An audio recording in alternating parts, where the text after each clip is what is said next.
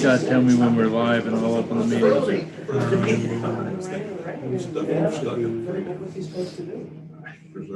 We are live. Even her neighbor, kind of, you know, sit down. Yeah, yes. Don't do that. No. Okay. Call to order for the Aransas County Appraisal District Appraisal Review Board. Do we have a quorum? Yes, we do.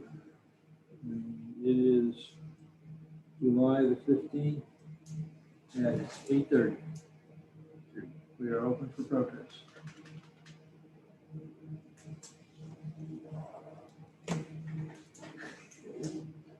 Down.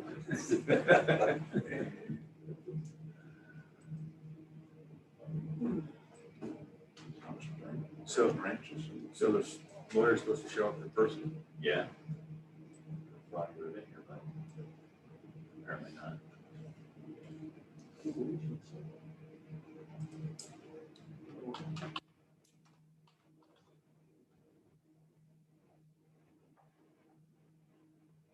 Are you close to Brandon Ranches?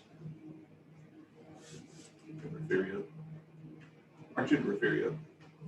Sydney. He's in Sydney, probably. Oh, you're in Sydney. Yes, I got, my wife has some ranch land in Furio too. So we, deal with both of them. You close to Bremen? No, I've never heard that name before. Okay, very good. Okay. Yeah. Joe Bremen. Just want to give y'all a heads up. He called. He is on the bypass, and he'll be here real soon. Sure. Okay. Okay.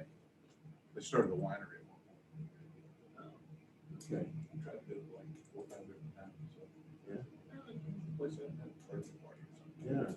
Every time I call, we're under repair for this. Or we're under repair for that. But they advertise it. They do dinners and Yeah.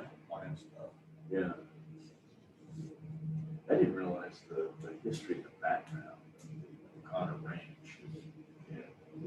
All the oil and gas operations that You know how it started, right? went on there. No that I do. Because I still don't know all the history of it, but. Well, the O'Connor Ranch was kind of like the King Ranch. Okay. It was the largest land. So our first guy, he just called in. He's on his way. He got lost. And he got lost and we're directing. He should be here in a minute. So these Didn't know how to use Analog lawyer. So. well, that's they had one Million that's the only one they regulars. Okay. Wow. Cheap. Okay. And Who's the guy that showed up? Some Bill attorney. Red, Victoria, Ferry. Good morning. Oh, Morning. yeah, encompasses area of 4 or 5 counties.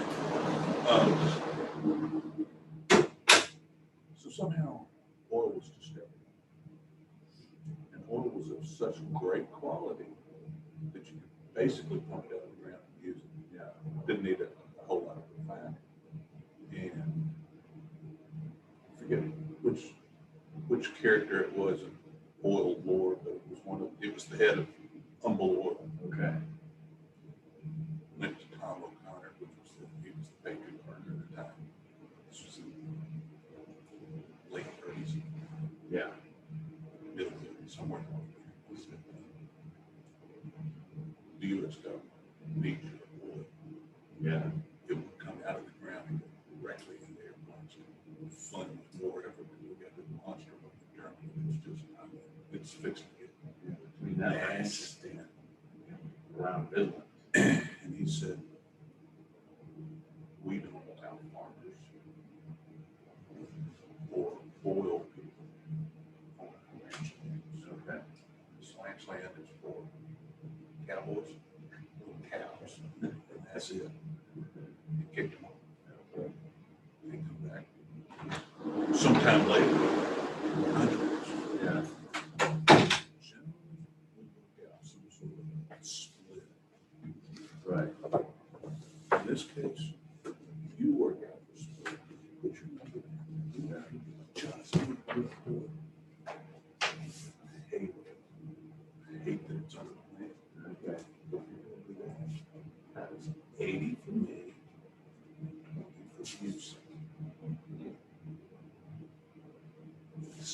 Really?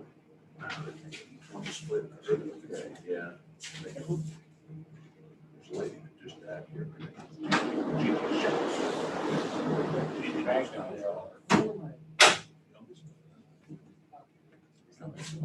She started getting more.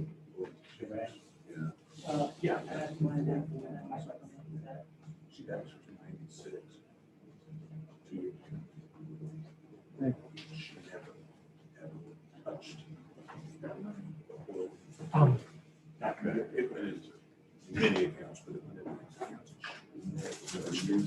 she never used to, Nick. Yeah.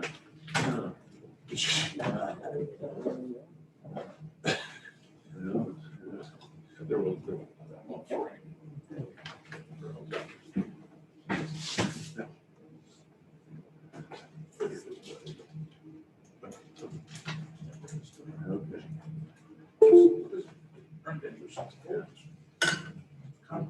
Yeah. When I first got out of college, some of we had canals and 2 or 3 brothers that had various pieces. We leased. Oh, okay. One of I'm back here. those I know Josie's probably come in later today. son would give us. She called me yesterday. They made it in last night. Divvy up 3 brothers. Donna's supposed to be in sometime this morning, around 9:32. Do some scanning. And no, I don't know where Barbara is.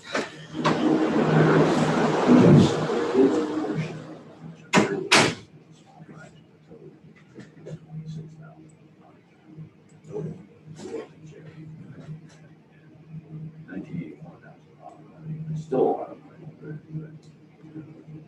got it out extremely well.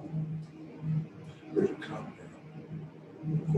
There's a compound of houses on Fulton Road.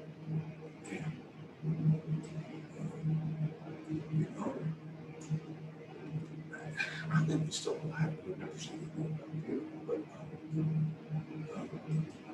he was actually not one of the children. He was one of the sons or whatever. He was like an orphan in his early teens. And so man, we gathered him up on the side of the road in Victoria. So you come to work. Sure. So he put him in the field and do this and grab him, put him in the field and do this. Pretty soon, put him out in some of the oil, patch him. You get him to try it. It turned out as a kid, had a pretty good acting ability. Yeah. So basically, Tom did it. And he grew up in business. And he was the son. Got the same sort of situation. Squirrels. Every time we would see haters, screw up and just sell some land. Because that 2 million acres kept getting smaller and smaller. Yeah. We buy it. He ended up posting up. That's so. Son. Yeah, his son. Son.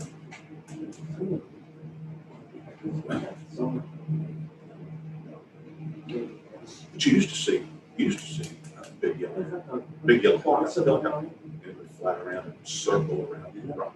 Okay. And then sit down, and there's an elephant right by the front door. I would sit down right there. And that meant he was there. Okay. And he was a big fence, like 8 houses inside this compound. It goes all the way from Fulton Beach Road through to.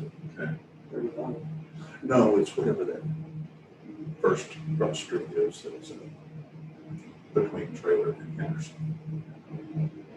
Between Trailer and Henderson, there's a turn off Fulton Beach Road and go towards 35. There's a street that runs out. I don't remember the name of it. Maybe it's a number street. But there's some part there's a whole. Oh, okay. I know. Yeah, Yeah. in the back. Yeah. Scott Street, Say it again. Scott, Said Scott. hard for me to remember.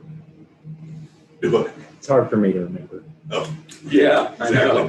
You have to write it on your hand. Look at your wallet.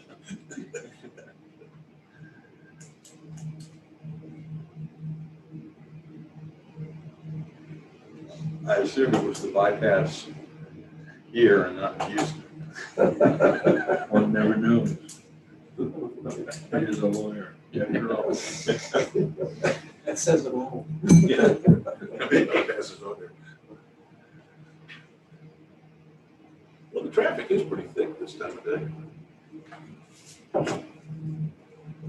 Let's keep it open line.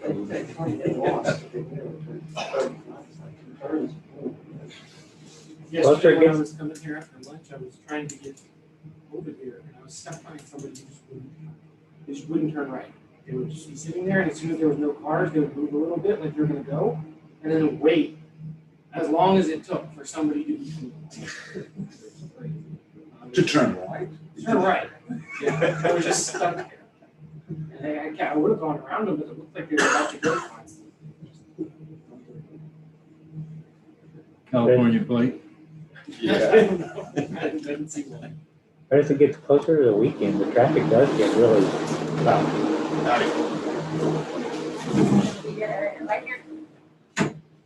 Excuse the mess. We're redecorating. I just brought you in here first to get these nice Oh, quiet, wash but it do you up have first. any? Close everything down.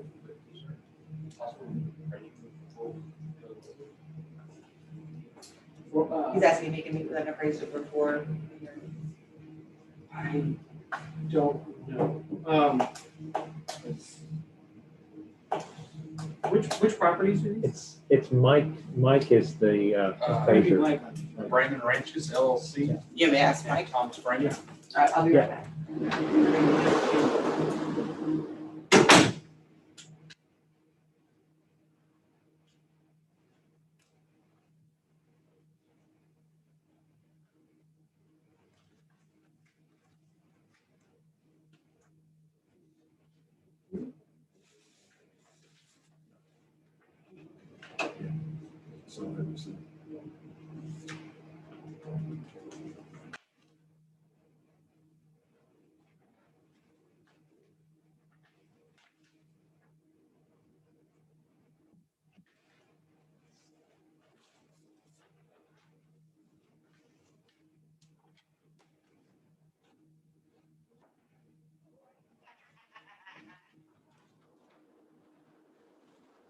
Yeah, Mike's in touch.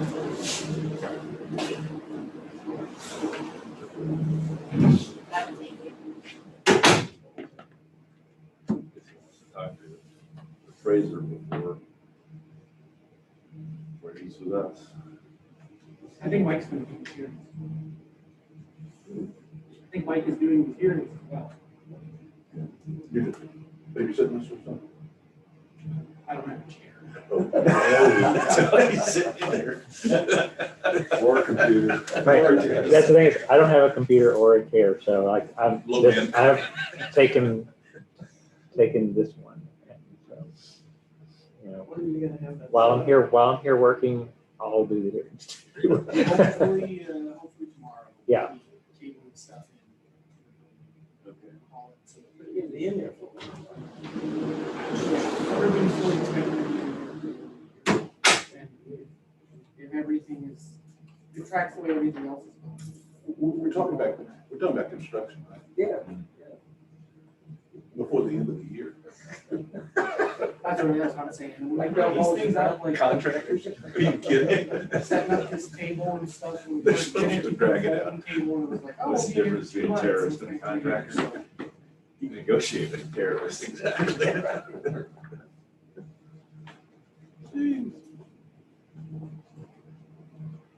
We got all filled. I passed that along. It's testing y'all. And I don't think anyone passed because no one noticed yet. Scott, have you fished in groundwater? I haven't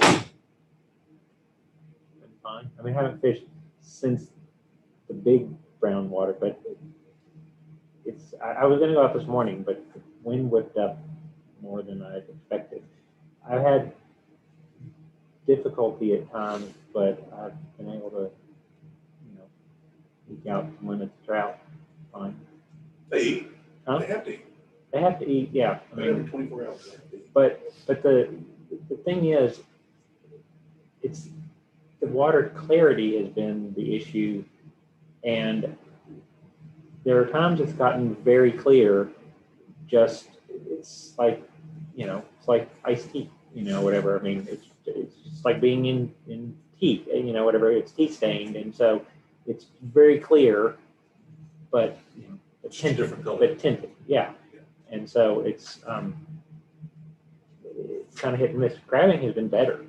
I've caught more crabs since it's gotten brown than I was catching before. I was catching a couple a week, and I caught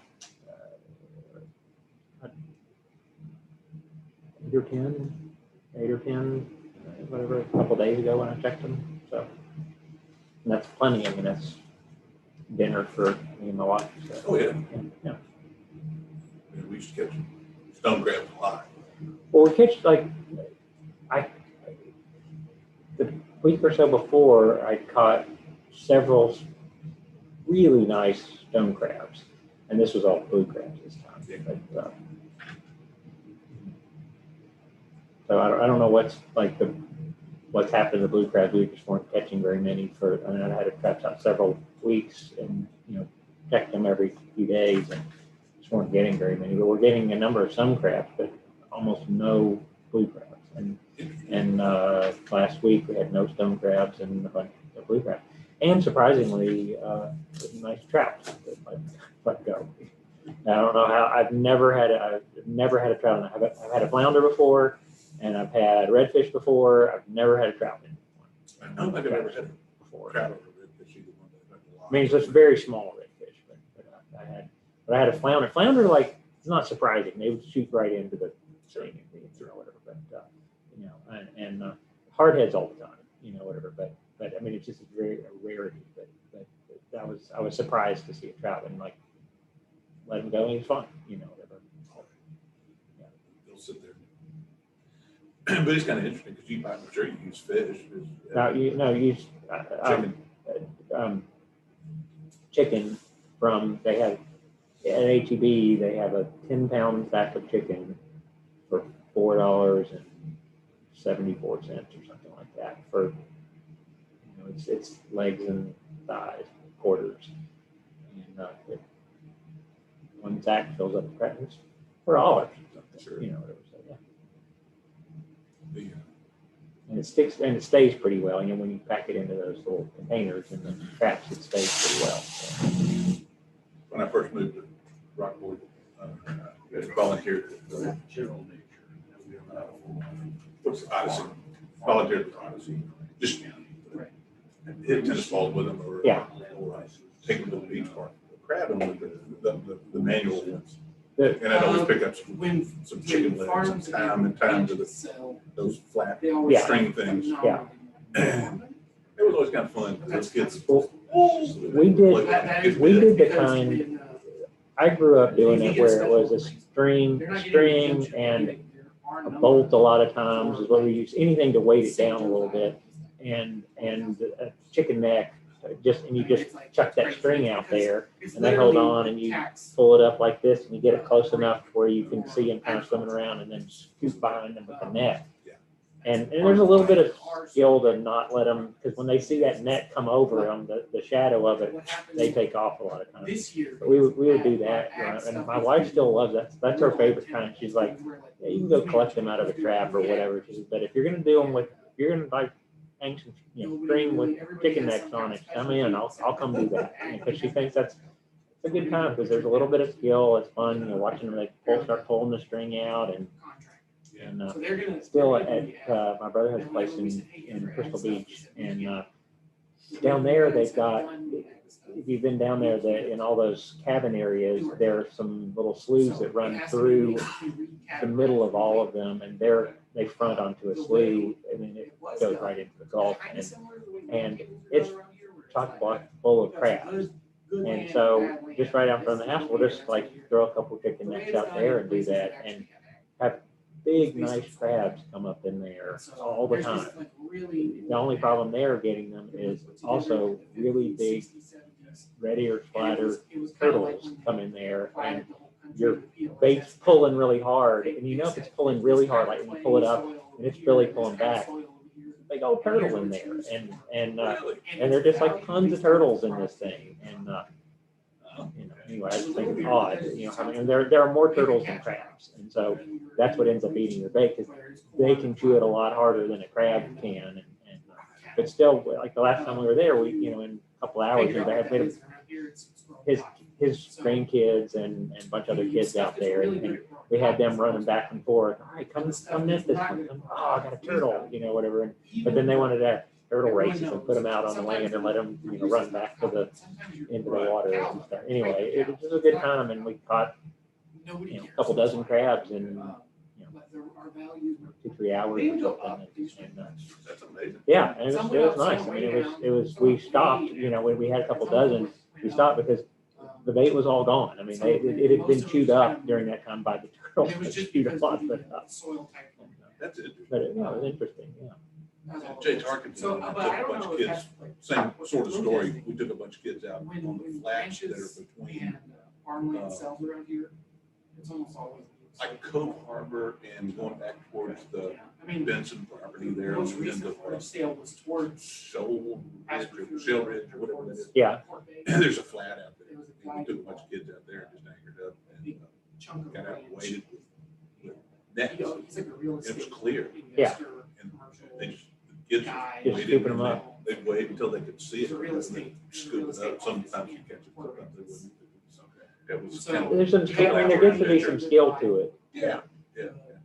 I've seen people doing that where they have like a. I saw a guy actually had like a trash can with like rope put on it on his back, a plastic one, or on his back, going through like Tinkalero area and like just walking along, Scooping them up. whatever kind of thing.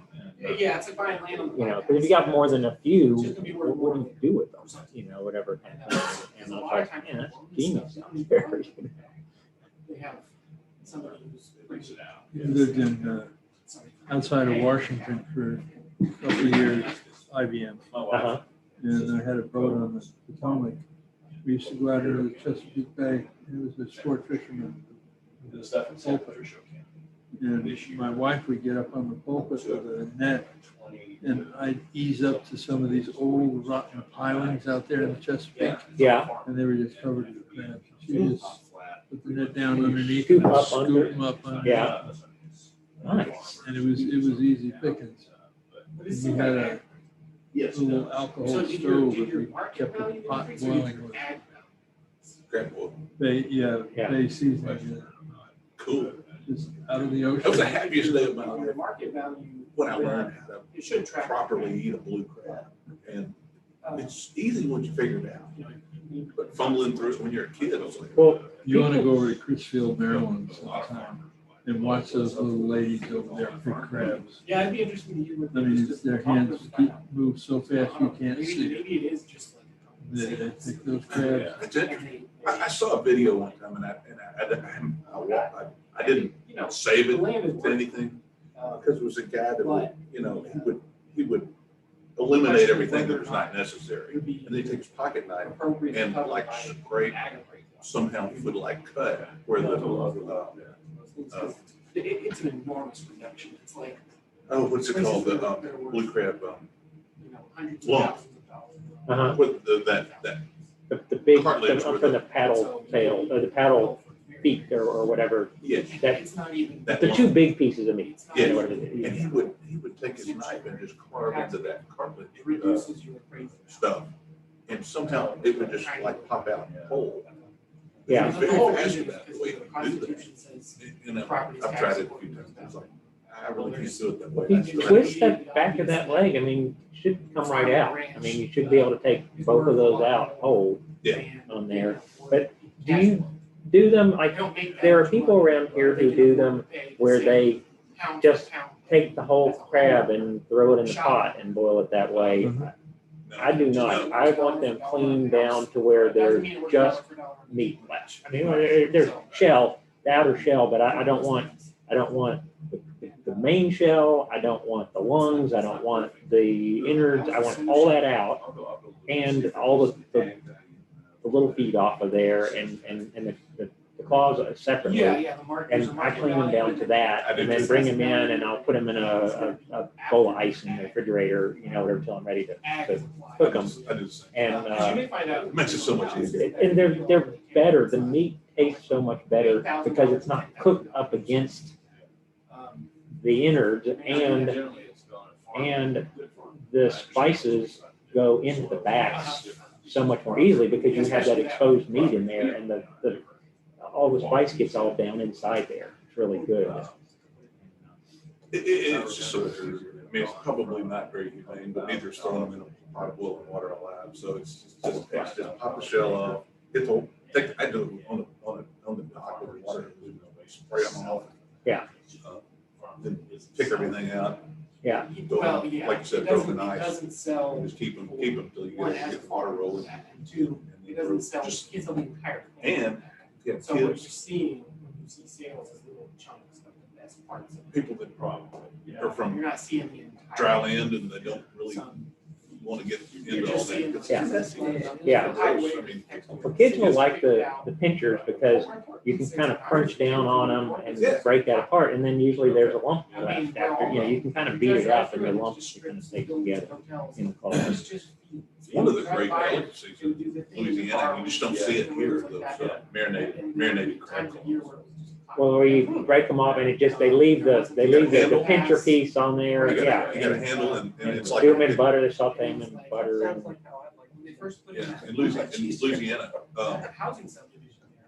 like at almost every function that you have marinated crab claws and they marinate them in like something a little tangy, You know. not messy, but just tangy. And Yeah. then, If you got that little handle there, to just, and then they'll put them on an ice like shrimp. Just have a big ice display and you go by and break them off onto your plate. Just get a little handle, you just pull it off the What's the 3 acres behind it? cellulose thing. Delicious. yeah, but it's a matter of cleaning them, doing them enough, you can get them clean pretty quickly. And that's the thing, people don't like to clean. They don't like to, they'll oh yeah, crabs, I love that crab. Yeah, can you like get them all ready for me, kind of thing, because they don't want to go through and do that. And most people also don't know when they get a stone crab, you can only keep the claw, one claw, and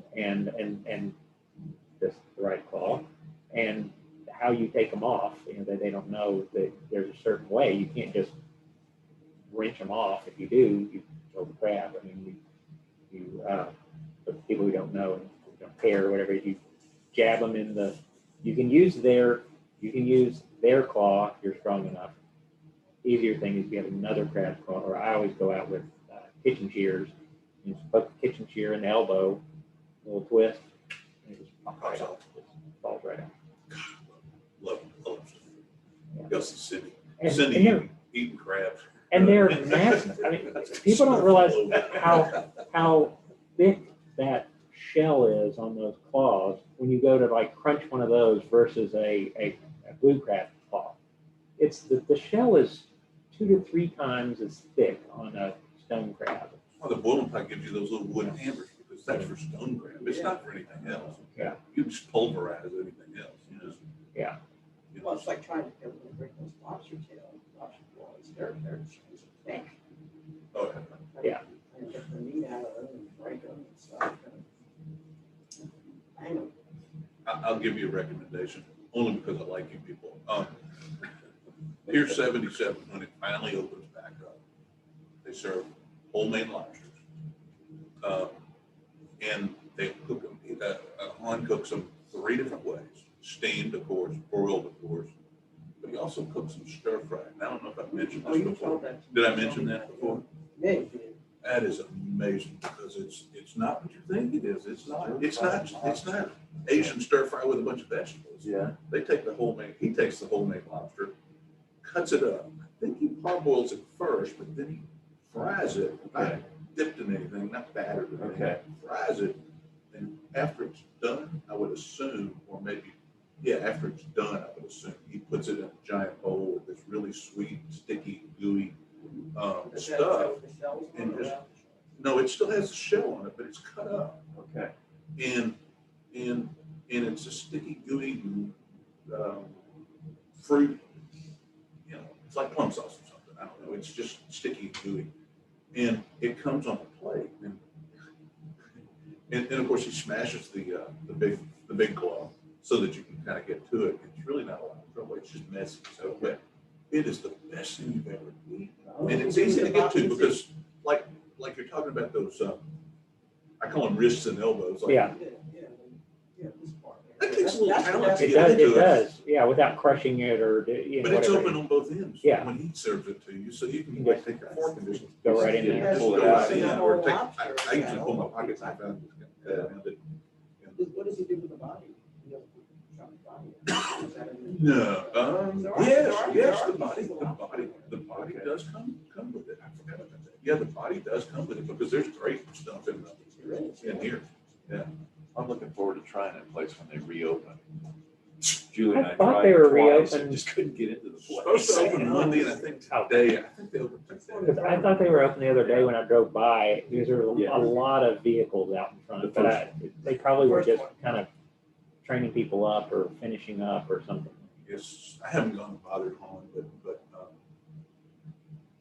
I was told when the open sign was open, that means they're open. There's a one neon thing in the Yeah. front window that says when it says open, they're open. Okay. Okay, but I have driven by it a long I know time. you couldn't get into the place if they don't have reservations. It's fine. It will be. I've never been in there. You can't get in there. We do it 4, 3 o'clock. You have It's 12 BYOB, buses. it's BYOB, so you can take a Okay. mini cooler or a couple bottles of wine or whatever. If you want to do stuff at your house, boil stuff at your house, there's a good boil that you only get it at Corey's 2 in Aransas. It's across from ATV, next to that ATV gas station. It's a seafood shop there, and they make their own. They make their own boil. You can buy stuff already boiled in it, or you can just buy their boil. Is it Corey's? Corey's, yeah, Okay. A fish store? and they make their own boil there, and their boil is good. You know, you use a couple tablespoons of it. Use a couple tablespoons of it, and it's. I've used a lot of different ones, and their stuff is, you know, I've tried every kind, and that's the one I started using. That's the only thing we use. That's interesting. They make their own. And I just use theirs because of Ramona. And we got like a 30-something year history of being. That was good. It's better than the Old Bay. They took out of town. Your bank account's Kids probably there, better. and, oh my God, they took all that. They dumped that food on the table. My husband would never do that. He just didn't like that. So anyway, come there. There's a man that said, you never eat all that steak. Every last part. Oh, that's wonderful. We used to, I grew up with some family from Gulfport, and I'd always go visit in the summers, go play golf, fish, and hang out. They'd always go get a couple of bushels of blue crab, and that's how I first learned to eat blue crab. Well, I've eaten it like the way, like done with the Old Bay. You know, I mean Maryland way. You know, doing the Old Bay seasoning and doing even with the vinegar and the Old Bay and stuff, and steaming them with that and stuff. I mean, it's a way, you know, It's good. yeah, and it's good. It's just, you know, done Tony's done all kinds of different ones, and I just like this. It's fine. That's the kind of the one that's currently that's our favorite. Is that Is there a name? Corey's? Just Corey's. Corey's too. It used to be the Black Pearl. Yeah. And then they had apparently a falling out somehow over something, and it's now called Corey's. It's actually called Corey's 2. So anyway, however it is, that's where it is. And anyway, it's across from HEB and Aransas. So.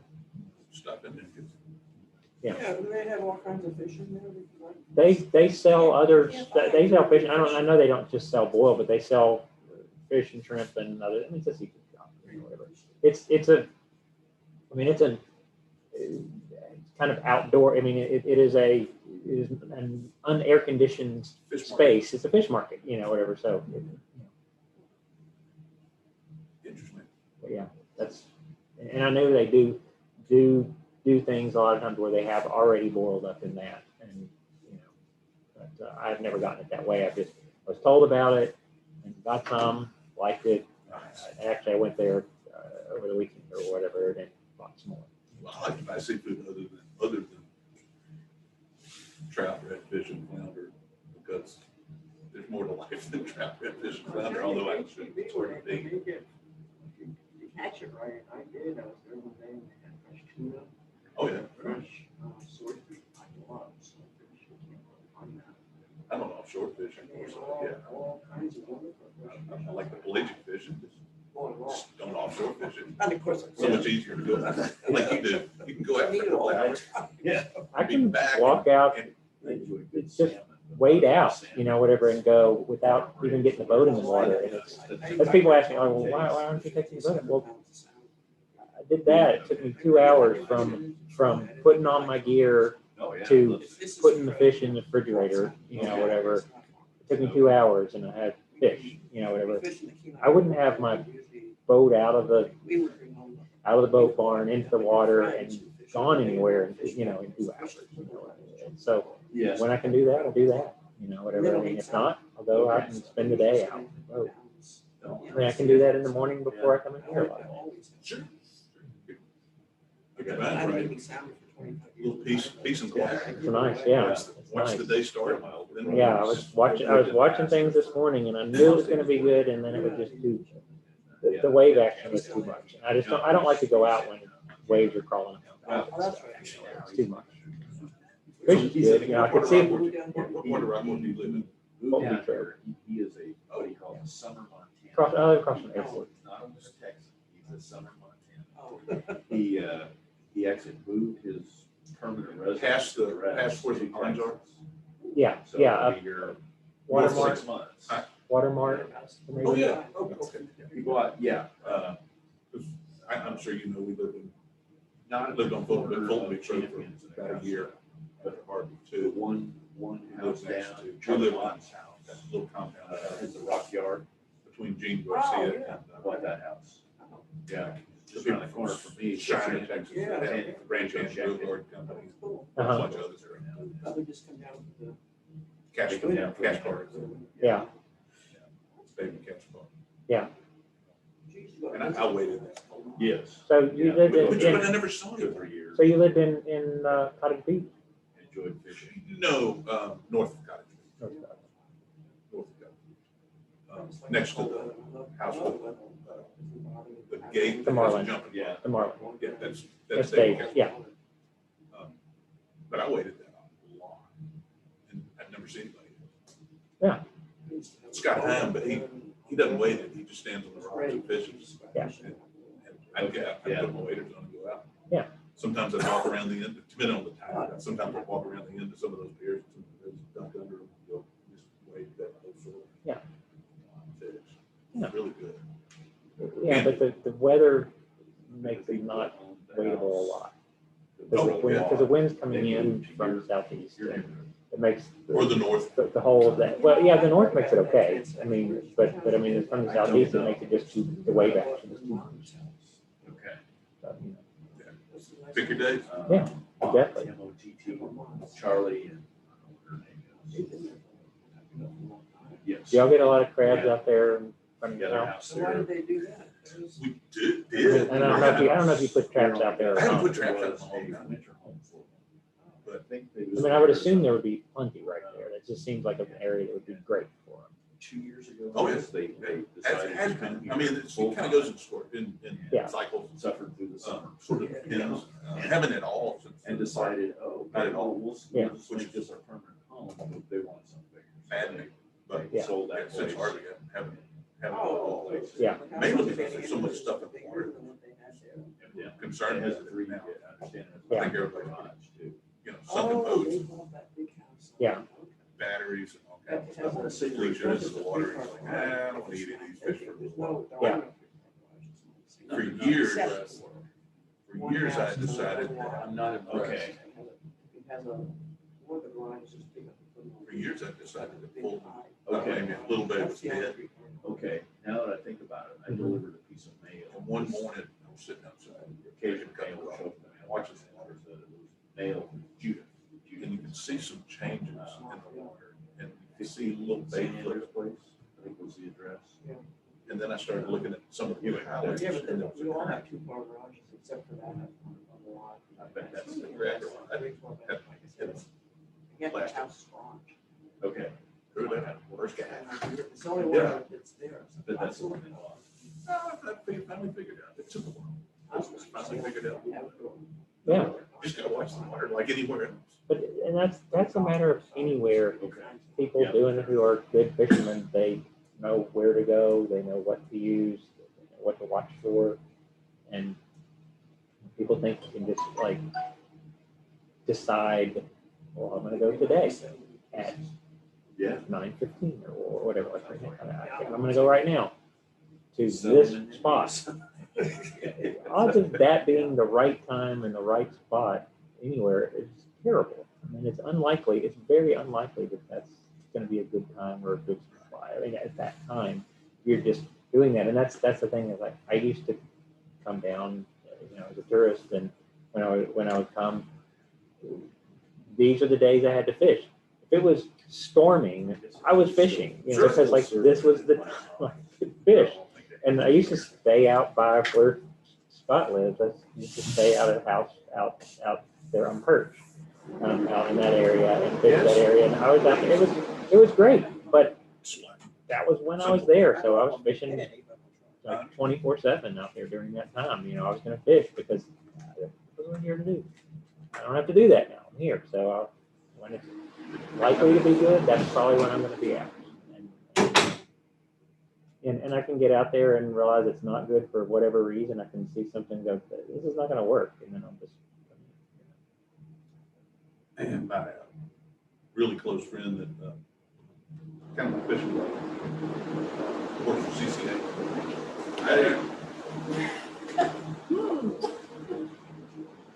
You didn't come in here to get warm. No, I came in to get my check. Thank you.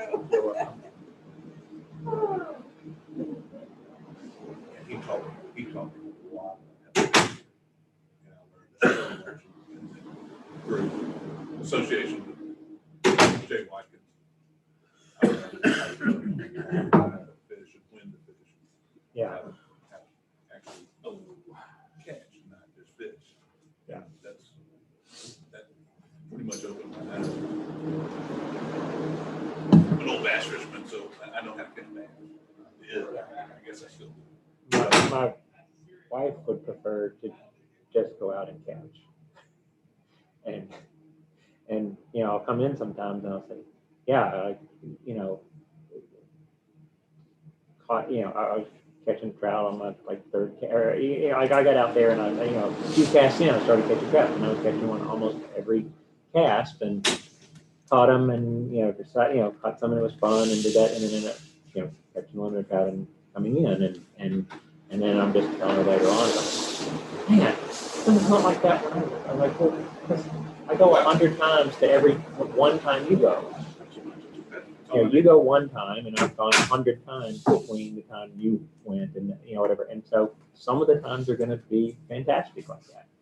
Some of the times are going to be okay. Some of them are going to be not great. You can't know ahead of time that it's going to be great. You can hope that it will be. You can try to pick times that it's going to be good, but her time when she can go is very limited. And so when she does go, I was glad the last time we went out, she caught more trout than me, which I was very glad. It was like I wanted to do that. But Cindy likes to fish with a popping cork and a shrimp underneath it. I really don't care for that. I prefer soft plastic. I'm a soft plastic, find the fish with soft plastic and then try to catch put the corky on and fish the corky to try to catch the trout that's this long and then put it down. Would you ever put trout on? No, I just anything, any Well, here, if I'm not gonna eat them, if I'm not gonna eat them, they all go back. Yeah. If I am gonna eat them, I catch enough smaller ones because they're better, or at least I think they are. Eat them just barely legal to fillet and put everything else back. No, I had no fish on it, none, none. Just eat it Right. fresh. I ate it fresh. They bring about 100 pounds of salmon. That's different. That's different. Flesh frozen. That's what. Harvey forgot about the freezer, never thought about it. Well, really didn't have time or inclination to do anything with it. I lost. sent somebody back. First of all, I lost 4 huge tuna loins. I lost a bunch of halibut. where'd you get out? Alaska. Oh, Buddy brought it back. A buddy brought it back. And I lost some salmon. I lost deer. Had some elk and some nilgai. Nilgai. It's an antelope. It's a big Indian antelope that they turned loose in the King Ranch years and years ago, and they're everywhere. They're everywhere now. But now it costs a lot of money to go shoot them, but they're everywhere. You know, do your insurance pay for Yeah, but I couldn't replace it. that? No, no, no. Of course not. No, yeah, I get paid for it, but yeah. And I'm not so sure I got paid for it. No, I mean, we're still in the negative on the insurance mess. I think that, but we're away from the big bad deal now.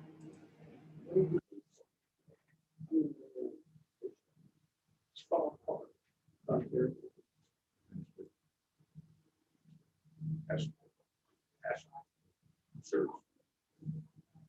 That's the moment.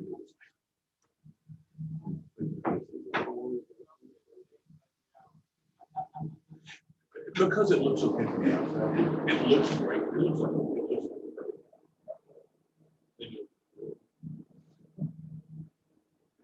yeah. What are we doing? We are waiting for the Even if to be done. They're talking, off any box. yeah, they're talking about. I mean, City Hall. So these are all I still angles. Yeah, that's why, the ones Mike Kind of like go back there. does exclusively. Oh, P and A was good. But They helped with the evaluation. I don't they're know. not gonna do it. No, they didn't do very much. They We did saw only, they did all the that end whole of. project. They did only the- You're supposed they to, did the you're end supposed to of- turn loose of that. Because then we had to do all Still that stewing. mapping and labeling and crap, and then he just gave us a number and we had to put it all in. And we had to do the protests that we- Well, to help us with evaluation.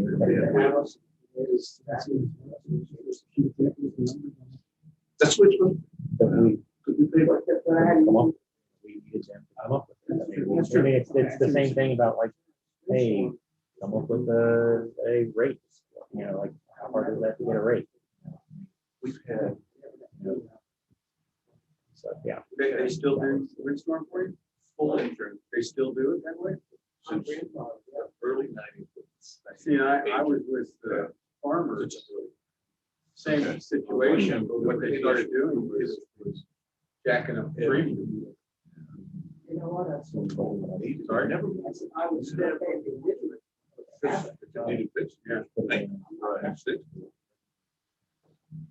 Needed it. Yeah, I was always pleased when it was all And it lumped wasn't together. It's still part of your policy. No. Well, I mean, I wasn't gonna pay her, you know, they wanted, it went from like 2007. I really was. Fair enough. Jump back in.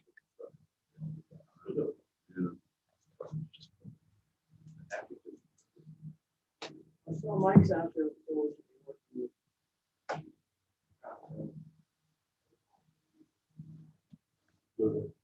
Deck of cards. Throw down deck of cards. That would look good on YouTube. I give them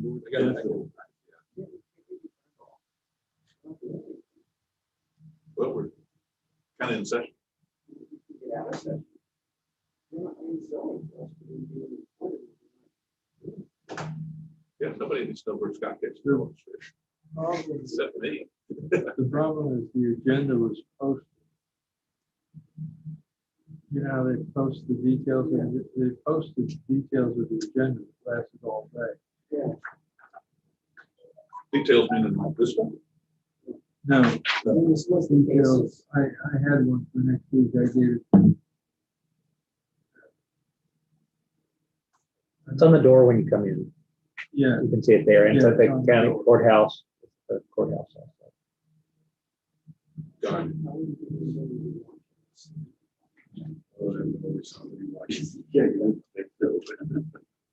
I'm down the phone saying, what are you doing? Yeah, my son went to YouTube and read it. I think he watched it. YouTube and read it all the time. He didn't even watch television. Watching YouTube. If you want to know how to do something, just. Yes. YouTube. It just made a lot of us a lot smarter. Simple car repair. Yeah. Simple boat repair. Oh, yeah. Simple stuff. YouTube videos all the time for fixing things.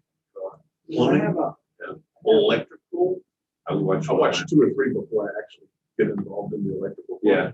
I can watch one and do the plumbing thing, but I want to make sure I'm not going to get bid on this thing or start a Yeah. fire. I left my phone on because I have a mechanic working on the boat, which was to do 2 simple things. Is this the Change, novice? change the Apprentice. impeller on the water pumps. And it turns out, on 4 days, the water pump is about that much space between there and the fuel tank. And he had to crawl around the front of the engine, over the batteries, the water intake, generator, Yeah. over into that crack and get the housing out. Because when he went to take the impeller out, it broke. And he had to take the whole pump off and bring it out and work on it at the shop.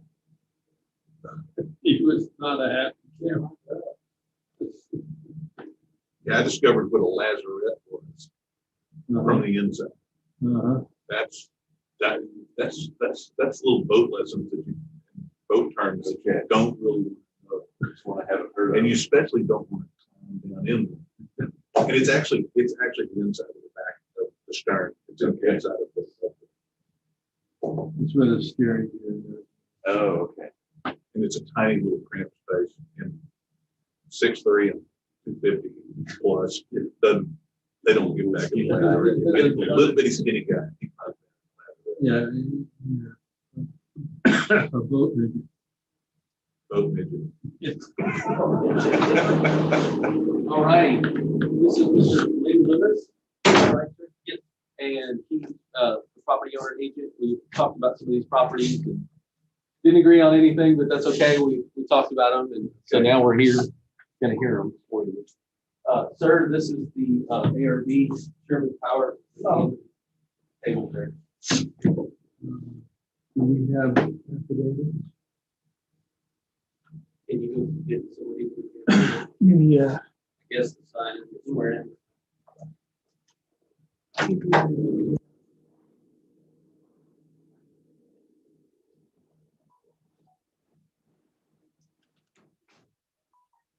I'll get started with that. Oh, did Are we,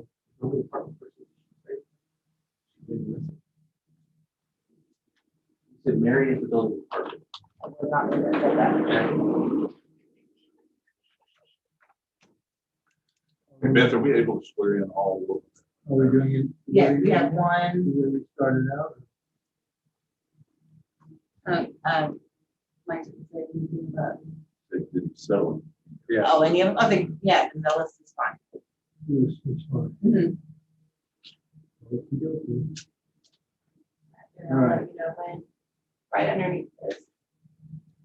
What you're gonna say, and then just sign it. We have some administrative to go through before we get down to the meat of the matter. If we just follow along with me. I'll have some questions for you. We're opening a hearing. We're opening a series of hearings on accounts all owned by Robin Ramsey.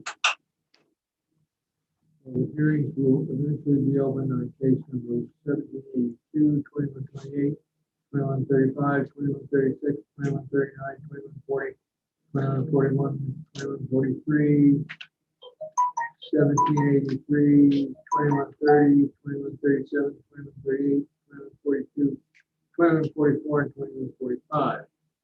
This hearing is being recorded. We'll do.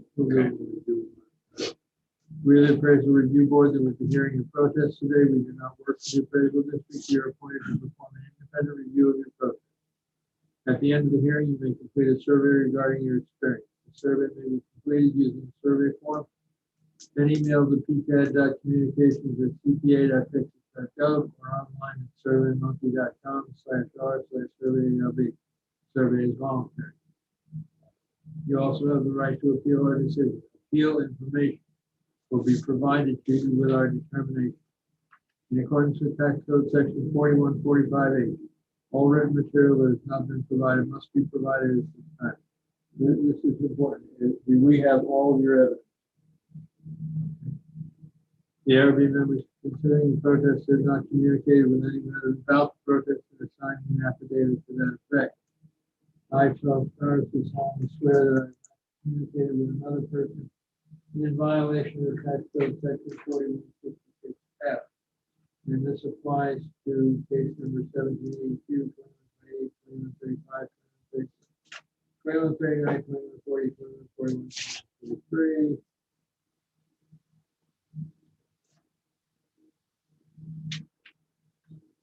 Seventeen 2130, 2137, 2138, 2142,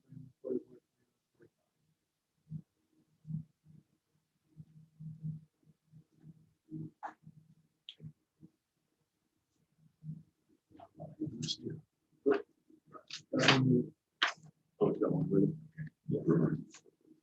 I, Robert Day, do solemnly swear that I have not communicated with another person in violation of tax code section 41.66F. This pertains to case number 1782, 2128, 2135, 2136, 2139, 2140, 2141, 2143, 1783, 2130, 2137, 2138, 2142, 2144, and 2145. I, Kathy Hoffman, solemnly swear that I have not communicated with the person in tax code section 41.66F. 1782, 2128, 2135, 2136, 2139, 2140, 2141, 2143. 1783, 2030, 2037, 2038, 2042, I, Bill Duck, do solemnly swear that I have not communicated with another person in violation of tax code section 41.66F pertaining to 1782, case number 1782, 2128, 2135, 2136, 2139, 2140, 2141, 2143, 1783, 2130, 2137, 2138, 2142, 2144, 2143. I, Scott Wagner, do solemnly swear that I have not communicated with another person in violation of tax code section 31.66F relating to case number 1782, 2128, 2135, 2136, 2139, 2140, 2141, 2143, 1783, 2130, 2137, 2138, 2142, 2144, 2145. All testimony from all witnesses must be given under oath. Kylie Lewis, do solemnly swear or affirm the testimony I shall present to the president of the board's treatment. My name is Michael Soto. I do solemnly swear or affirm the testimony of the review board correct for the aforementioned property case number 1782, 28, 2135, 2136, 2131, 2140, 2141, 2143, 1783, 2130, 2137, 2138, 2142, 2144, 2145. Completely, you probably ought to read the list. You want to move the, Case number. oh, Well, it's okay with y'all. I would suggest that we take them all as one. I'll have this. Yes, that's why we're reading the list, because they're separated out of different purpose. So if you read the list, Read them by record. read them. I need to read them aloud. Yes. Okay, just the case number 1782, case number 2128. I'm sorry, let me back up. Strike 1782. Case number 2135, case number 2136, case number 2139, case number 2140, case number 2141, case number 2143, case number 2130, case number 2137, case number 2138, case number 2142, case number 2144, and case number 2145. Okay, may I ask you, you said strike 1782, is that withdrawn? Or- No, sir, I skipped it. I also skipped 2128 and I skipped 1783. 2138. Those are different property owners. I understand you're only taking brand new. Is that With you. right? With your now. Okay. Okay. Do you have a license as a appraiser in the state of Texas? I'm Are sorry. you a licensed appraiser in the state of Texas? No, sir. There is a sheet here, right on your desk. It tells, yes, it gives the procedure we're going to use for the hearing. You get to choose whether Mike goes first for the appraisal or you go. You go. Got 5 minutes. Okay. So which property are we doing? Because which property are we doing now? We're opening the hearing on 2128, account number 26034. Okay, thank you. Hang on. Yeah, you said 2128? Yeah, I think he said he skipped. No, no, 38. I don't have any talking about it. I was gonna do all the cases that are involved with regulation. Unfortunately, we can't do that. We gotta do them as individual properties. Okay. We'll do one and then we may be able to expedite the rest. If there's, yeah, a common argument. Okay. So is 21, 21, 28 is, even though it is under a different name, it is one we're doing now. Is that correct? Thomas E. Brayman is the name.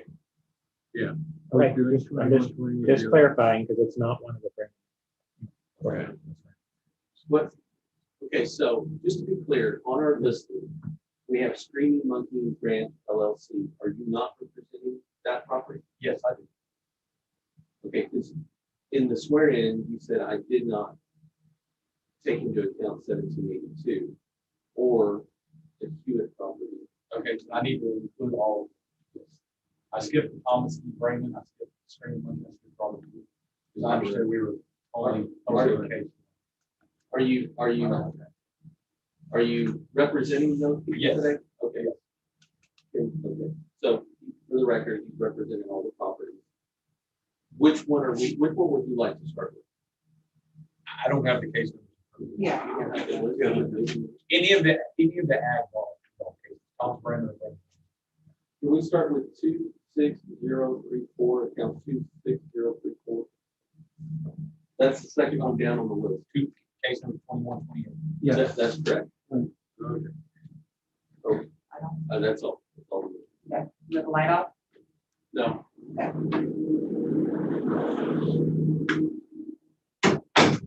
I've opened the hearing on 2128. He wants to speak first. Your protest here is Q8. The 5 minutes. Thank you. Yes, just to give a little opening orientation. this case, one property owner Thomas Brandon, as well as all the cases involving Brandon Ranch LLC, we have a question as to the ag valuation, the 1B1 appraisal valuation, and how that was calculated. So my argument is similar.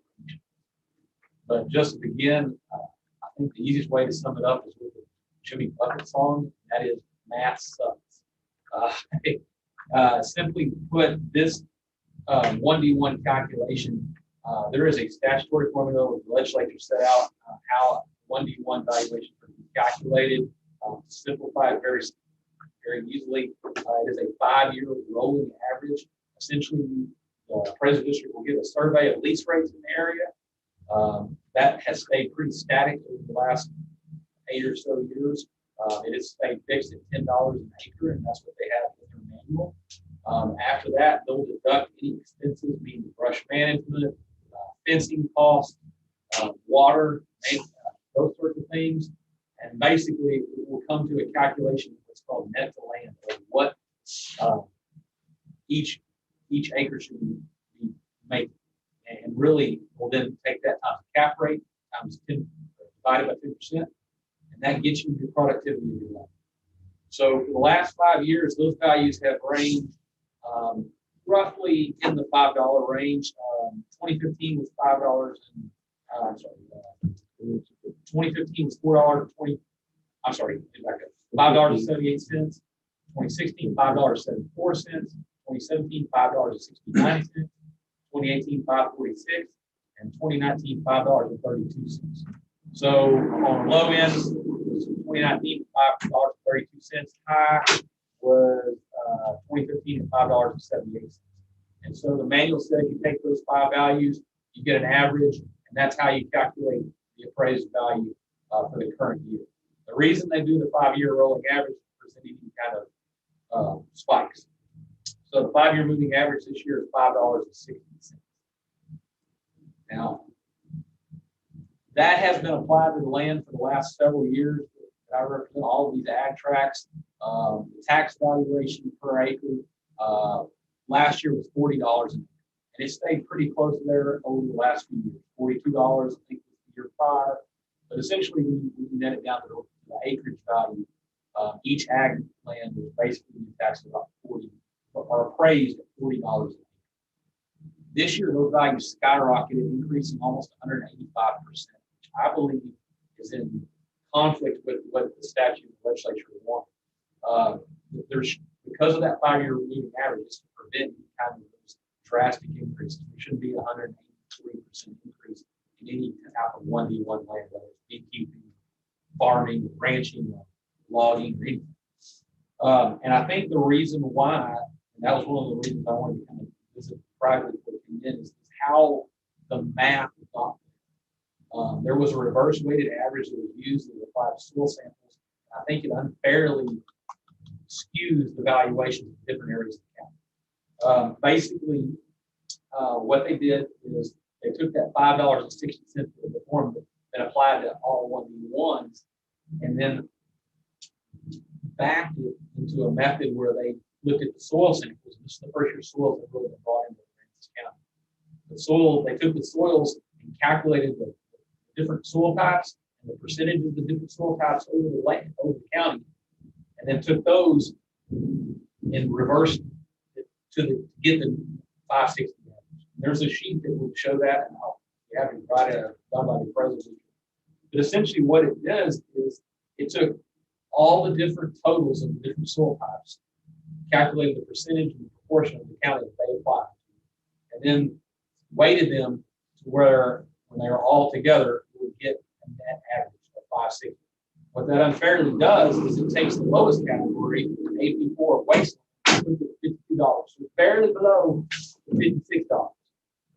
And that's because there's a bulk there. And then it takes the upper categories and skews them extremely high to basically make that average work back. The problem there is when those lease surveys, when we originally started in this argument, I said, everybody turns to surveys. Most ranchers are leasing for about $10 an acre. That's already included in saying I've got good soil, bad soils. I'm just leasing my place because I know what it's generically as a whole is bring. So when you try to plug this all back in and reverse the math back to reweighted. It came out with native pasture, AP1, valued at $12.88, which is, when we go back to that net to land, take your lease value, you got your expenses, that saying should come out at $12.88. That means you're really talking about a lease rate. When you add back in the $5+ you're talking about a lease rate of near $20. They don't have surveys. No one has turned in any survey that says we're leasing for that kind of money.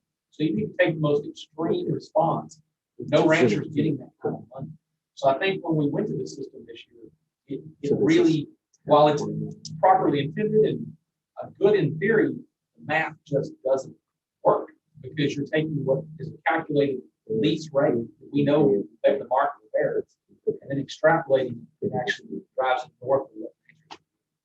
So what I would propose is that these properties, the value be reduced back to the net land at $56 an acre, at the appraised price of $56 an acre, should actually increase over our $40 last year. But I would move that we appraise each of these acreages at $56 an acre. And then next year, the appraisal should have a better chance to put this new system in place that will more accurately reflect the prices and the productivity of acres. And I know that's a complicated argument. No. Math, that's all I have. That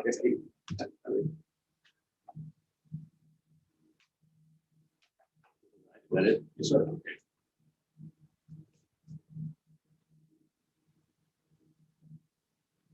Okay, so it's 216. Okay. All right. Just for the board, I know like I said, I'm gonna use the same argument for all cases, so I don't want to have to restate it and waste y'all's time. Right. Just Mike, I gave him an extra minute and a half. So okay. I'll just add it to my time. I don't, as far as my cost time, I've already asked the property owner agent, but all of the properties in question are not leased. So there's no lease information for the properties that we're going to talk about today because they're all owned and they're all used by the property. They're not leased out. But we did use leases and we did use soil surveys to ascertain what a productivity value for everybody within the county. I'm going to go over a little bit of that. So I'm going to use my time just because this is the first one and it's more complex than what we've seen in the past. So right here you have a productivity value.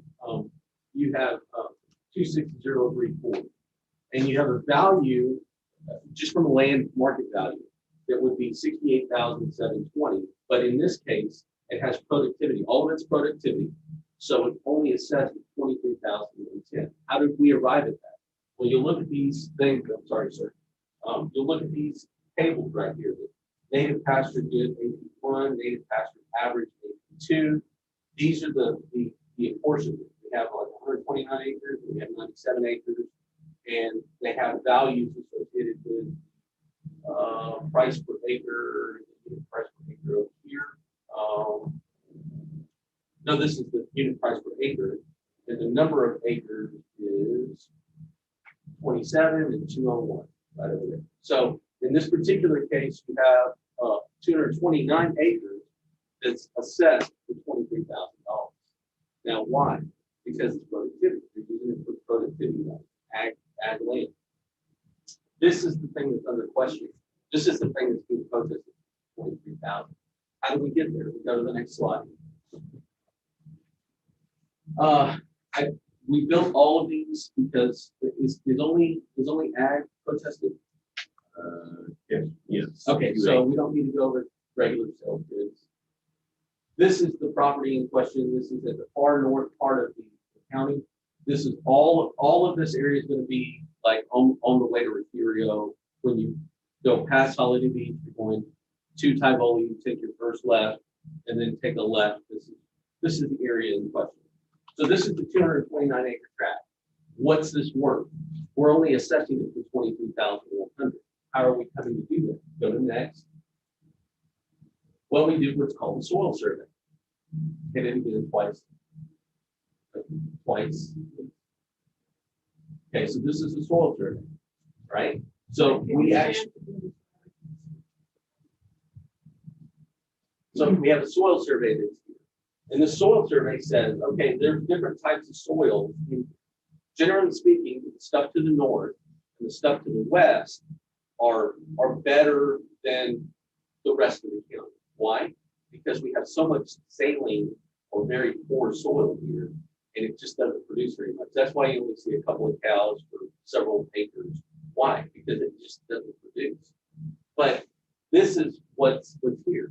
So you have Victoria, you have a little bit of O, you have these different types. Okay, so why is that important? Go to the next.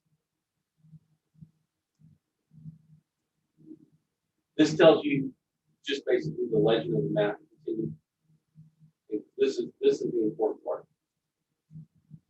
So this tells you, okay, of this, you have 1, 2, 3, 4, 5, 6 soil types, but you only really have 2 classes. All right. Because what you do is you take these, you look at these percentages, you look at the overall you look at the overall acreage. This is not exact. It's 229, it's 259. You're trying to take that overall pictometry, imagery, dimension. It's not exact, but the soils don't change very much. It's there. Go to next. This is our ag land valuation, what you have in Q1. Yeah, keep going. Zoom down one time on this. Okay, this is where continue on. This is telling you how they came up with the calculation. Continue on. Again, all of this was developed through Richard Knapp. Richard Knapp helped us develop the not only the soil survey methodology, but also their help us with their ag valuation. Continue on. Continue on. Okay. Yeah. This is getting that net to later. So minus it one time. So for this particular one, what I guess the argument was is this 516 and 288 is being artificial, like reverse engineered or something like that. We can only do what we have as far as the information that was turned into us from the soil survey. And I can tell you that a couple of them were not high-end stuff. It's just they're really terrible tracks, and they were leasing for the $10 and the $15 rate. So something that's better would lease for more.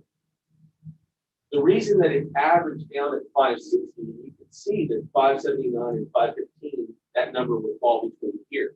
Now, why is it 560? Because the majority of the acres in Aransas County, the vast majority of native pasture. So you have 3 big classes. You have DC, which is dry cropland. You have improved pasture, and you have native pasture. I think, and property owners agent may tell you this as well, but I believe all the ones we're doing with their native pasture. But the vast majority of this total, if you look at 85,134 acres, 75,000 of those acres are terrible wasteland, cropland. So they pull that average down. They're falling in this box. It's terrible, and I agree with him. The math sucks because his is better. The math sucks because he's not waste, or these properties are not typically wasteland. They're better than that. But the average is the 560. Moving forward, you look at these individual classes, these individual subclasses, as it were. Individual subclasses, you got the 129, the 97, 58, and 52. Now, why are these important? Because when you looked at those particular things, continue on. Before you go there, is this for the whole county? Yes, we use these calculations for the whole entire county. We do the soil survey. How many minutes was that? Oh, 7. So I get another minute. Okay. And you can give him the equivalent time so that maybe we can all understand. You have these price per acres for you. So this is obviously native pasture 1. It says good. Native pasture average, it's a little less. Native pasture 4, it's a little bit less. And then the wasteland is the least. Right? But if you look at the number of acres, the total number of acres, all the acres in the entire county, the mass, the overwhelming percentage is wasteland, 75 to 85,000 acres. 75 of those 85,000 acres, it's crap land.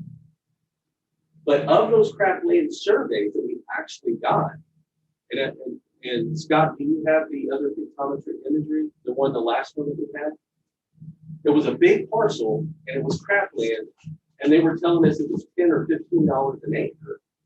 So it supports this number by a large degree, because anything better than that would be $4 per acre. And I'm going to give you an example. I'm going to give you an example of one of the surveys that we got back. We didn't get very many. We don't get very. I don't know how the other counties get them. They report really well. They don't report really well. But we can only go off of what we get. Scott, can you go to the top tonight?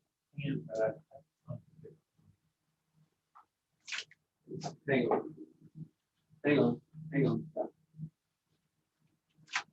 Yeah, that one right there. 67466. This is to give you an example of one of the surveys that we got. Zoom out. Zoom out. Zoom out. This is terrible. This is still $10 and $15 an acre leased land. Okay, so this is where these lease rates are developed. Okay. Now, furthermore, go back to just click on that white area over there. Yeah. So how do we come to these numbers for the subject property? Okay, continue on. These are the actual. This is the summary of pasture land or dry crop land. So in the subject property, I think the ones that are in question, I think he's got a little bit of the good, and he's got a little bit of maybe. I'd have to look at the card, but it's some of these. Continue on. Continue on. Okay, here's where the skinny comes in. Remember the soil map? The soil map showed that, hey, you've got some of these letters in there. One of them was OS, another one was BCA, and it tells you what it is. So when you come over here and you say BCA and you look at its native pasture, so we're in the native pasture class. It's a native pasture BCA.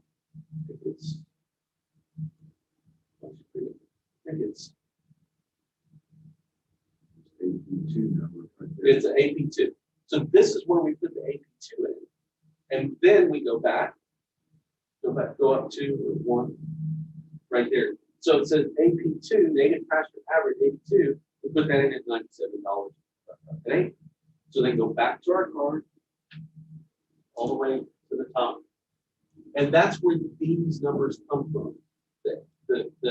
Like the BC would have been here, along with many of the others. That's why you had 6 soil types, but you only have 2. You have 6 soil types, but you only have 2 classes because they're falling into that category, that subsoil category, this type. It's a native pasture average, $97 a foot. That's what I wanted to show you. This is how you arrive at the methodology, and it produces this number.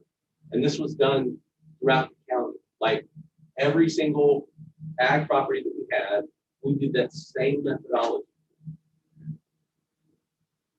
And it just so happens, like if you go to the pictometry imaging, or if you just go to the down couple for the pictometry, it just so happens that this particular one is, it just so happens that this particular one is in a better producing area than the one I just showed you that's really crap land, because it's crap land. I don't know what else to tell you.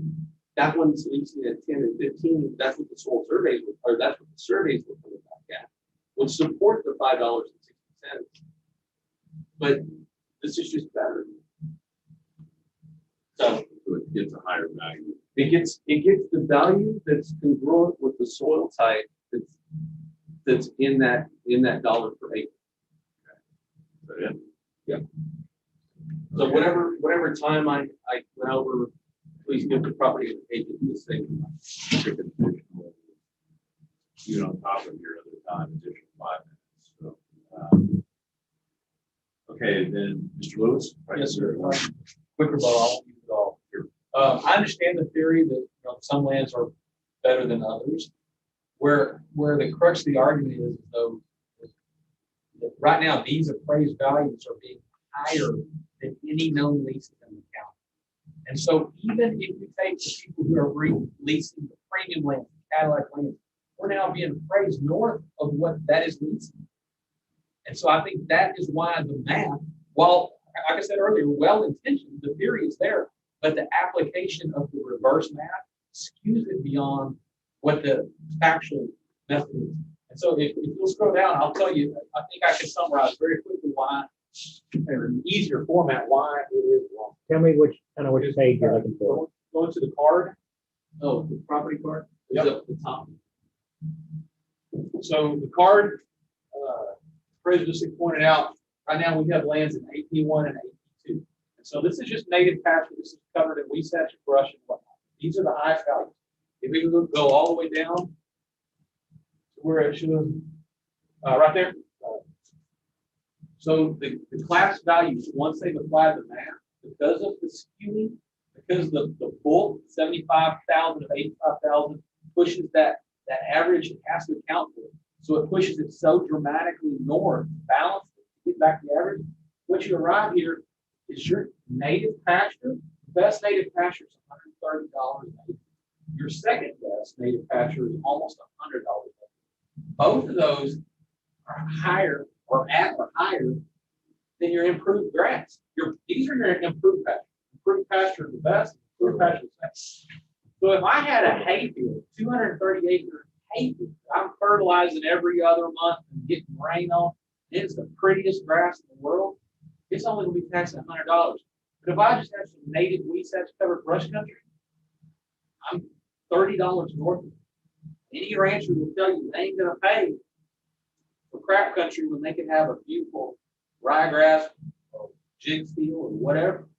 And I think that's really the ultimate conclusion of why the math, it just, when they try to reverse the average, it weights it, the reverse weighted average, and it skews it so far on the minority because that minority has to be up so high to balance the majority.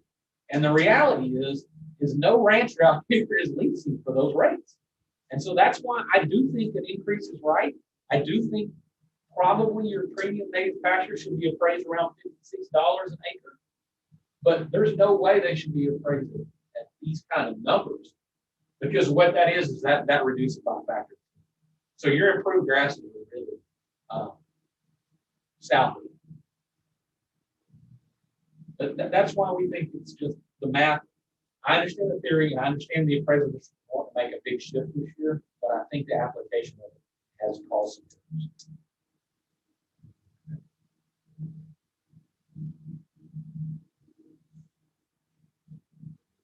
Can you address that? Yeah, why is that skewing occurring? It's not. The answer is not. It's not occurring.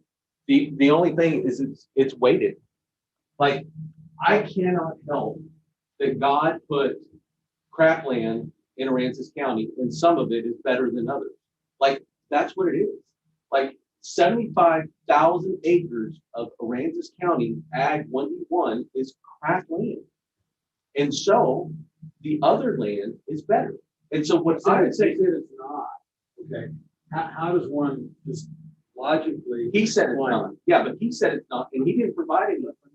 No. Well, I mean, he said it's not. And the first two appear to be better types of land. They're improved pasture. Correct. How can one justify that rate in comparison to the native pasture?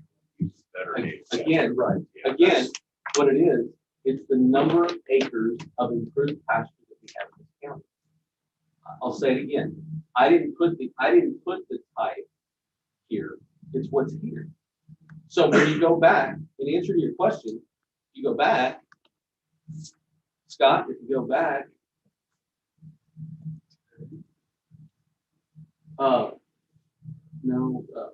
make it smaller, please. So I can see. Yeah. You notice that you have 85,000 overall, right? of native pasture. And if you compare that 85,000, you by a factor of, I don't even know what that is, you only have 3,000 of improved pasture within the entire county. And that was developed on the same kind of 5-year average net income number. That is showing that it's 876. That's how it's justified. You just have so much more wasteland when you do everything else.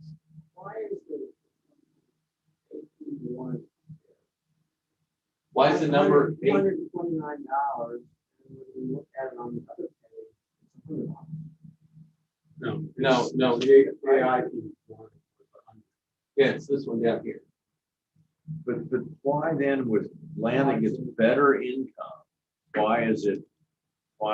Because it goes back to what his first statement was, is that it's a 5-year average of the net to income value, which is the 876. We just don't have very much of it. That's where your argument's flawed. The 5-year average for improved lands is 876. The 5-year average for native is 560. It's a lower value. And the biggest thing about 1B1 is you're not taxed on the market value or the worth of it. You're taxed on the productivity. How much can it produce? So how many cows can I graze out there? Right. How much can I make off of it? There's no way on native pasture I can produce more cattle than I can on improved pasture. Well, on a hay field. So if that's the productivity for hay, I mean, if I can run cows out in a jigs field and that's what I can produce, then the native has to be lower. Just by a matter of ranching. Because I can't run as many on a wheat satch farm as I can on a jigs field. Okay. Well, I mean, if that's your argument, then then it's no better than it's 100. Then you go to 1-to-1. I mean, AP1 to AP2. I don't know. What do we have as far as what do we go to the?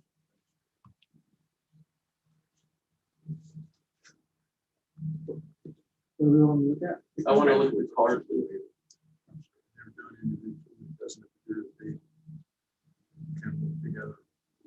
So if that would be the argument, then it would be 27. So if that would be the argument, then you take the 27 acres times the 100 instead of the 129, and then you would take the 200 acres right over here and times the 80. I guess. I don't know what the numbers should be, but it's clearly the. Well, I mean, that's what his argument was. Yeah. I mean, if he's saying it's no better, then that would be the calculation. You take the 27 acres over here, and instead of the 129, you put 100, because that's what he said.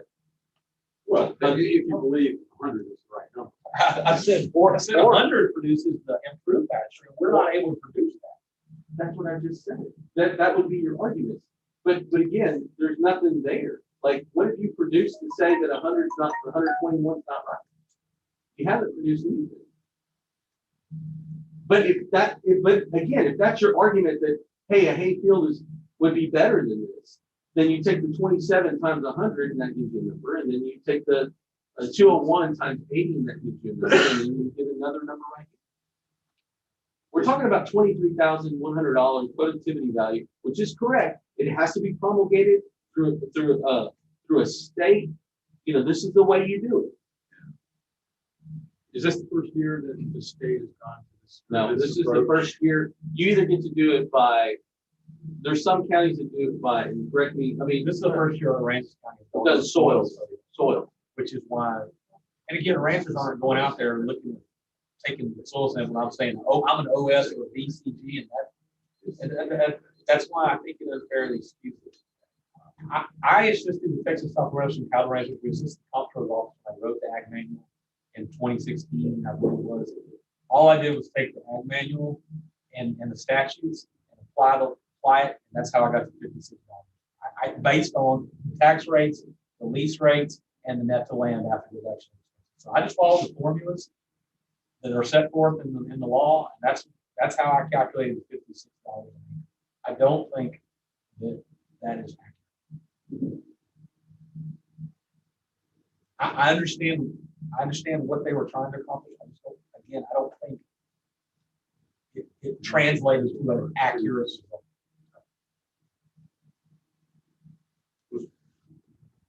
just not. Yeah. It's just not what? It's not as productive. Native pasture is not productive land. Brood pasture, very good.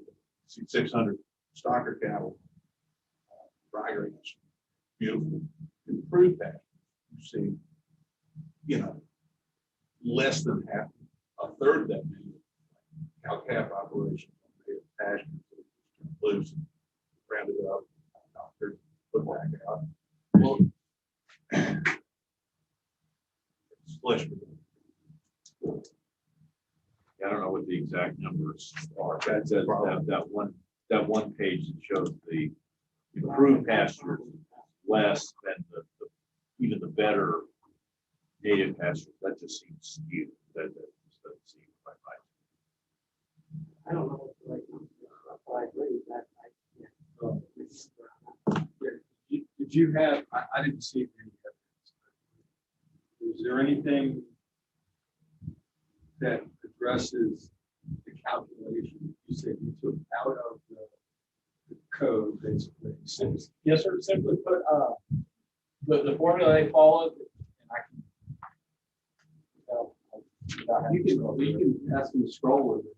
You just stop the page or stop. Okay, so they take the lease rates on the tables like that. Okay. And it's calculated farmland that's improved. And so, and again, I'm depending on the surveys that they have. When you take all of these, take the lease rates, deduct the expenses, and you get these 5-year, these values. The statute says you take those, you aggregate them, you get this value, and then you have to capitalize that. You, divide by factor of 10, which actually is $56. That's how they do it. And that's the difference between this calculation versus the soil. I don't know what you call it, soil Productivity. Yeah. Way that. And it still accounts for the less productive stuff being priced at lower prices at $52 an acre. But this puts the max at 56. That's where I believe it should be. Two different methods of getting to the number. Right. Basically, his And I method think and your method. common sense follows because it means essentially a rancher should be able to make about $56 an acre by running cows on the best native pasture. And it matches with what they have to improve, saying you should be able to make about $100 on the best improved grasses. You should be able to make about $80 on improved grasses, hay fields that are not premium. And so it kind of follows that you're in the upper 50s for your native pastures. And I know I can run about half as many cattle on just a bare piece of ground as I can as an acre. So I think not only does the numbers work, but the common sense application works. Go back to the card. At the end of the day, What you're suggesting is that this ag unit price over here yes, sir, it should be 56. should be 56. Oh, there ain't no way. 56 There's absolutely no way. 56 for the larger acreage that is native, and 100 for the good stuff. Is that right? No, it was 100 and there was 100 and then there was 80. Yeah. For the improved pasture. And if you're saying that, okay, that this is worse, like say that's an argument that somebody's making. It in no way goes down to 56 when the bottom is 52. That's just ridiculous. Last year those were 4 centers. Yeah, I know what they were. There should be like a grade. This is what you should be looking at, because at the end of the day, I'm gonna have to do the number of acres times a certain number. And if this correlates to, these two correlate to 1 and 2, correlate to this 1 and 2, then at the worst, it's 100 and it's 80. At the worst. That's kind of where I am. It doesn't go to 56, 52. The one I showed you that was cropland, the one, that pictometry image. But all of these are derived off of surveys that I include understand. those better native pasture. We took It surveys for was- all native. No, the survey And was that, that's from the why. worst, But wait, but the survey was from, it was a One large, survey was. it was a large crackland, large acre crackland that was supporting the value of the 52 by a large degree. Don't, There you were can't, other surveys. That's what I'm saying. When you start wrong, skew everything. it doesn't, we We didn't took all start, surveys for all native it pasture. didn't start, And then there's went no through way a fixed value that includes the average for all. there's But no then way. they started trying to pro rata that out as reversed, and that's where it started skewing. There's no way. If you take, you can do it one of two ways. One, you can take individual surveys and say, we're gonna categorize this survey by based on the pasture type that we got. And you can work out 4 formulas based on soil type from the get-go. Or you can aggregate them at the front. When you aggregate them at the front, you're arriving at an already average number. If you then take that already average number and reverse it, it actually compounds it twice. And that's where the error in the math happens. Mike, didn't you have a chart that showed that the vast majority of the land is It's wasteland. wasteland? Yeah. And that's down there at the AP3, AP4 level, right? Right, but this is not wasteland. That's the whole difference. That's But what you're I'm not- saying. but But again, you're not comparing land to land. This is I'm not a address- market value saying my land's better. We're looking at productivity, how many cows can you carry? That's And there's exactly not right. that much difference between less valuable pasture, native pasture, and different soil on native pasture. The native pasture still have fairly close carrying capacity. So the question to me, or you got that, the question to me was, is the vast majority wasteland? Yes, and this is not wasteland. So the delta between my point is the delta between 52 and 56 is too close. This is much better land. And if the argument, if the argument is that it can be no better than 100, right? Let's say that that's. I think it'd be no better than 80. You should talk about an improved pasture. Improved pasture is better than a native pasture. Okay, so I'm affirming what you just said. I'm affirming what you just said. So if that's the argument, go to the page that gives me the whole thing, where you can see it all together. Oh, this is it. If this is the argument, and the worst is 52, and it can be no better than 100, right? For class 1, and then class 2 would be 80. So let's say that's the argument. There's no way it's going to be the best. His best land is 56 when it's not. That's below level 3. But his best land is 100. Couldn't his worst land be 56? But Wasteland? you're missing it. This is 1 to 1, 2 to 2, and then in this bottom native pasture, you have levels 3 and 4. They're even worse. Those are not 1 and 1. This is 1, 2, 3, 4, 5, 6. This should be a stair step. I agree. That's where I. Yeah. But it ought to be, the improved stuff ought to be higher than the native. Every surrounding county, the difference is between 52 and 56. So they do great differently, Again, but they're a matter of there's been no dollars or evidence $2. presented. They're roughly half the value. There's been no evidence presented for the numbers you just spouted off. There's been no evidence presented. Let's just take your number. Yeah, if you want to do the 100, and you want to be at 70, Why did it come out 1, 2, 3, 4, 5? because we don't have very much improved pasture. They were done, I believe they were done separate. In Yeah. other words, there was no correlation between these two groups. Like to say, this stuff here should get capped at a minimum to be no better than the stuff above. I can And tell you that's why not they're the doing this. These are the surveys, and these are the lease rates they're getting for this, for all native pasture in the county. Good, bad, or ugly. Just scroll up. They have the lease rates for the improved pasture too. So improved pastures, the hay fields are leasing for $15. That's why I believe when we're being appraised north of that, we can't go out on the market and say, we want to lease and look for, Joe Tennant to come buy our country and tell him, we want to get more than the hay field down the road. It just won't happen. But again, And the reason is you can't produce that amount of ag productivity. go back to the chart. Yeah, that one. But even if you believe that this was stair step, and this is the absolute 52, is the crap land that I showed you that's like what half wetlands crap. Right. But that's 52. It's 180, 75, something. It graduates. He's in this area. He would be the $75 an acre area. That's the worst case scenario. Why? Because why he is it- has this and this. Like if you graduate, even if you did that math, Yeah. it would be 180, 75. You have to meet because the bottom is 52. Okay. I'm with you so far, Okay. but so his best land is 100 and his worst land is somewhere, what, 57? No, his worst land is still native pasture here. If you're looking for the difference between here and here, it's not in the 57 range.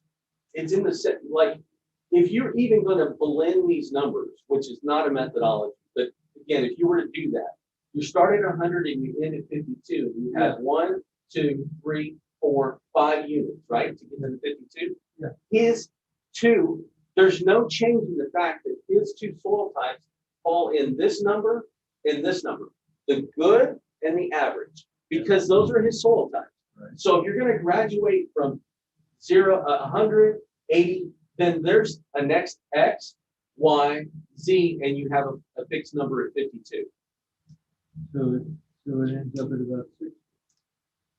75, maybe 65. I think we're just making up numbers. You're making up, that's what I'm saying, you're making up numbers. So we're trying to figure out what the number is. You're making up numbers. I think that's what, What they- I guess that's where, and I know this is not area of expertise. We were on a phone call with so somebody else could help explain to me. This is something most presidents don't work. I'll just tell you that. But the problem is this number has already included all of these acres. Once you've included all of them, calculated average, it's improper to then try to back it out a second time because you're penalizing. That's what draws these so far apart. There shouldn't be a 52. There shouldn't be a floor. The 52 is artificially derived from this calculation here. There's not a floor and there's not a max. They've already calculated the number. That's where it goes wrong.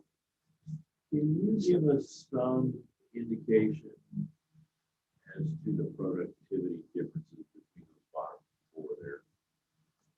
Approximately, under oath.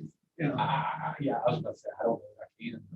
I would be guessing. I just want to be straight y'all. I mean, as a rancher, I understand that, I can carry very similar herd size. My carrying capacity is very similar for all of them. When you start breaking out native pasture, native 3, native pasture 2, native pasture 1, even the wasteland, you're talking about Pretty narrow range. Very Safe much. to say. very much. You're And gonna that's, move them from one patch to the Yeah. next, to the next, as it gets depleted, you That's all. move them from, it doesn't matter what the Go soil back type to is, it's like, the- okay, we're gonna remove everything over there. It doesn't matter how much it costs Yeah. per and acre. that's why when you go to soil surveys, you see 18 different yellow lines on them. They're not. Pull it back up there. It doesn't work that way. No, what works is that this land is $52 an acre. There's no way his land is 56. There's no way. There's no way. This is $52 an acre. Yeah.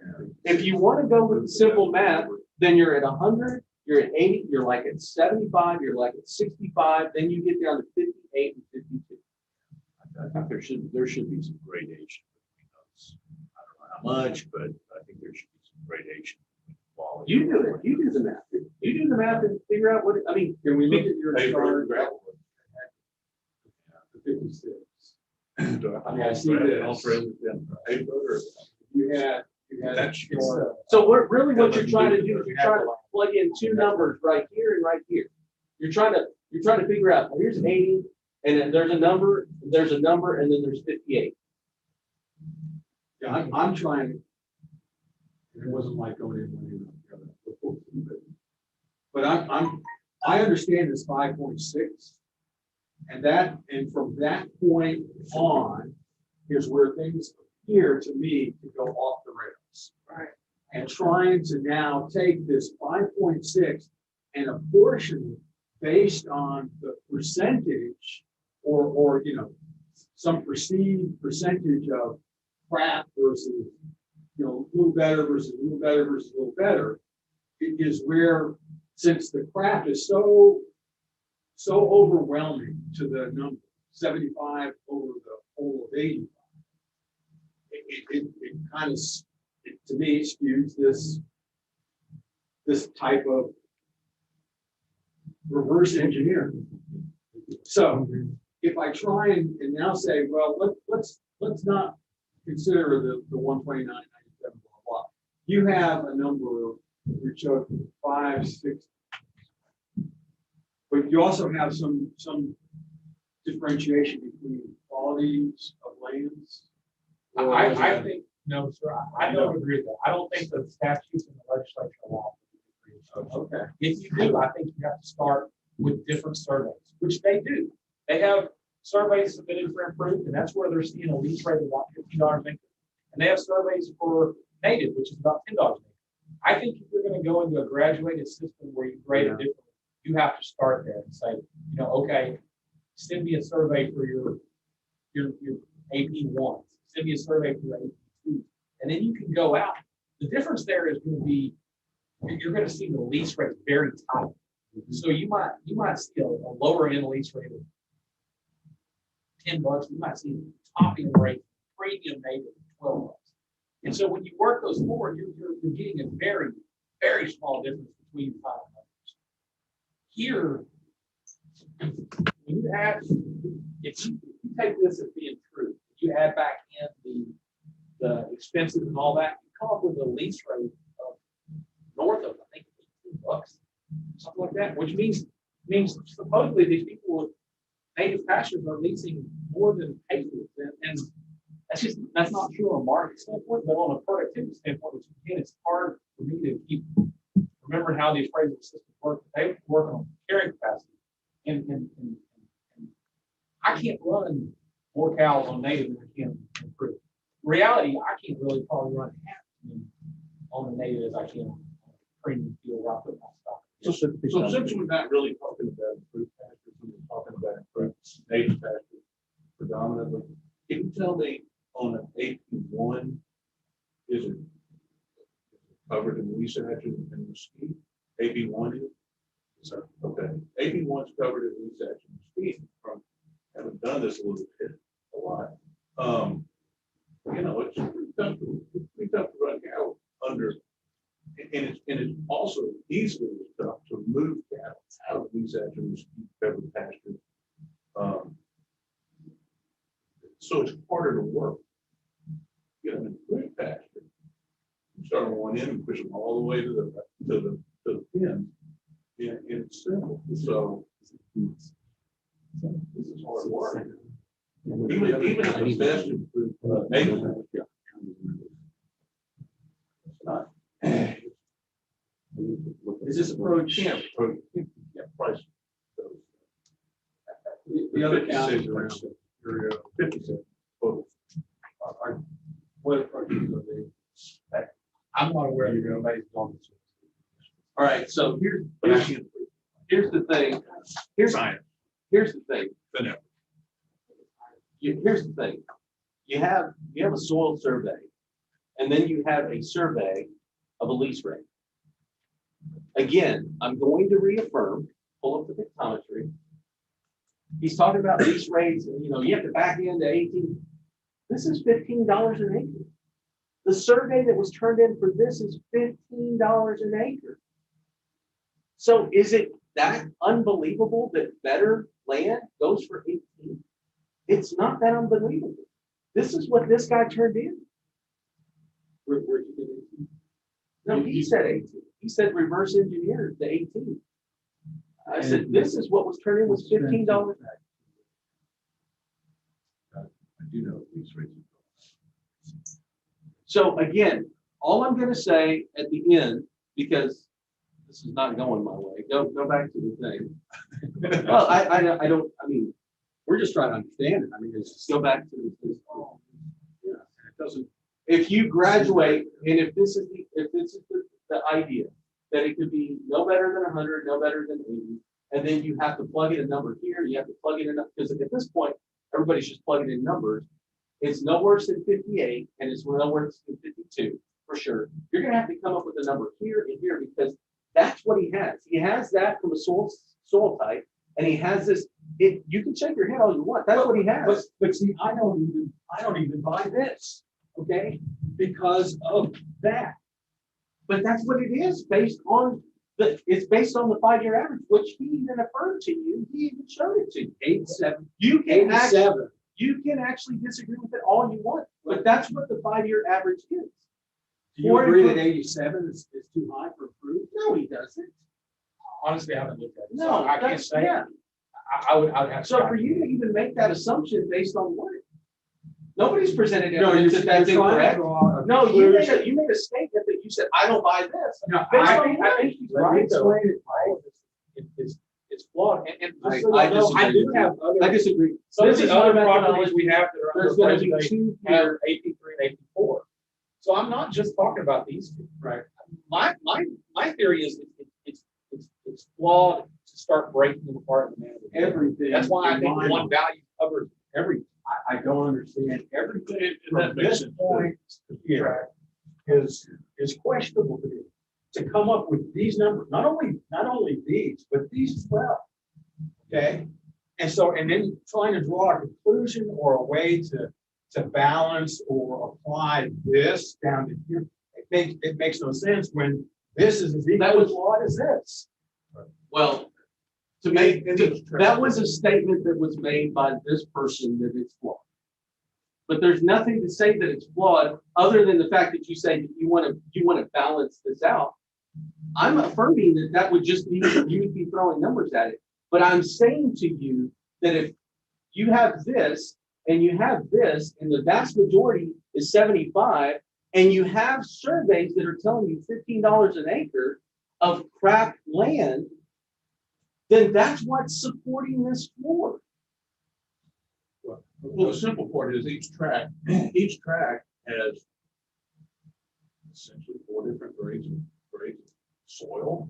So you can have a portion of percentage deep one, and it's going to get really, really, really sticky if you go through a track and go, well, wait, there's 10% here of AW4 or whatever it is, and then there's 15% here, and then there's 10% here, and there's 5% here. It's going to get really, really, really pissed. It's not. I think I it's perfect, but well, as far as you say difficulty, yeah, it was difficult to run through each one of those. But you could see the presented evidence where we actually measured the parcel, and the soil survey that was done by the USDA years ago, or US soil survey. It was a soil survey that was done, actually knows exactly what kinds of soils that are there. but years ago, that Hurricane Harvey blew up a whole bunch of crap. Well, soil doesn't change unless you have an earthquake or something like that, or you have erosion. Rivers, you get Well, this is not. sediment. Well, this is not a river, so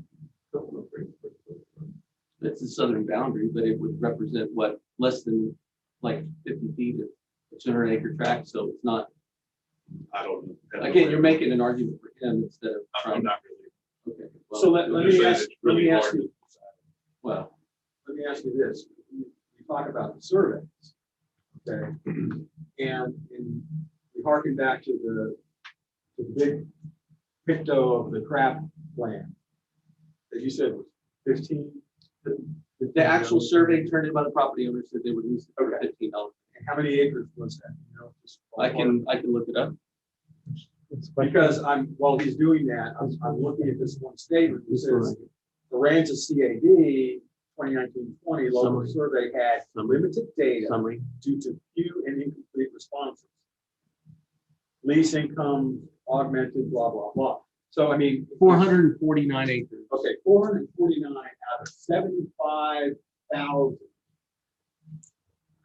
Again, So what would you have me do? I don't know, Mike. I don't have an answer, okay? It's just that we're just throwing, We're not throwing bad anything. numbers after bad numbers. We're not throwing anything.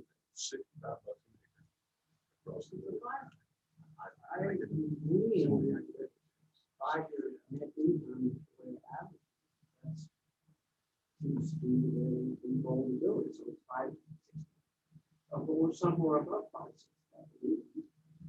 Right, Split it, 55. the guys should go by.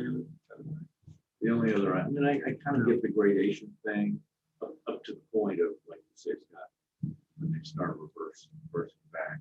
I do think that 129, 97. I'm seeing a number of 70, 75, 60, 65. And that's why I was trying to get, what's the range here in the productivity? Pretty narrow, and I make those numbers narrow. Let me offer one more point. We have a number of properties that are under protest. Several of them have 8.4, 8.3. So I'm actually advocating those to be increased. Just so y'all know, so we don't have to start trying to differentiate and create values for each one. But if we are going to argue for value for each one, I probably would, argue that those other ones need to be lowered, because again, I think it's doubly weighted. They took surveys, they averaged surveys, and then they tried to disproportionately apply it. So I follow the law, and the law says you go to one value, and so I believe $56 is the right value for all native pasture, because that takes surveys for all native pasture. They've already been basically mixed in the punch bowl. So all of your at one price. Yes, ma'am. Including the stuff that I would have to raise. I think the statutory rule, and I understand I'm advocating against myself on some of this, but I believe because of the way the legislature set out the formula, the law that we're supposed to apply, and the way it was calculated, it should be $56 for all native pasture. And so for the parts of the property I need that are under protest that are lower than that, I believe should be raised to that. And the parts of my property that are higher should be lower. I think because that's the way the law says they calculate, that's the way it's started. If we are going to start differentiating among the varying levels of native, then you're probably going to have to reevaluate the lower end too.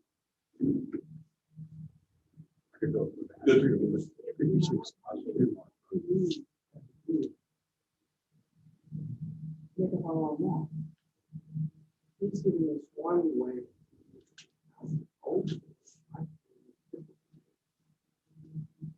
How do we have to for something? Change off the truck. What if we were to go with just a bipolar rate? 87, 56.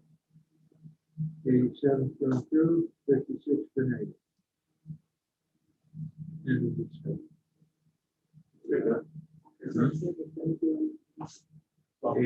87 for 87, 60 for 87, 60 for.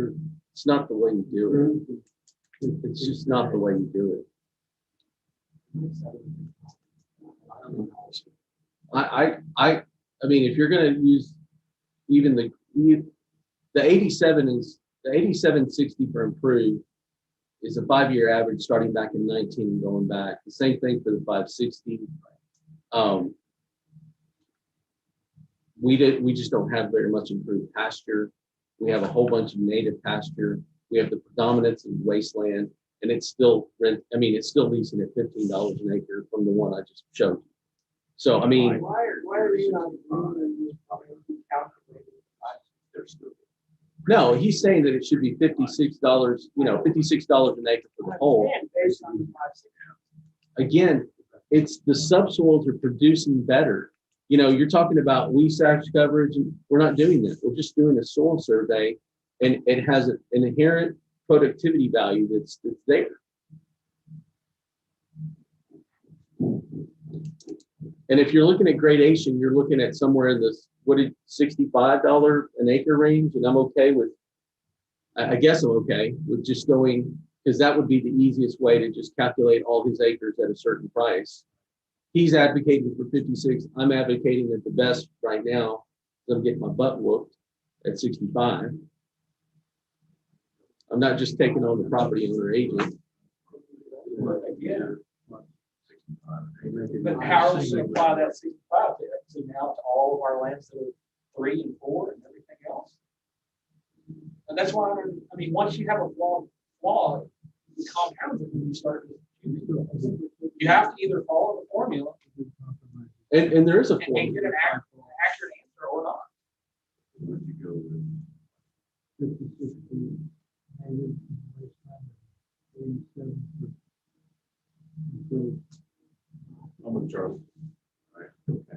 I can see it either way.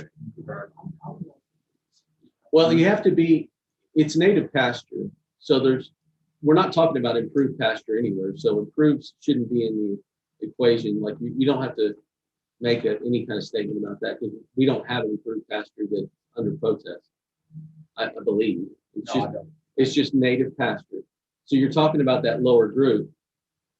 And if you want to come to some numbers, if the 129 goes to some number, and the 97 goes to some number, and the 58 goes to some number, or you're saying, like, I guess. our methodology, like, there's no difference between wasteland and native pasture 1. And if there's no difference between native pasture and wasteland, you're basically saying that it doesn't matter, and you just throw a number at it, which I don't think he would agree with, and I don't think I would agree with. So now you're back to. Doesn't have any improvement.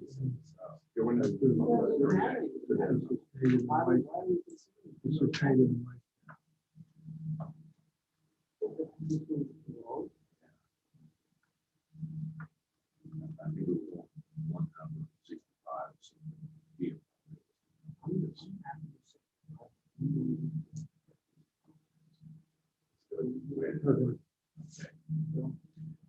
No, we got to do the calculation. But again, the state's gonna look at this, and they're gonna say how much native pasture good average for wasteland, and you can't have. I mean, Lee, am I right about that? They're gonna. Yeah, I think we're diverse. Both of us agree to this number. This is following the state formula. Both of us get here.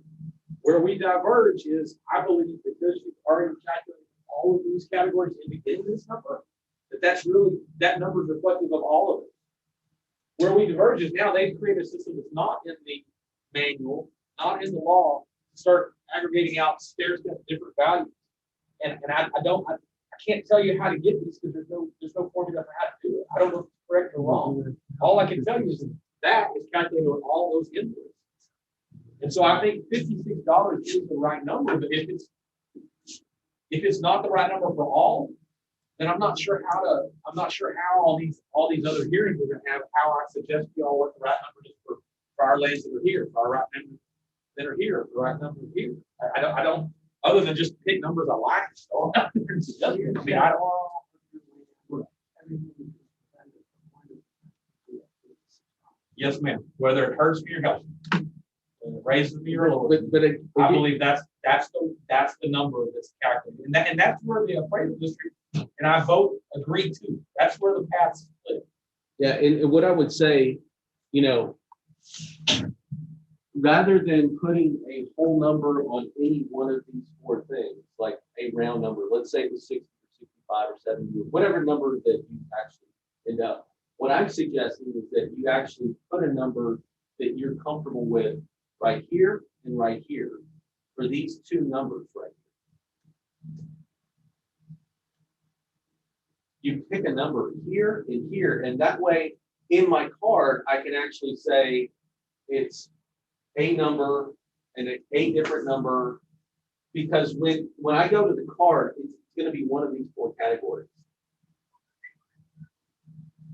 So you're saying you like to see us in 2 categories, 2 numbers, Or 3 if you wanted to, because my floor is 52, and the number that's being reported is 56. Well, here's the deal. So 98, 58, 52. Divided by 4. It's 51. Same throw out that one. Well, you don't get to do that if you're doing averages, but I mean, having said that, I mean, if you go 52, 58, and then you have something in average and something that's good, that's north of those 58 numbers. And I'm at $6 a foot difference between wasteland. I'm saying there's difference in that crackland from what he's got. That's what I'm saying, because the 1.9, the best native pasture. Yeah. 129 is greater than. Again, even if you're starting from the bottom and you're 52 and then 58, and the difference, the delta between those two is 6. And if you went up another 6 and then went up another 6, you're still going to be, what is that? 58 and 6 is 64. And then another 6 is 70.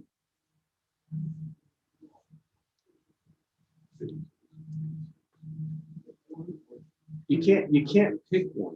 You can't pick one for the whole thing. It just because he has different land. He has wasteland and he has native pasture 3 and native pasture 2 and 1. So there is no something else because you don't have to worry about proof that he has it for him. He has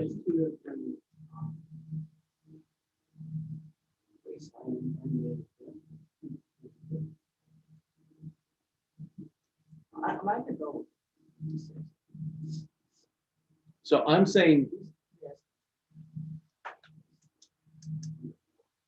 that you have AP3 at 58. You're 52, 58, some number.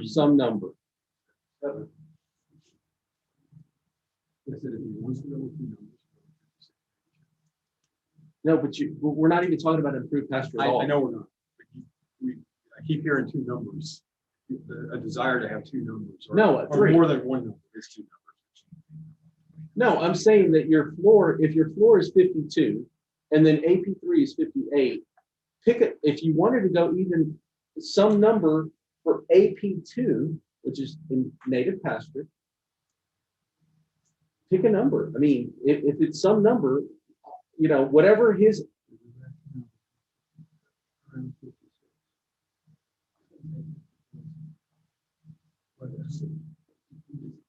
There's too much of a delta between, I mean, even my native pasture 3 is 58. There's no way it's 56 for everything.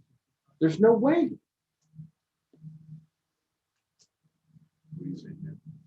$52 for the bottom and 65 for the knee. Say it louder, Charlie, I didn't hear you. 52 for the waist and 65 for the knee. Which native? All three. Oh, I got you. The average number is $5.6. The bottom number is $5.86.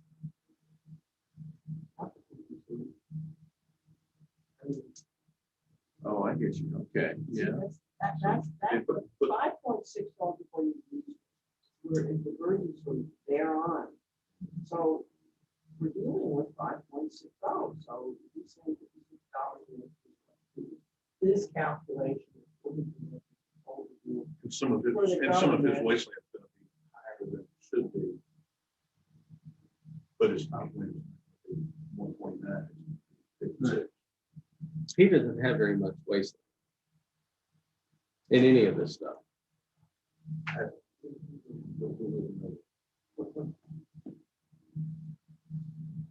Then I can do that too. If you go like 52 after, would you say 60? You don't like that? 62. My point is that you're at 52, 58. You know, even if you wanted to go to 59 and 60, there has to be a gradation because it's done by soil survey.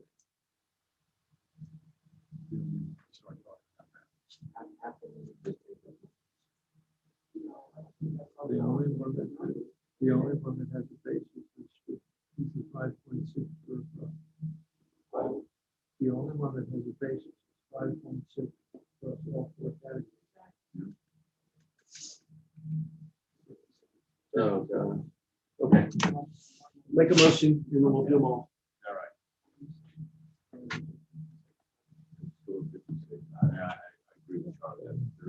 There is a I get my $10. and some of those, yeah. Well, there's something down. And we don't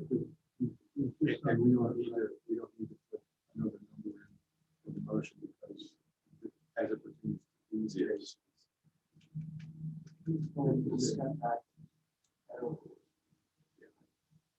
And this will be consistent with all.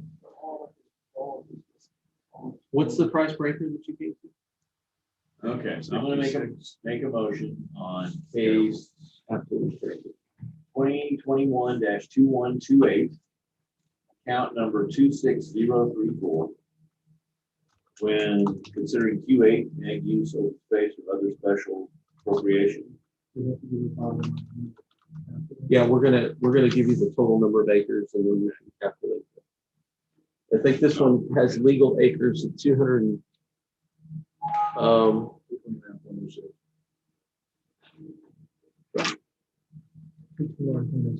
So I don't know. Here, let me drive for a minute. Let me, Yeah. They should be quick. let me drive for a minute.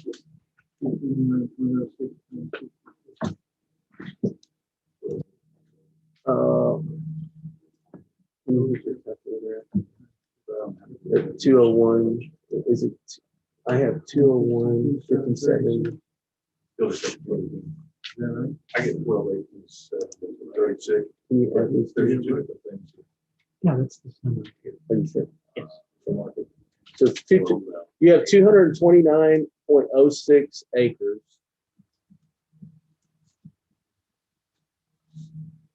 Can you do that? 229.06 acres times 56. You have to calculate. 12,827. What? $12,827. $12,827.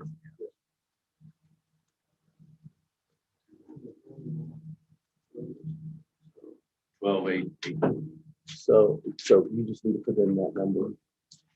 The ARB number. The thing is, do I have to go in the land and? No, change I don't think the so. ag? No, I 'Cause it's think not- they're just doing it. They're just doing the overall value. The thing is, this is gonna do that, change the value to that, but it won't change the ag. Right, let me try that. Yeah, try. Okay, so, tell me 12,000. so have y'all, they done a motion? Yeah, the motion is 12,000, what, 827? Well, gotta go to a 10. You can't go 12,830. Yeah. Right. Put that number in there and see if it works.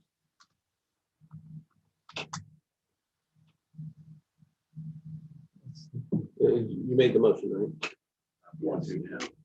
So on case ID 2021-2128, account number 26034, considering Q8, I make a motion that we lower the 2021 appraised value from 68,720 and to 12,830. All in favor? Aye.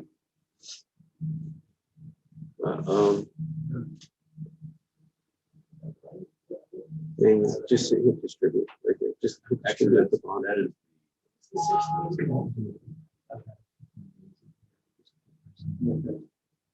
Now, that's Now we now Oh, I think it's changed. See, it's not changing the ag value, it's changing, it's only gonna change the market value. Go back and hit the distribute. in the case of ag, Yeah, let's do the 12,830. Yeah, No, too many. because in the case of ag, I think the ad value overrides. I was taking it back to the, see, it's only gonna let you change the market. It's not gonna let you change the. Well, it's the market value. Now we have to do something. 16,700. No, because that's not an process. It's only Okay, so an ad. It's- okay, the use number. Do I need to get any account? I guess. I mean, I don't like. to do that. Okay. So in this case, then. Right, now we have to go through each one of these. That takes it close. We got to go through each one Out of there. these.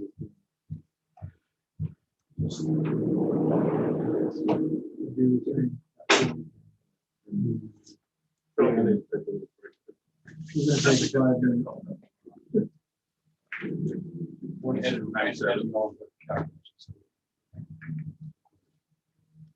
Yeah. I'm taking this is now. I can do that. His stickers don't. What are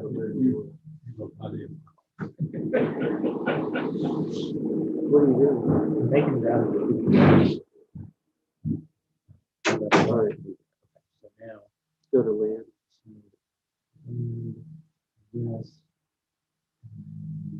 Productivity. And then flat value. Flat value, not putting the number in, I think it's $65 in. No, you can't do that. Right. Just do the whole value and we'll just put the other one to 0. Or can we do the other one to 0? We'll do 1, 2, 8, 2, 0. And then $10.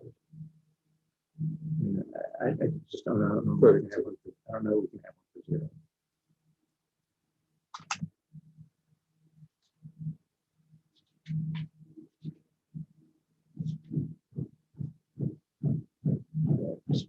It may be that. So then your thing come over here. Okay, we don't want to put a note in here.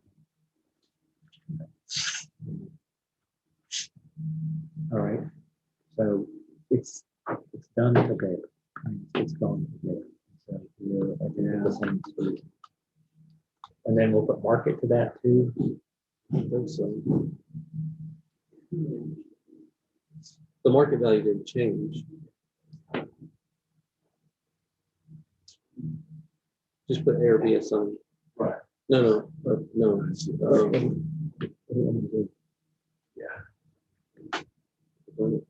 This here, Leo. I mean, I haven't distributed, but I don't know that it needs to be. I don't think so either. It doesn't need to be distributed because. So you say, okay, but if we hit apply. So market value and assigned values here. The assigned value.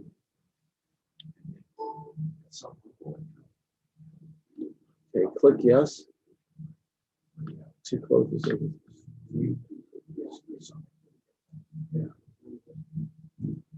I mean, we haven't said anything about distributing. We want to put an ARB and we could put it in the market to do the same. Yeah. So what is the market? Well, if we just 60,000, that number right there is the market. It says current is 12,830. Well, because it hadn't been recalculated since I did it.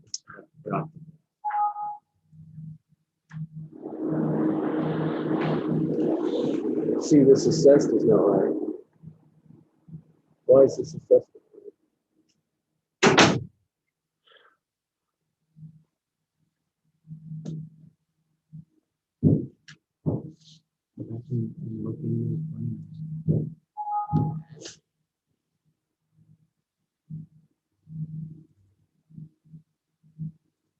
What? There's a productivity loss. You can't have a productivity loss.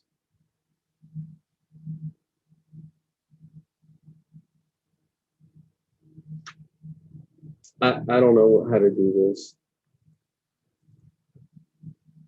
We should go and put in the $65 a foot. Take it out of flat. Can we change that value to $65? We can't. No.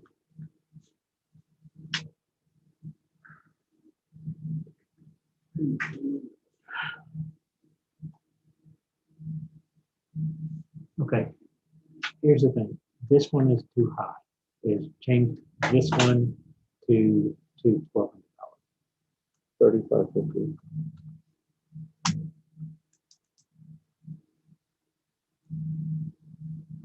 Okay, there's no productivity loss. You know what I'm saying? Yeah. And then what is the other one? Be the difference between 12 and 30. 35. 12 and here.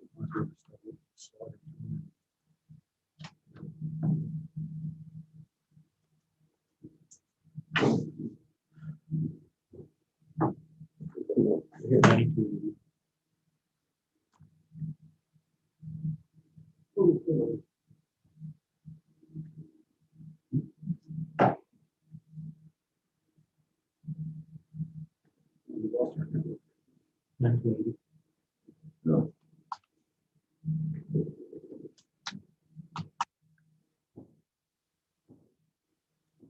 Yeah.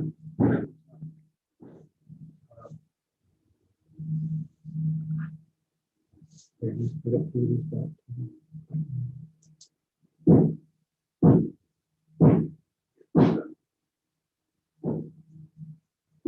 See, this current's not showing the current. My Wi-Fi turned on. Go 68720. My Wi-Fi is turned on, but not connected. Say 68720. So. can't only do that.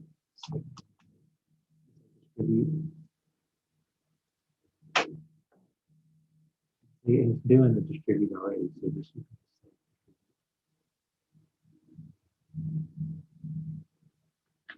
Oh, because you got two, yeah.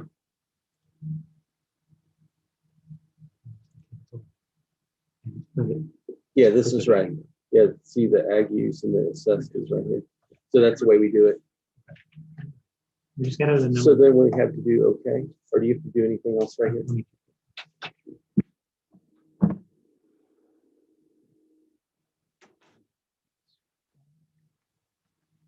I'll be back in just a second.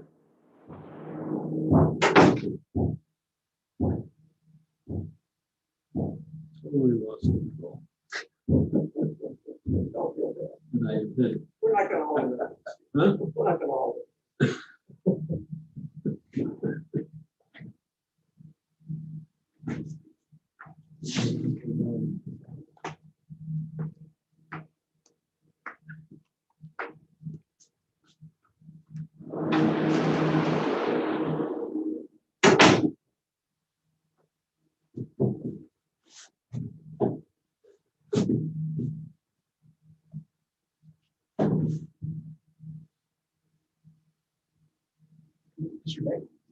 Yes. I don't know if you ever have use of, you have a doppelganger that goes over Jackson County. Oh, is that right? Almost identical. Yes, sir. We are. He lives next door to us, my wife's cousin, Kent Gabbard. There's a farmer over there. Yeah. We've known him all our life. I mean, That ringer for me. every time I look over that direction, I feel like I'm talking to cousin Kent. He quit working. It is. Yeah. Yeah, if you never need a good alibi or excuse, right in there, you got I don't know, every. So what Where do you live? Oh, We're on kind the of in route. between LaSalle, Vanderbilt, Inez, that area. that triangle. Okay, yeah. It's connected now. We're from Jackson County, Victoria County, Okay. farm out there. My wife was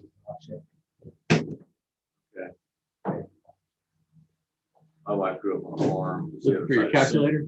Yeah, okay. Did you find it? In fact, it was a century farm. Yeah, back it's- in 13, something like that. So it's been in the family a long time. Okay. All right. Her family, I'm originally from, north of that, West Texas. Okay. We've been there for a long, long time. My wife. And they all immigrated from Czechoslovakia. They made the century market. Okay. Yeah. You want to go ahead and do the next one, and that way we can just run through these real quick. Sure. We'll do all the rest of the ag stuff and then we'll get to the other two. that are different. Yeah, he. Oh, okay. Opening hearing on case number 2135, account number 14946.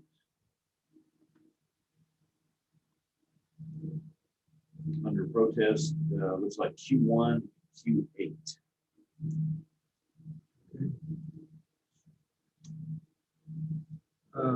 We need to have a statement by I'm sorry, which property was? 2135, 14946 account. No, No? that was the two. 14946. Oh, yeah. I did 1946.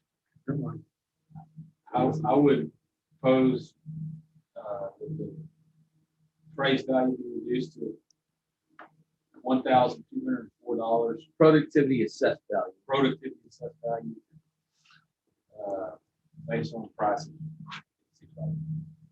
Which is 12,040. 1,204. What do we have?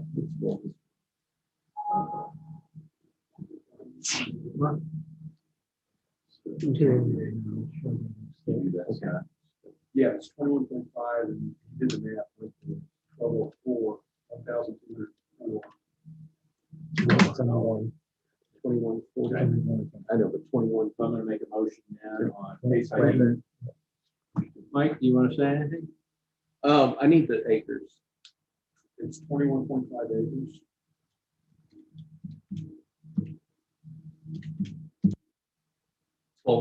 Confirm that the 56, which I do not agree with, but what was a portion that we spent a lot of time on last time is $56 an acre. I respectfully disagree, but let's get through it. Okay. Tell me again, Mike, the correct term is the agricultural It is use the value. productivity assessed value. That's the only thing under protest. Is that correct, sir? Correct. Okay. Do you agree with the market value, sir? Yes. Okay. For the record, the subject property owner's agent agrees with the market value for the overall land value, but the only thing really under protest is productivity. Is that correct, sir? Okay. I'm going to make a motion now on case ID 2021-2135, account number 14946. When considering Q1 incorrect appraised market value or Q8 the productivity assessed value, I move that we reduce the productivity assessed value to $1,200. Second. All in favor? Aye. Hearing is closed. Opening hearing on case ID 2136. Account 28786. I would propose the productivity assessed value be reduced to $1,696. 169.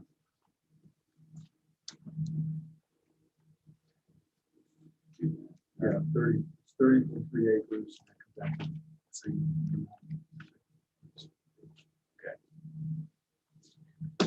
Did you want to? I'm going to make a motion then on case ID 2021. Hang on just real quick, please. Like, hang on. Go back to that thing and we'll see that they added up.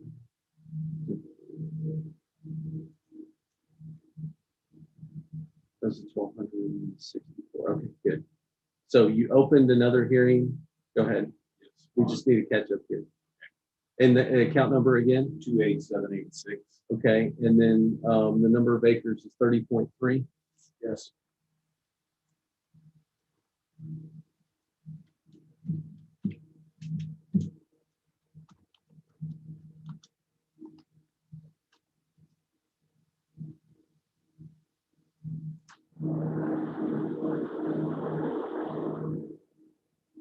So that comes out to 1,700. Is that right? Yes. Yeah. Go ahead. Yeah. Sorry. Okay, I'm gonna make a motion then on case ID 2021-2136, account 28786, considering Q1 incorrect appraised market value, Q8 the productivity assessed value, that we lower the productivity assessed value to $1,700. Okay, give us just a minute to, there's two segments here real quick for two. All in favor? Aye.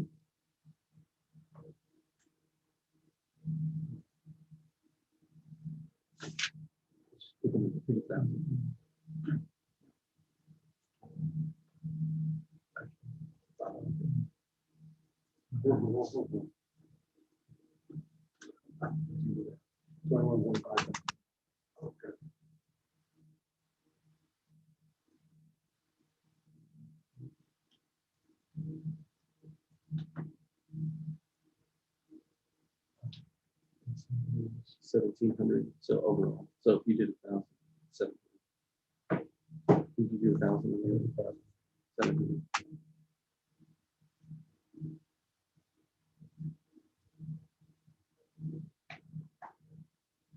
So,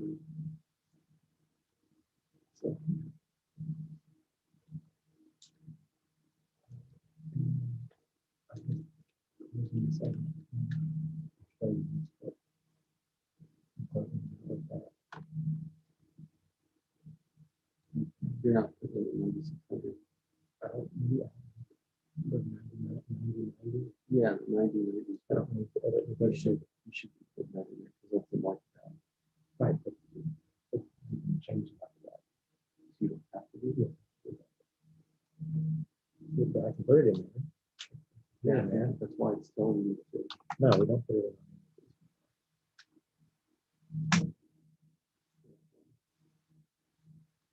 That's what we're doing first. Right, but yeah, it just resets the value of, it moves it to distributed values area instead of just being, it changes, it basically moves, takes the rate low. Hit okay. New account number? Ready for the next one? Yes. Okay. Opening hearing on case number 2139, account 14106. I would propose a value of 17,920 for productivity assessment. 33 acres.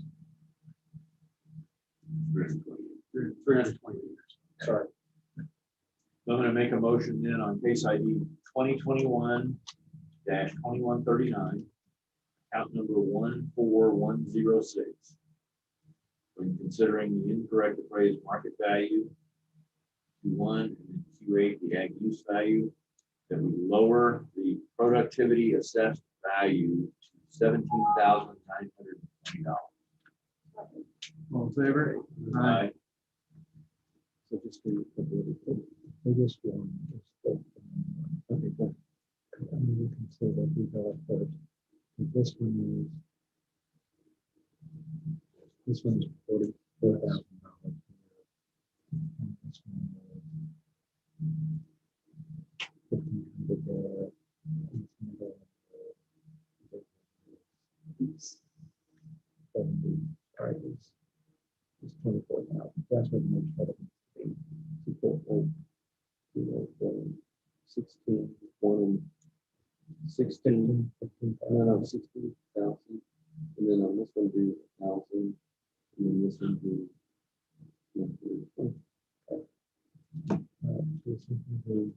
16,000.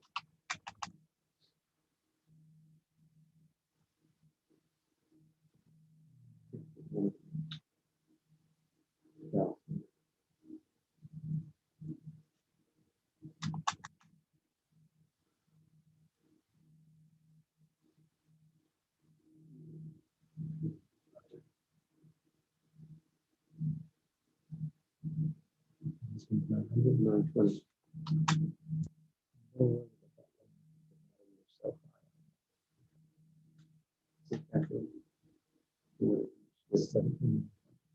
$17,920, is that correct?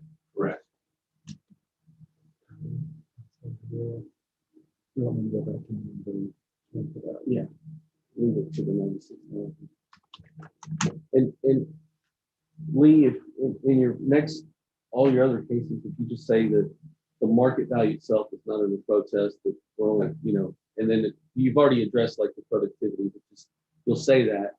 That way, because the market value 96,000 remains the same, it's just the productivity assessed value, what you're, okay, just in future hearings.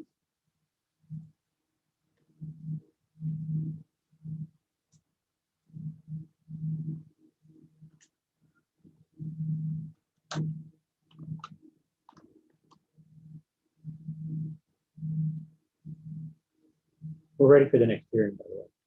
Okay, opening the hearing on case ID 2140, account 18793. The protest is Q1 and Q8. Market value is not under protest. We request that the productivity assessed value be changed to 17,912. This 320 acres as well? Correct. I'm gonna make a motion then on case ID 2021-2140, account number 18793. We're considering Q1 and Q8. Lower the productivity assessed value to $17,920. All in favor? Aye. This one's ridiculous. Right. The other one's not. Yeah. Unless it produces a, Yeah, if it's really small. So it's only $500. well, then do, but you, then make it 500. Yeah, make that one 500. And then It's already. and then it was 17,920, so you took 16. So this one needs to be 1,000, 14. 14 million. And then you get recalculate and make sure that you get up. Yeah. And look at the summary. 17,920, is that correct? Correct.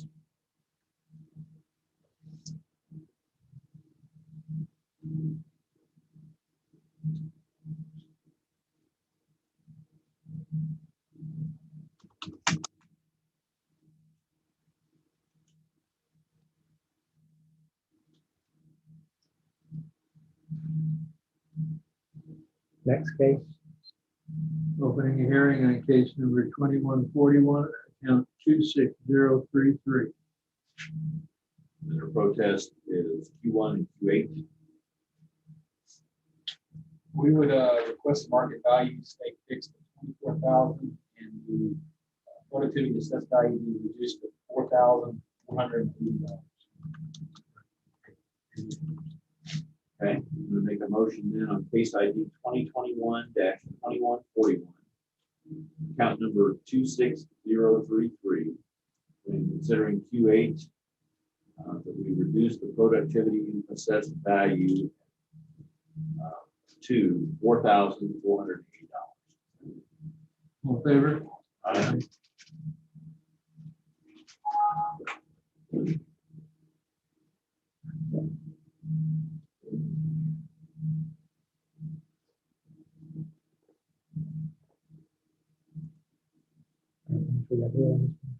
What, give me the number again. $4,480. Okay. And then 2,000. You only have two, yeah, 2,000.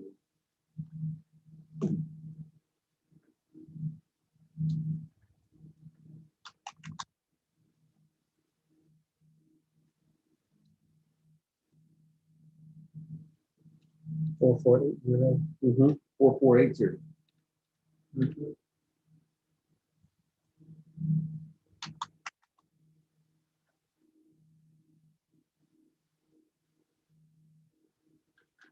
next, Opening a hearing on case number 2143, account 15090. Under protest is Q1 and Q8. We would request that the market value remain fixed at 25,510, and the productivity assessed value change to $154,056. $154,056. Get 154,095. Yeah, that's what I Give me that second number, 054 what? 154,095, and I'm going to round it down to 154,090. We're fine with that. Fine to go. Fractionally. You're all correct. Okay, go ahead. I'm going to make a motion on case ID 2021-2143, account number 15090, considering Q8 that we reduced the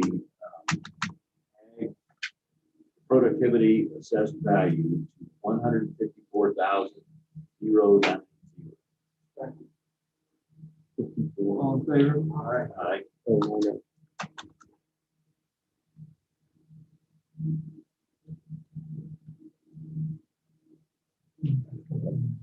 15409, that's correct. No.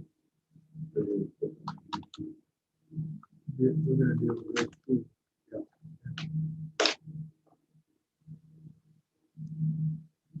All right, next. Ready? Yes. Opening a hearing on case ID 2130, account 28815. Under protest is Q1, Q8, and Q12. What's different about that? Q1, Q8, and Q12? What's the, Q1 is market value. Yeah. Q2 also. I see Q2 and Q, I just say Q1 and Q2 on this. what account number is this? Oh, Oh, I'm this is on the you. wrong, I'm on the wrong one. Okay, sorry. Cancel. 2130, 28815.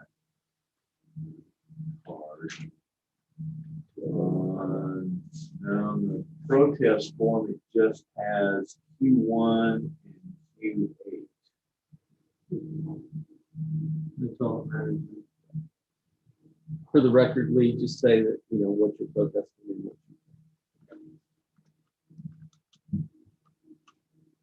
Okay, for it, then we're asking the market value to remain fixed at 17,790, and the productivity assessed value be reduced to $3,319. Say it one more time. 3,319. 23,320. We'll make it 20, yeah.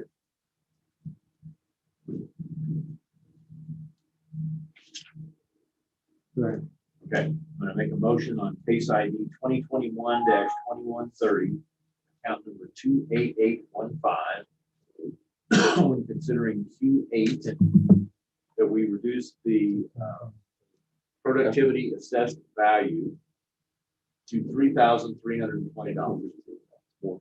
All in favor? That's Aye. 84, so make it, leave it the same. 84.50. Is that one 80, 8540? Okay, got it. What's the next one? Productivity. That's 21. 1190. Did you look at the other? Do the other one. Productivity. What does it say? 3670. Okay, 3670. Yeah.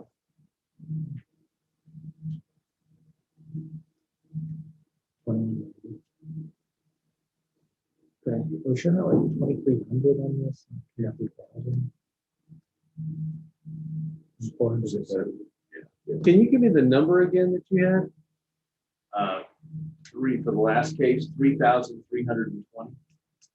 3,320. Okay, gotcha. I heard 2320. Okay, sorry. 430. So This one is,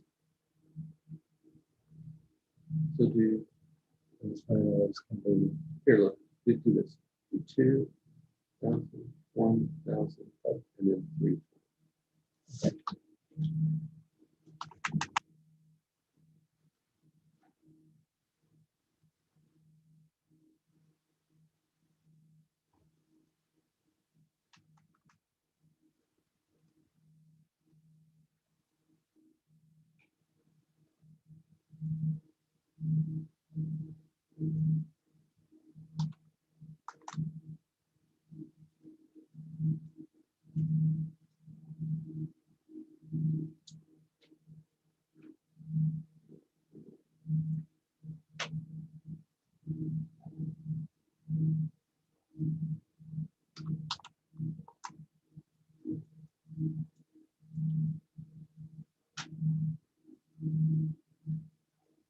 next, Opening hearing on case ID 2137, account 30179. With proposed market value, state fixed at 42,160, and the productivity assessed value be set at 7,860.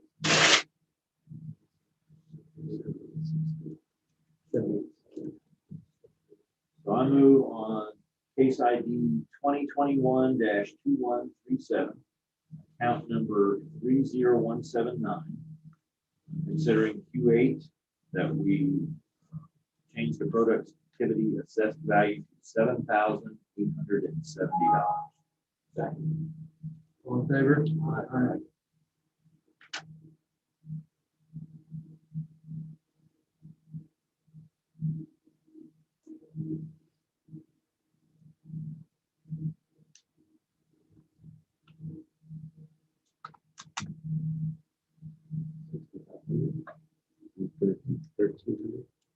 I got 2 of them. Okay, good.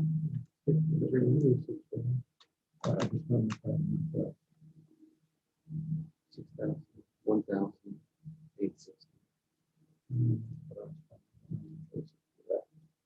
I got 370. So it's gonna be 370. The last one, it's 6,370. So 6,000 plus 360. Minus, what is it, 760? 2230? No, that's not right. You did 6,000, right? Yeah. 6370, 78. 63, it's 7,870. Yeah, 7860, right? 7870. 7870.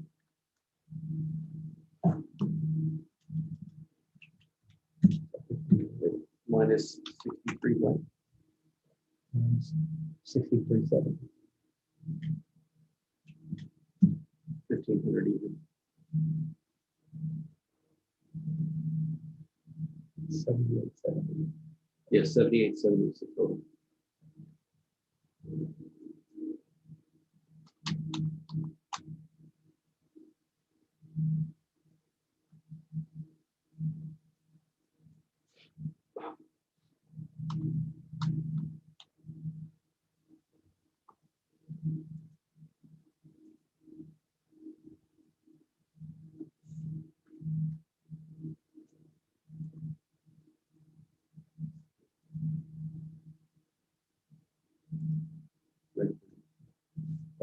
We're ready for the next one.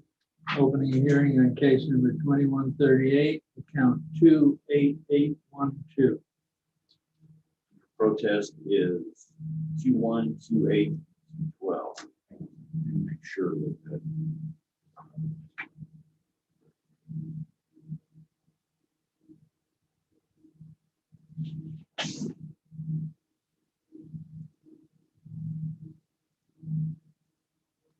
it's Q1 and Q8 protest. We will ask the market value may be fixed at 23,710. The productivity assessed value be adjusted at $4,426.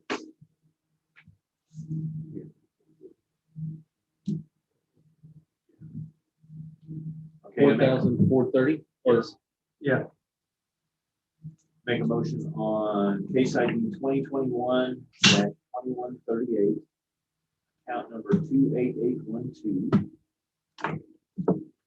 When considering Q8, the productivity assessed value, I move that we lower that productivity assessed value to $4,430. all in favor? Aye.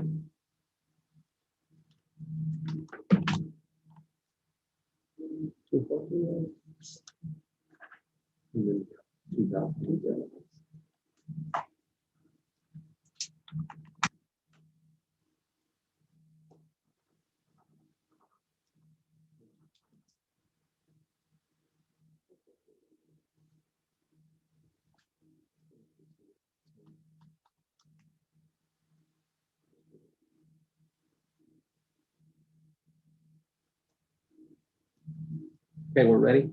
Opening a hearing on case ID 2142, account 28802. Your protest is Q1 and Q8.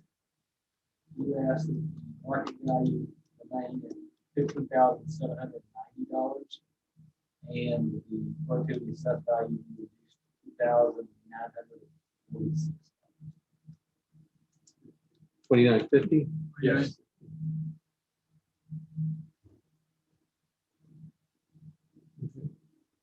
Okay, I move on case ID 2021-2142, count 28802. When considering Q8, that we lower the productivity assessed value to $2,950. All in favor? Aye. Please vote.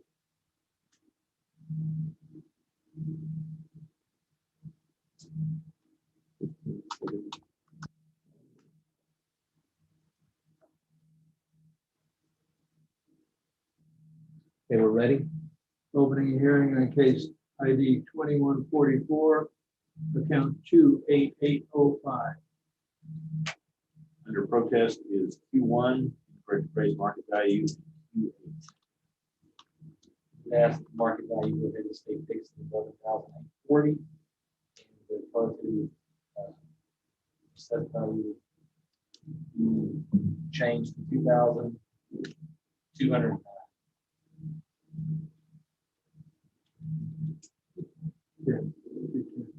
I make a motion on case 2021-2144, count number 28805. When considering Q8, that we reduce the productivity assessed value to $2,210. All in favor? Aye.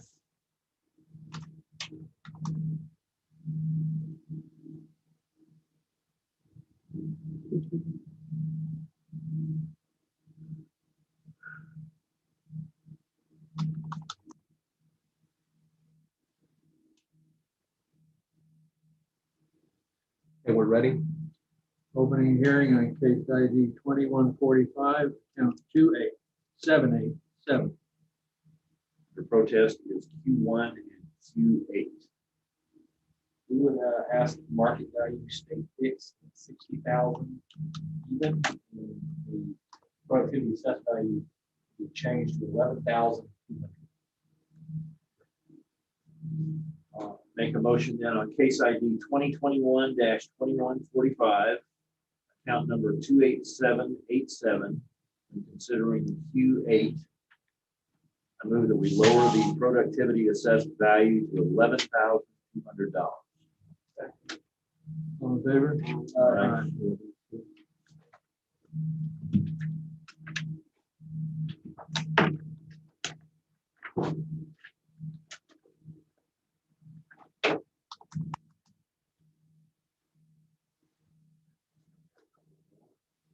We have two. Screaming monkey. Huh? Yeah.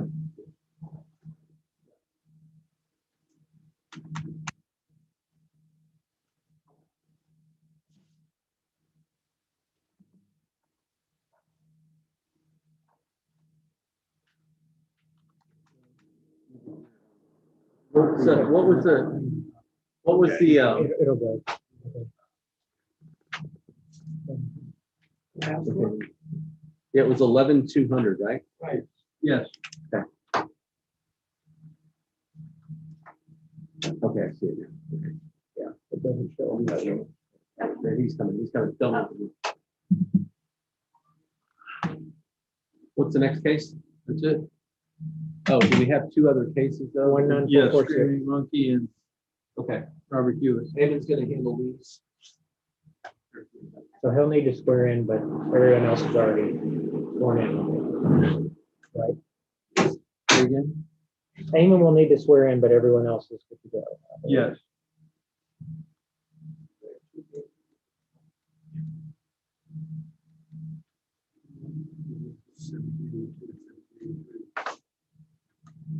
Mr. Hewitt still?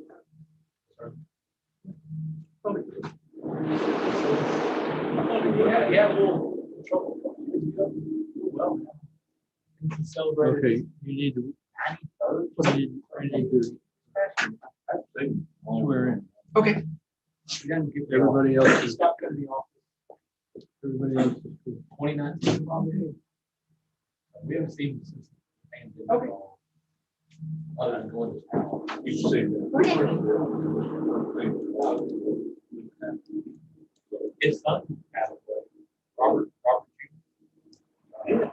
died all, April 1st, last year. Shocked us all. We just found his house on the door, so he's in part of that. Which is. He was 68. Screaming Monkey. It is 19446. Drink or something. Okay. You ready to swear in? Is the hearing already open? No. But you can swear in for both of them, 1782 and 1783. Okay, and I, the person solved the prayer for the testimony shall present to the appraisal review board, the Aransas County Appraisal District, true and correct, for cases 1782 and 1783. Great, thank you. We're opening a hearing on case number 1782, account number 19446. Your protest is Q1 incorrect appraised market value and Q2 equity value. Everyone is now sworn in. So I guess it's just a matter of who goes first. I'll be happy to. Okay. Okay, Sure. 5 minutes to begin with. Okay. We filed appraisal, protest on the appraisal list, the improvements, increased in value. About $40,000, which is a 15% increase. The properties had no major changes, no reconstruction. Based on the depreciation scale, we feel like property should remain fixed at last year's value of $260,000. That's all. Okay. All right, Eamon, you have 2 minutes for cross-examination and 5 minutes for your presentation. Count 19446, single family residential property. Its last known sale price was 2016 purchase paper and $245,000. There's a note here saying that there was a settlement statement in 2020. And the value was to go back to the market value of 2020. The 2020 market value was $260,000. I'm guessing that's also the certified value, given how round it is. It's the settlement. So the subject is noticed this year at $299,300. It is a house on 4th Street. Okay.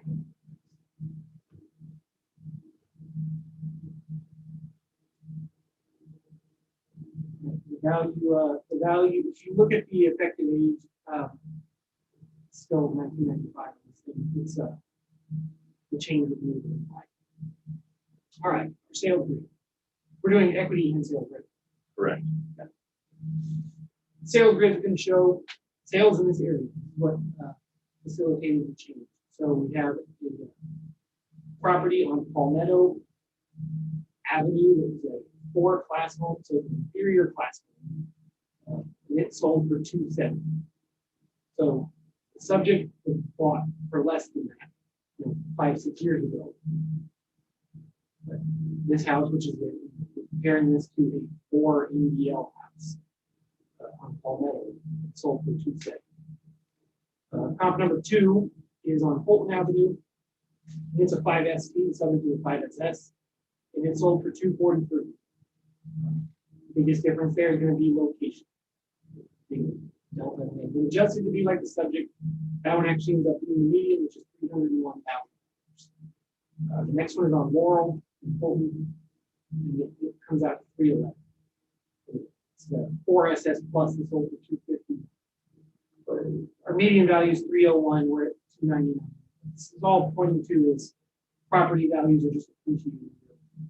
I understand the building is depreciating. The building does have another year of depreciation on it. The improvements are reduced by 1% every year at this point for this type of property. What's counteracting that is market forces. So the building is depreciating, the market is outrunning depreciation in terms of overall value. Equity grid is going to show other properties. They're not necessarily sales, just to see if we're treating them any different than others. You can see our median value there is 301. We've got comps on 2nd Street, 3rd Street, 4th Street, and 6th Street. You can get one on 5th Street. Almost have straight. There's 301, 859 for the median equity value. Following that is a sale ratio report for this region. Region is Fulton, which isn't necessarily within the Fulton limits. It's more of a geographical, economical region. A little broader than a neighborhood. We're at 99.9%. That's it. Value changed because of savings. Does she have more time? Yes. Can you show me the card? Sure.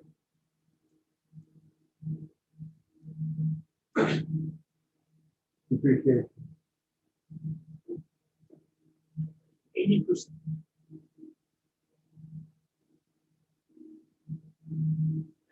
If you want, let's go to The increase with the neighborhood, yes. 140%. Yeah, and I don't know what it was last year. It may have been 100%. It may have been 110, 140. I don't know what it was. But let's open the account and go to last year. 19446. And look at the improvements for 2020.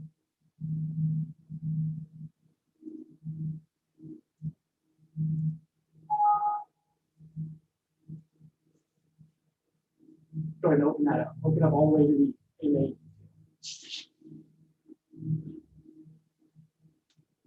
No, go into the MA. Yeah. So this shows the depreciation last year to 81%. This year we just saw it is depreciating. There was no change in effective age of this property this year. It's just neighborhood-wide market adjustment. And the fact that it was a negotiated settlement previous year. Yeah, that's going to change the proportionate change compared to its neighbors or something like Right. that. But the only real change was economic conditions. We're not saying the house is better than it was. It's just worth more than it was. And it's 2021.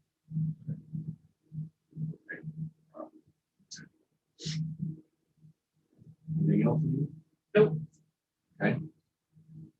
So Lee, you have 2 minutes for cross-examination and 2 minutes for rebuttal. Oh, wait. Wait, okay. Eamon, you got 2 minutes for rebuttal? No. Okay. For closing. Any final thoughts on closing? Okay. I'm going to make a motion then on case ID 2021-1782, account 19446. When considering Q1 incorrect appraised market value or Q2 appraisal ratio exceeds median level of appraisal or equity value, Move that we maintain the 2021 assessed value at $299,300. All in favor? Aye. Opening the hearing on case ID 1783, account 63300.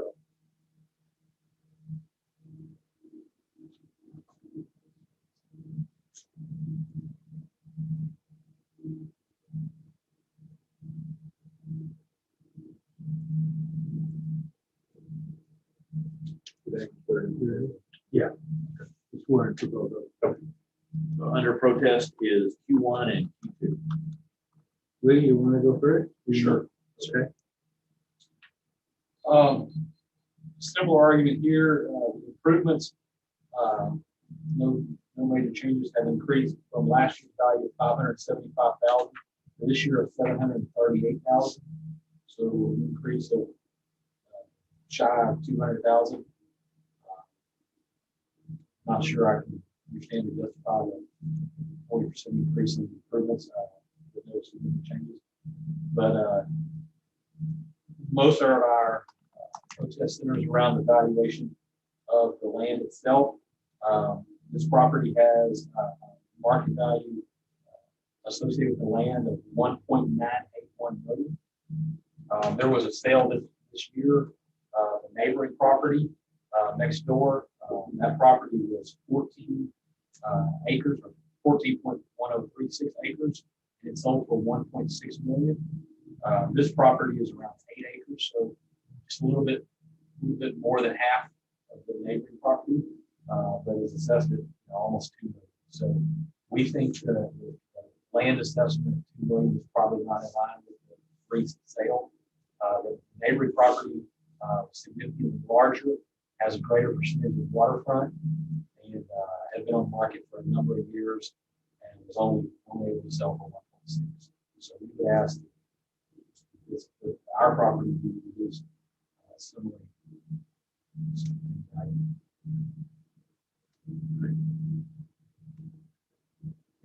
Right, Ian, you've got then 2 minutes to cross and 5 minutes for your presentation. Okay,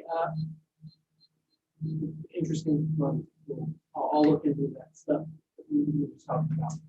So I'll present our evidence real quick. Property account number 63300. Last year's market value was 2,556,900. This year notice at 2,719,800. This is a residential property in Fulton, kind of near Harbor Oaks. Just past trailer, there's a fenced-in property with a bunch of white buildings on it with fountain on front. Bit of a compound, really kind of cool 1970s architecture building. It's next to the Fulton Mansion. This property has just been there for very long. Pretty unique. That's why it's so bad. I think it's one of the best.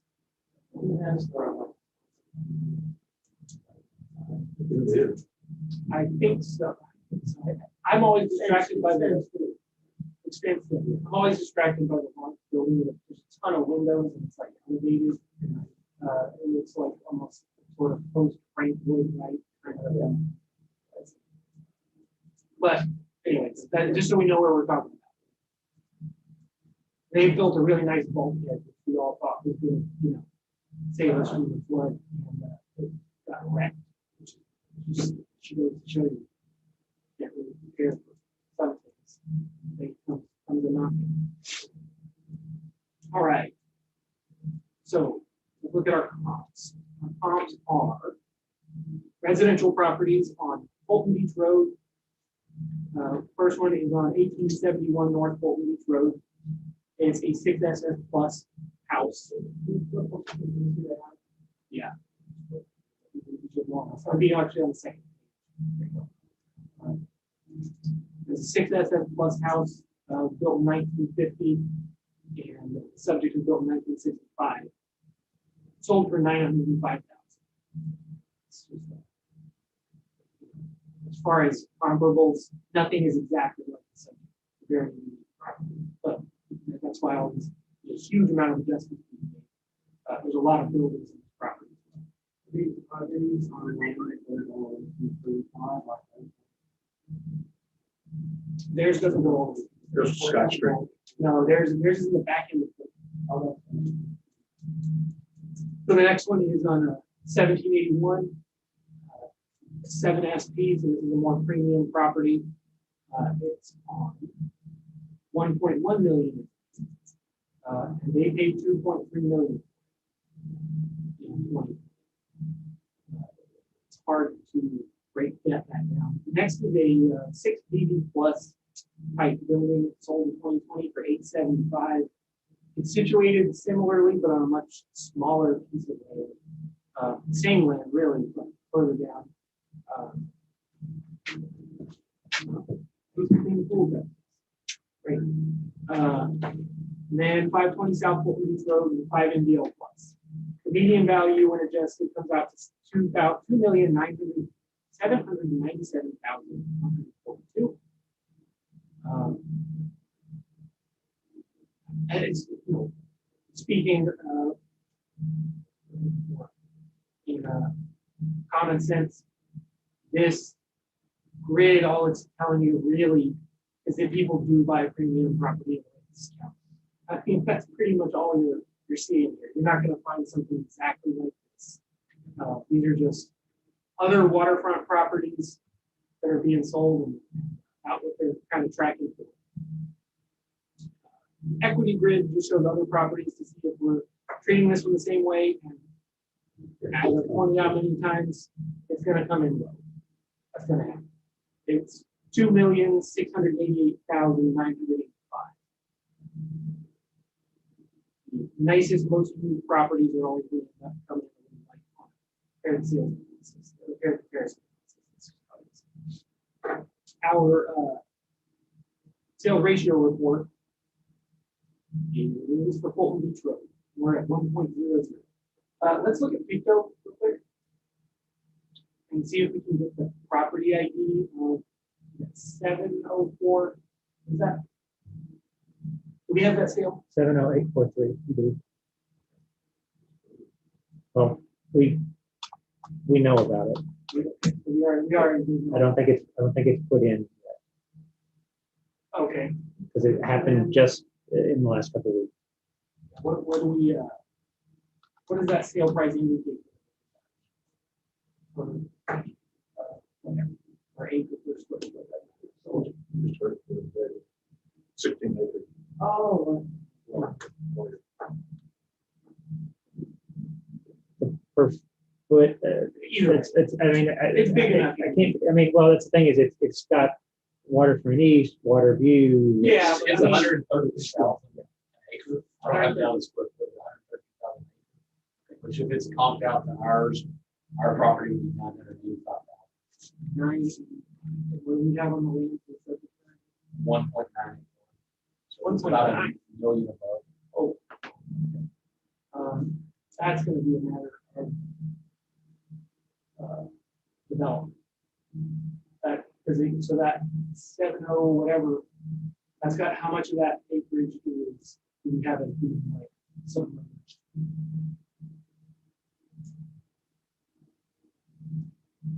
We don't have it that way because of the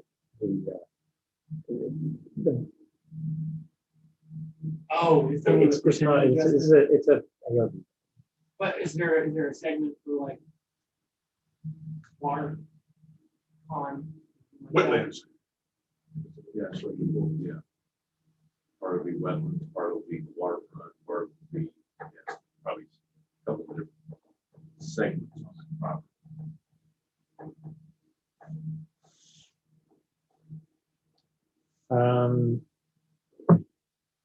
I have a size adjustment on one, 75% size adjustment on one for it being large. So what is your property owner's value of the property? Well, in looking at all the comp sales for each of them, when you do the land, when you do the adjustment on the land, all of them still fall far below what y'all got this at. So, my thought is a not gonna ask for $1 million. I don't think, I mean, we can do math and make it translate, but I don't think that's appropriate. I think of a reduction of about $300,000 to $350,000 probably puts it more in line with the cost. And that would still be well north of what the market is bearing next door. But I know with this is kind of hitting a new target. Apply to each. The improvements, I don't have an issue. Yeah, I I think point the out, improvements are, I know they increased significantly this year, but I think you're probably still appropriate there. I just yeah, think the land and this is. one's not in, I mean, we're gonna get that, I mean, we're gonna adjustment, it just has a building. Yeah. Maybe it has, it said, we have a note, it said added new house. So, I don't know how long that building's been there, but we didn't have. Yeah. On the whole. Sneaky building, several houses. Second.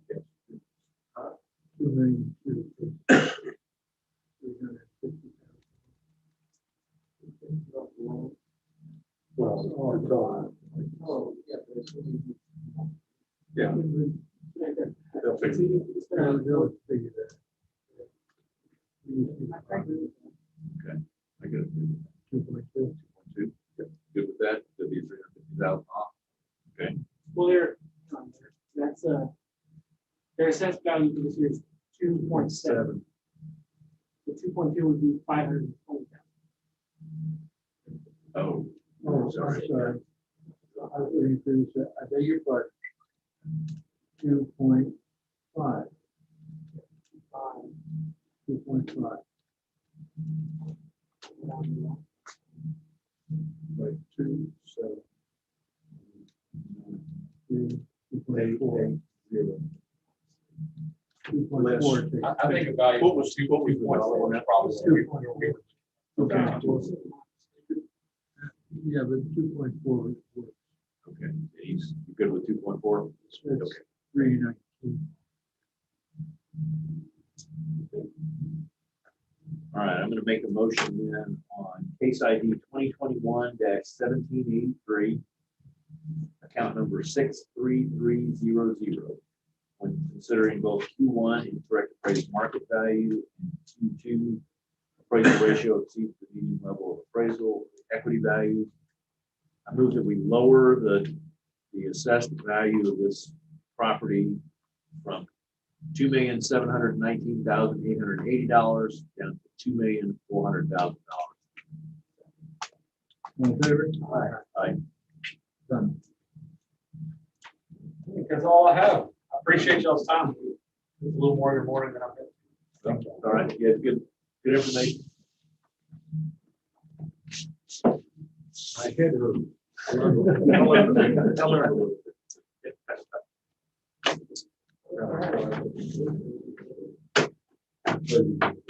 Thank you very much. I appreciate it. All right, volunteer job.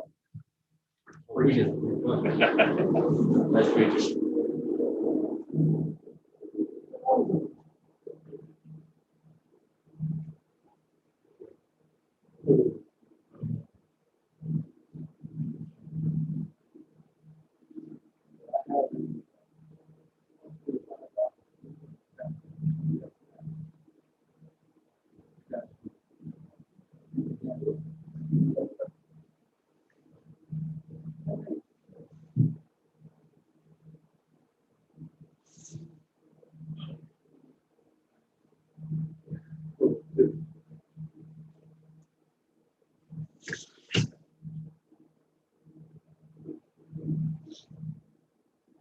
Yeah, you know,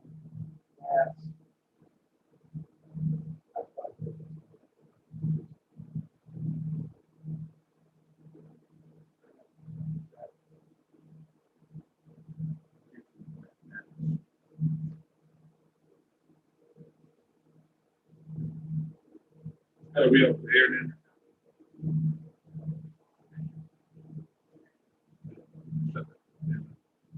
Leave it running. That's true. That's correct. So, No,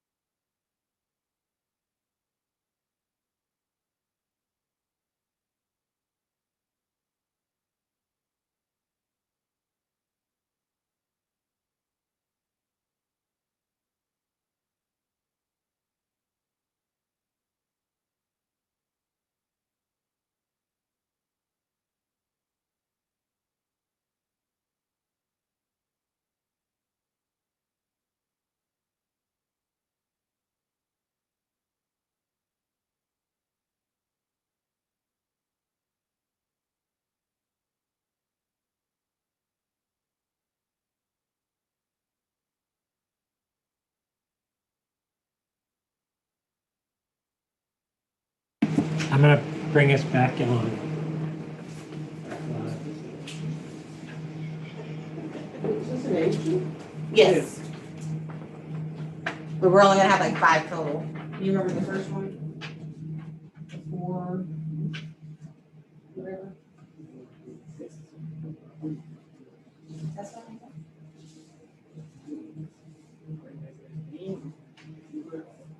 I'm confused. There's more than 5 on here.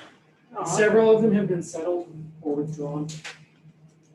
Oh, I thought you were Can you tell me which ones are still live? We are going through right now and settling them. We haven't got them back, so they're not really settled yet. So the ones on here are not live? There's 5 on here. There's 5 pulled over onto the, yeah, it should be them, assuming the ones, right now, we're gonna do the affidavit. So I guess For all of them. technically now they're all open. They're all still open because Pending we haven't got settlement. anything back.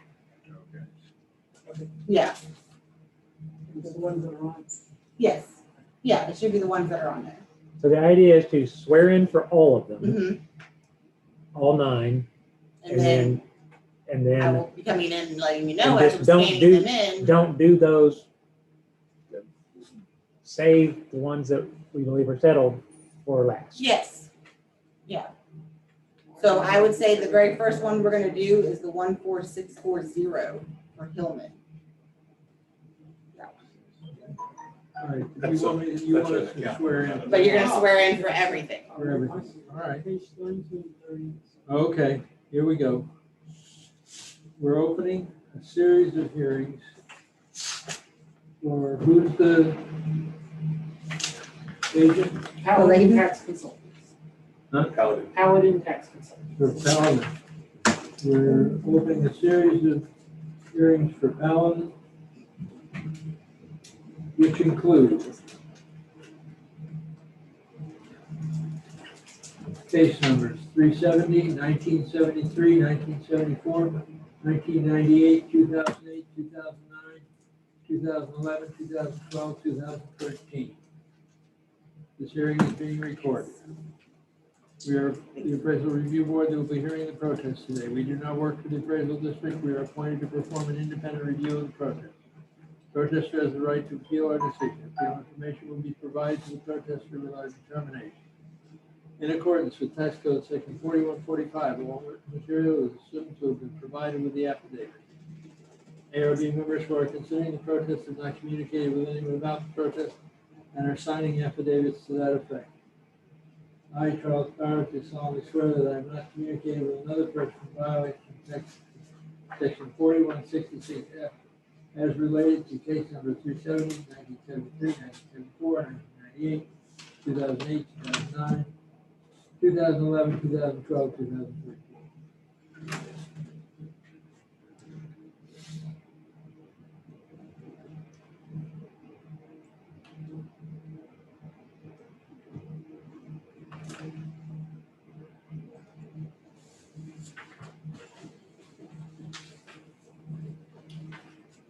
I, Robert Dayton, do solemnly swear that I have not communicated with another person in violation of tax code section 41.66F. And this pertains to case numbers 370, 1973, 1974, 1998, 2008, 2009, 2011, 2012, and 2013. I have the opportunity to solemnly swear that I have not communicated with another person in violation of tax code section 41.16. In relation to cases 370, 1973, 1974, 1998, 2008, 2009, 2011, 2012, 2013. I, Bill Duck, do solemnly swear that I have not communicated with another person in violation of tax code section 41.66F as they relate to case numbers 370, 1973, 1974, 1998, 2008, 2009, 2011, 2012, 2013. Okay, all testimony from all witnesses must be given under oath. I, Aaron Burke, do solemnly swear affirm the testimony shall present to the appraisal review board for the Aransas County Appraisal District is true and correct. comes to account 19819, 14640, 14669, 22719, 54102, 54166, 58568, 58729, and 6034.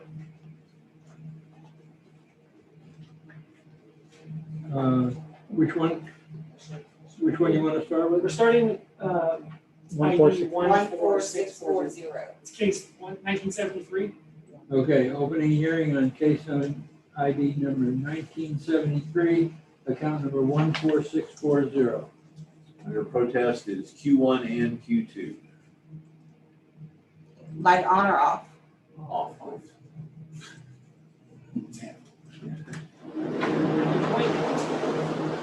All right, this is David O. and Paulette Hillman, 1354 Ride Drive, San Antonio, Texas, 78260-5152. Property is 831 South Highway 188, Martin and Danforth, block 255. Lot part of 7 acres. The lot is part of 7, 1.25 acres. Reasons for protest selected are incorrect appraised market value and values unequal compared to other properties. Evidence is specified as being one packet. It says based on equity requested value 73,560. So they do not intend to appear in person at the hearing. And it was signed and notarized in Bear County. All right. Following that is their account history showing our notice value of 117,120. It does say that the land use code is CTP, which is their way of relaying that this is in the CTP neighborhood for us. It means it's low trailer park. And there's a land grid showing equity for the land in this area. And they're recommending a value of 43,000. The subject is at $1.60 a foot. And the closest one is 947 Highway 188, 152 a foot. Saying the land value should be 43,560 as opposed to the notice value, 87,120. That's it. It's 73,560 U&E value. All right, so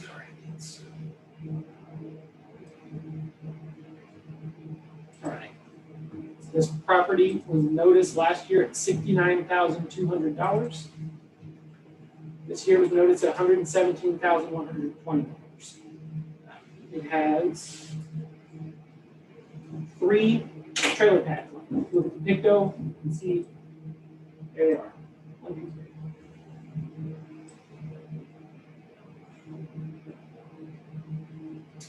3. So we look at other little tiny parks.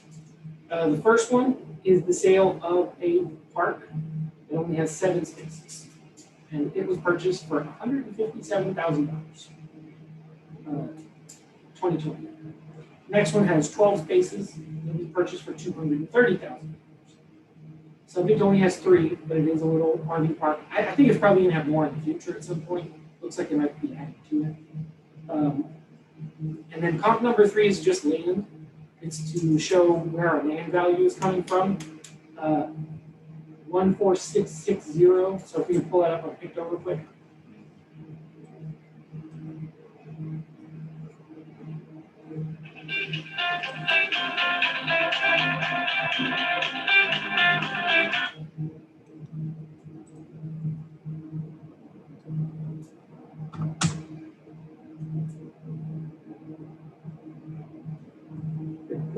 That was purchased for $81,000.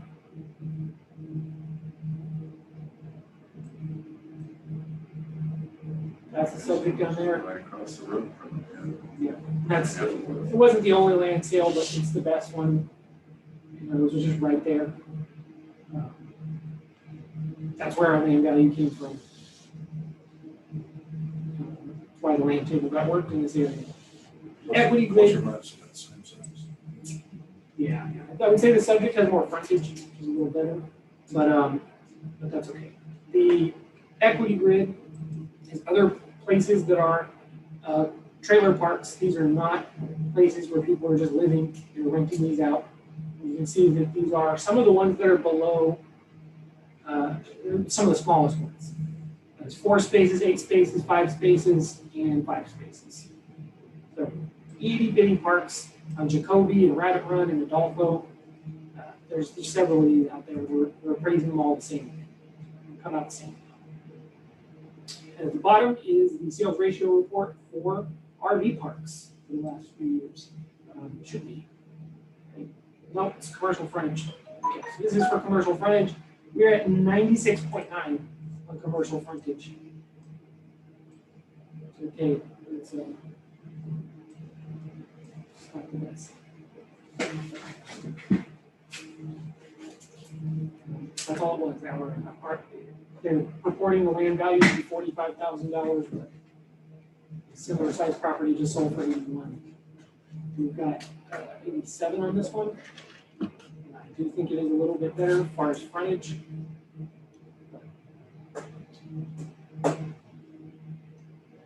It's like a small adjustment warranted on this, due to sales comparables. And there's no comps out. There's no comps out. 188, but the property owner has 1, 2, 3, 4 comps on 188. They're within a few thousand square feet of being the same. The comps for land unit, equity comps. Yeah, land. Yeah, this grid was made with little small RV parks. However, that was. That's a little, Yeah, it was but we can cute. look at. I'd like to look at some of theirs. Yeah, we can. Let's look at some of the single ones. I can see the 3 contiguous ones might be marked down for, because they're next to each other. Let's, We just figured that the what do you call those things? CTP? Yeah. CTP? Commercial. They're $10,000 a piece. Yeah. Kind of what it is. So if there's 3, there's 30,000. One, there's 10,000. It's pretty simple. It's easier. the one, Scott, let's see, I guess it would be the one closest to the subject, but across the road.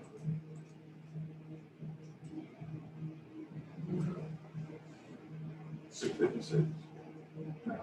The subject is at 831, so it would be an even number. Probably at 920. 14654. That's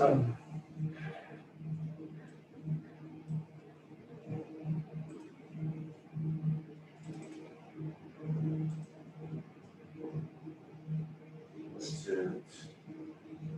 This one's $1.60 foot, with wet 50%. Okay. It wasn't wet, it'd be 320. But Can you just hit the arrow over and get close?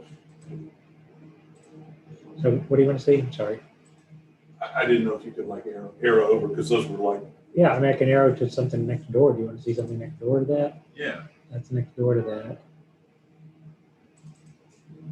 And it is wet 50% also. Not spring. They're different. Theirs is not. That's wet also. That one's smaller. That one is not wet.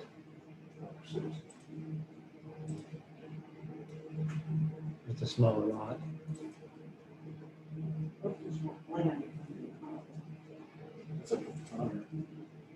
That's land. That's a smaller. It's less than an acre. There's 1.25 acres. 87,000. I don't know how many you want to go to. There's that. That's going to be. values seem pretty consistent. That one's $1.62. Okay. Yeah. We're good. Which one of the lower of the 160? Yeah.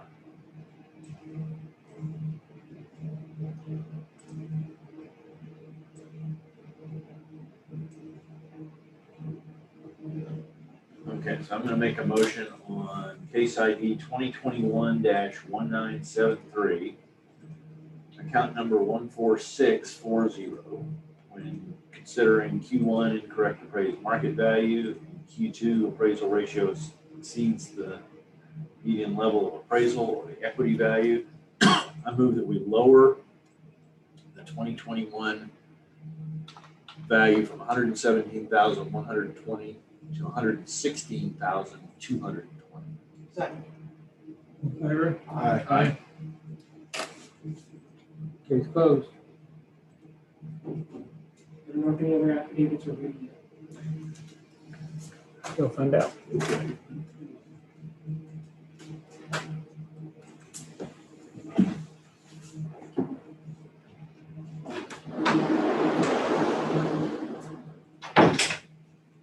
When did we go to this process of having the affidavits come in at the same time as we're ready to do them? It's the agent that's. What? It's the agent. He's just stretching the very, very limits of his deadlines. He's, I know that Aransas County, Market value, here's on about 30 different. I'm ready to go, 145. 54166. the rest, he's, the rest of the state probably is following suit. District. What's the account to do? 54166. They're not in the Protest. case number. This year, 2009. the previous years. because 2009. I did a lottery newsletter. I've been subject Are we to ready? discussion here. I think there will be more We're ready. zeros Okay. every year. Opening a hearing on case number 2009, account 54166.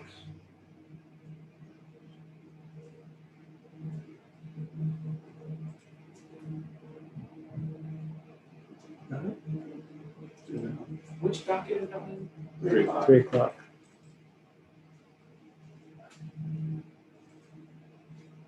You have to look on your screen. I don't have it.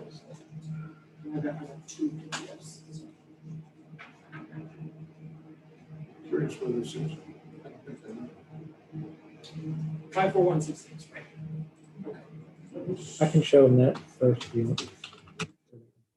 what they're talking about. It's C Air Center LP. This is where Belgium's. Oh, see here. Sears.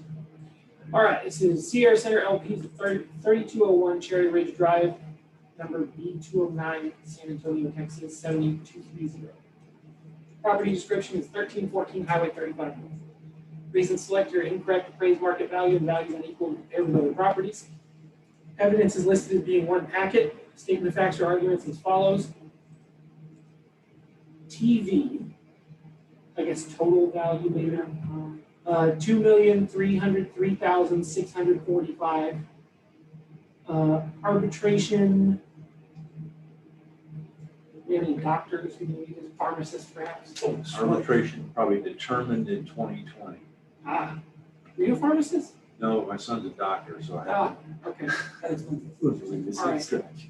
Arbitration was determined in 2020. Property at 50% vacant. Property is at 50% Clear and vacancy. convincing. Clear and convincing. And I can explain that in more detail.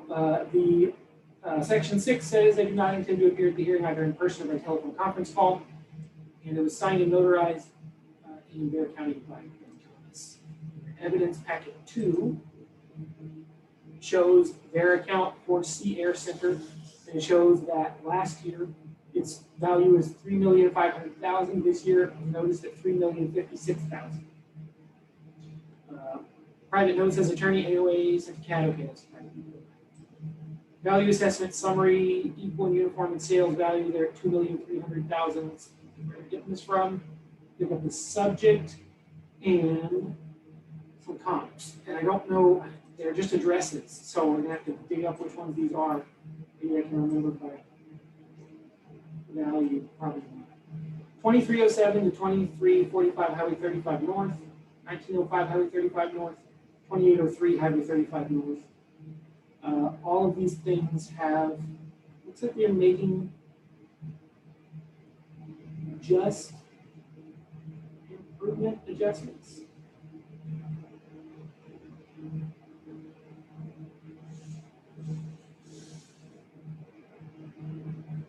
looks like they're just dividing improvement size. A little opaque. It does show the land value and the way the rows work kind of flops over it. The one to the right of the cell that has the land value in it, in a lot of cases shows the improvement value with the square footage applied to the subject. So yeah, it's kind of confusing in terms of rows and columns. Oh, good, there's a map. Okay, so it looks like the comps are going to be the strip center, Rockport Place, I think what it's called. It's one owned by 4 friends, and the Windswept Oaks, the place in front of Walmart, and Live Oak Plaza, where Spears and Co. are. Who is Spears and Co. and Nose? Oh, yeah, the Lighthouse Lifters. That's their comps. And then there's pictures that follow. Comp A is Windswept Plaza. Comp B is Rockport Plaza. Comp C is Live Oak Shopping Center. Right. Nice. Okay, and I will try to explain, just to present what's going on here. This property was arbitrated in 2020. Last year, it was noticed at, I don't even remember what, and it was noticed in excess of that. 3.7, 2.8, something like that. And of course, the protest season, our values for strip centers got a lot better data. And this one was listed for sale. It was listed for sale for $3.5 million. And the board showed $5 million what was listed for sale. And I have no reason to think that it should be $1 more than $3.5 million, because he's willing to sell it for $3.5 million. It's right there. Well, he ended up selling it subsequent to that for $3,050,000, and the arbitration took place, and that was kind of the only thing brought up was, hey, we just sold it for $3 million, so it should probably be $3 million, and we agreed that in arbitration, like, hey, yeah, if we had known that, then that would have been fine, but anyways, so it all worked out in the end. The sale went through, they got their property taxes assessed at their sale value, and everything was fine. This year, not just that, but every other strip center that sent us rented stuff had our model adjusted, and then it came out that the value of this thing was $3,050,000, which is right on top of their what they sold for. So it was just, it worked out great. So that's why they're noticed at $3,050,000. The value last year would be $3 million. Yeah, okay, it's $3 million. What's worth? You want to take $50,000 off of it? That doesn't matter to me or anybody else. Nobody's going to squabble over that on $3 million. They're saying the property is at 50% vacancy. It is just in between an anchor tenant. Bell's isn't there anymore, and there's someone else going in. So these properties do have a lifetime stabilized vacancy provided to them, and that's because you get a tenant in there and they're in there for 12 years, and then there's 8 months to a year and a half where there's nobody in there, and then the next guy that's in there is in there for 12 years. It's just, so you average that out to an annualized stabilized occupancy. The board has previously been shown properties that the tenant vacated December of 2020, and in January 1 of 2021, the tenant isn't there. Well, it's empty. Find a tenant. It could take a long time. And they've already got a tenant. It's already happened. So it's literally just that one little moment in time they didn't have a tenant. That's going to happen. So you just look at it over a holding period. And also 50, they're not even really arguing that, because 50% vacancy wouldn't get you to 2.3 million. So I don't know why he's bringing that up, because he's not even illustrating that point. He's just trying to say we can't say it. The clear and convincing thing is because he's a lawyer. And something that often gets overlooked is that the purpose of an ARB hearing is the property owner requests a hearing, and then the district is required to provide a preponderance of evidence that our value is supported. And if we fail to do that, then the ARB is supposed to side with the property owner for relief, right, for a value adjustment. The property owner has no burden of proof. They don't have to present a case. There's no evidentiary standard for property owners. When you go to an arbitration, the evidentiary standard goes from preponderance of evidence, which simply means it's more likely than not that our value is okay, to clear and convincing, which means that it has to be really likely, that it's not just possible, but it's plausible, that it's something like 90+% more likely that we're right. Basically, we have to really prove it up. And the only evidentiary standard that's not clear and convincing is beyond a reasonable doubt, right? Which is for criminal cases. So he's just trying to say, if this goes to arbitration, supporting the value beyond what he is arguing for will just require more evidence than is normal, which is in the form of a commercial fee appraisal. So we have to have outside data back up our appraisal. What happens with this is, if they argue, hey, you guys are really wrong, we can be sued, and then we have to pay a commercial fee appraiser to come up with an independent opinion of cap rates, market rent, and it costs $8,000 to $10,000 just for that one part. And we pay the attorney, it takes months of work for us, it takes years, and he's basically just saying, do you really want to do that? It sold for $3 million. I think that's what it's worth. The 2.3 million is based on inappropriate adjustments. They're on the same model as this one. They're at the same rent rate. They have the same income model for this one. But I was not willing to settle this one for less than what it just sold for. It's a prototypical sale.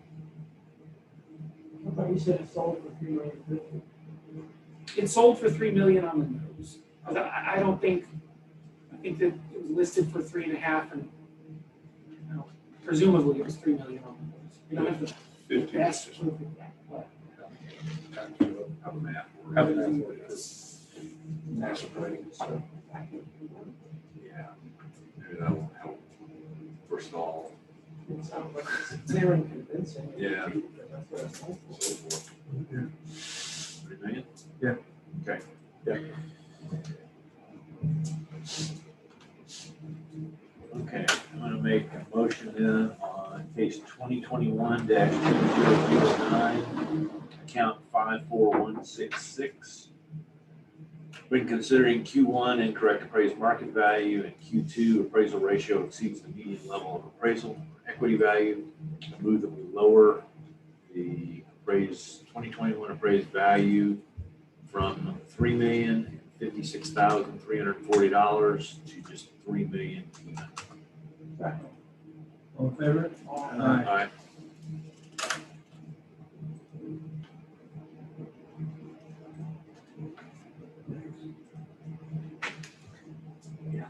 Property 54102. 2008. Opening a hearing on case ID 2008, account number 5054102.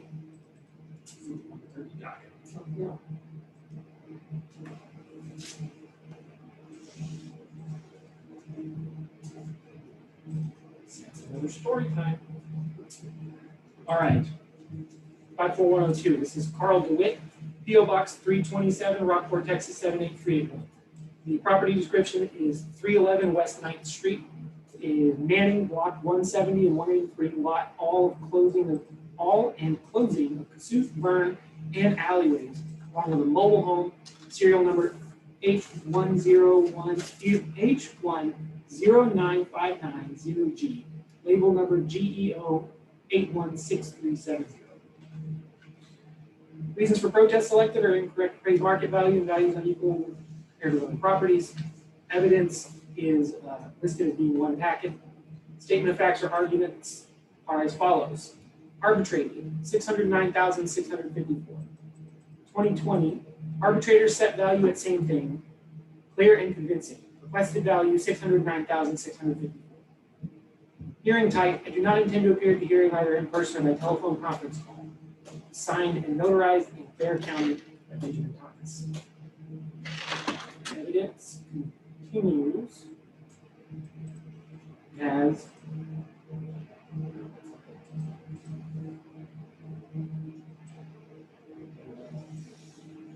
is right. Go back up, Scott. Good. It looks like the Sierra Center's packet. I don't know if that was intended to be included at all. I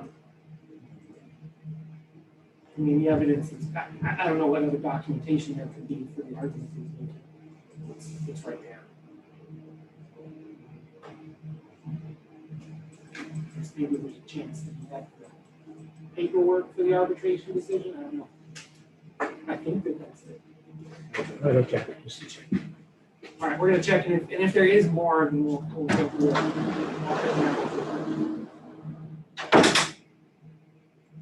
Okay, so this is 54102. All right, so it says a bunch of values. The 2020 ARB value was this is the value that was certified, was 922,800. And the value that it was set at was determined at an arbitration, 609,654. Picto is a boat storage facility. It has a large retention pond and some excess land in the Manning Market South area, along with a mobile home that I used to think was where the property owner lived, but I don't think it is. So we're at 958,360. Yeah, this is Water's Edge Storage.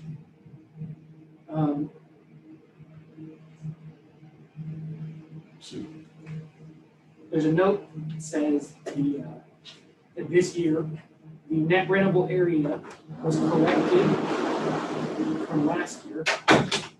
Last year there was an adjustment made to the account because it included the mobile home as net rentable area, and now it's accurate to just be the storage buildings and to ensure that the excess land does not include the retention pond. So if you scroll down a little bit, Scott, that water there serves a purpose for the storage buildings to keep them dry, so it's not excess land. The property is modeled like all the rest of our boat storages. It's $4 per foot per year for rent. And it's based on a survey of actual rents for boat storages in this area, as well as actuals that are submitted to us by property owners. The expense ratio, the vacancy is 15%, and the expenses are 45%. That gives a net operating income of $68,936, and has an excess land value of $95,597. That is the portion of the land that could be developed, sold off, maybe put more storage buildings on it, maybe just sell it to someone to put a house, but it's not being used for the self-storage facility. Yeah, it's the stuff there on the right. Yeah, and they I think they are using it to let people park boats on, which is just there's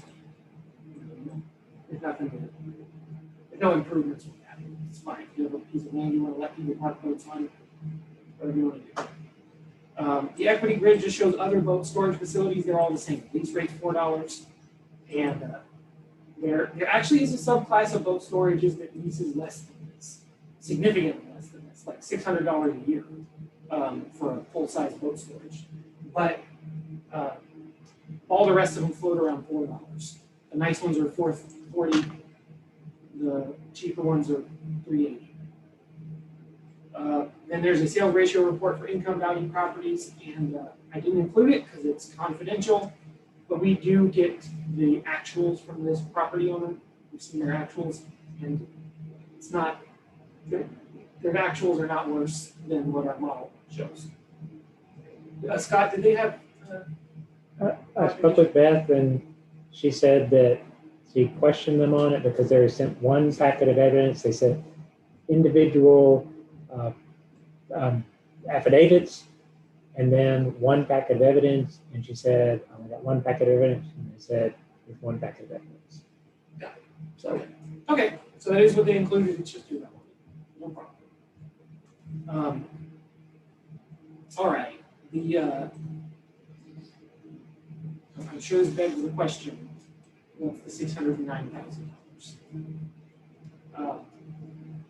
When you go to an arbitration, the property owner picks a number and the appraisal district has a number. And our number is the certified value. Whether that was our notice value or an ARB decision, it's the certified value is where we start. Both people present their argument to the person doing the arbitration, and typically what happens, it's usually over the phone. They say, okay, I understand, does anybody have anything else to say? And I say, it's fine, I'll read this and think about it, and I'll send you my determination in a couple of days. They make their decision. If the number that they pick is closer to the district's number than the property owner's number, then the $800 fee for the arbitration is charged to the property because they lost. Even if it's a reduction, it's still closer to our number than their number, so they pay for it. They foot the bill. If it's closer to the property owner's number than our number, then we foot the bill. And it doesn't cost the property owner anything. And what we have noticed is that happens every time. It happens every time. The property owner did not suggest $609,000. They were arguing for like $325,000 for this property. We were at 9, and the number that was picked, that we just get a document with a number on it. That's it. It's just a document with a number on it. It was $609,654, and the methodology behind determining that opinion of value is not disclosed to us or the property owner or anybody. But it is closer to their number than our number, so we paid for it. We don't agree with that for this property. And I don't believe that there's any actual methodology behind it. That's not a number built up out of income information. It's just a negotiation. Yeah. We do not agree with that. And it's the same thing, clear and convincing. Property owner's agent has indicated to us via email that he's pretty sure that if we go back to arbitration, he'll just win, just because that's what it was last year. To which we say, okay, more power to you. We can't stop him from doing it. But we also can't have people use legal fees and arbitrations and paperwork to bully us out of giving people property values. The fact is, with a lot of this stuff, especially with litigation, the costs of litigation, our money comes from the tax payments. That's our budget. If we get sued, we can't not pay the lawyer. There's nothing we can do about it. And we have to participate. The cost of participating in these lawsuits is more than is levied from these property owners. So you're spending $40,000 over $20,000 in taxes. It would be better for the school to just abate the taxes to litigious property owners and just say, you know what, never mind, you don't have to pay taxes because it's too expensive. We're better off without it. Students get more books if we don't tax them. And I don't think that's right. I think that that's messed up. But as far as what we do, every year, send out a notice for market value. And I think our value is fine. Again, we've seen actuals for this property and they're not underperforming. So, can I ask a question? Yeah. So are you saying that this $59 or $60, they're gonna come back and all pay that money? Oh, yes. They're gonna lose. Yes. But you're still gonna would want us to do that. Correct, because if you go to 650, there's nothing stopping them from going to arbitration anyway. And saying 300, and the arbitrator makes it 405. Which will happen. Keep it, okay. Go ahead. Yeah. See what happens. I don't feel like the agent has made any kind of rational market argument. So I feel like this is just for now. I feel like somewhere less than that number. It was higher than their number. We're gonna arbitrate.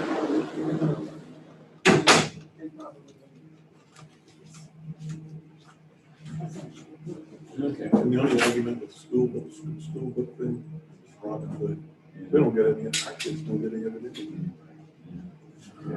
So, Well, I mean, it was just a brief metaphor, they're not spending on school books. I got it. I got it. My kids are home. Superintendent, please don't worry. Superintendent, football coach. Okay, I'm gonna make a motion then on case ID 2021-2008. Account number 54102. When considering Q1 incorrect appraised market value and Q2 appraisal ratio exceeds the median level of appraisal or equity value, I move that we leave the 2021 assessed value at $958,360. Sorry. All in favor? Aye. Okay. You Go ahead. Did you do a bunch at a time? So sign in only for 58739. The other numbers are underneath. Okay. Is that the only one left? Only one left is 5873. Oh, Is the one left? Yeah, that is, we've received our settlements back, I guess, Scott, and withdrawals for the rest. Okay. So there's only one left. It's used for Case vacation. 2012. so, So I, Scott Wagner, do solemnly swear that I have not communicated with another person in violation of tax code section 41.66F for account number 58739, Yes. case number 2012. there you go. Would have been my fifth guess.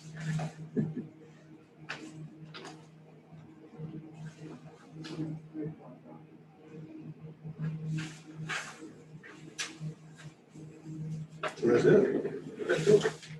Okay, so we're opening a hearing on case 2012, account 58739. Okay, this is owner is Dingo Rockport LLC, PO Box 634, Rockport, Texas 78381-063. Property is located at 301 North Austin Street, Smith and Wood, Block 15 and 28, Lot All, and closing of Mimosa Street between Blocks 15 and 28. Reasons for protest selected are incorrect appraised market value and values unequal compared with other properties. The evidence is described as being one packet. The statement of facts or arguments are as follows. The account arbitrated in 2020. Arbitrator set value, new burden of proof, clear and convincing. Requested value, $903,168. The hearing type selected was, I do not intend to appear at the hearing either in person or by telephone conference call. And we're using this affidavit to represent the argument. Signed and notarized in Bear County by Benjamin Thomas. Evidence 2, submitted in the packet with it, is their values or their account information and comps for Sea Air Center, which is irrelevant to this case.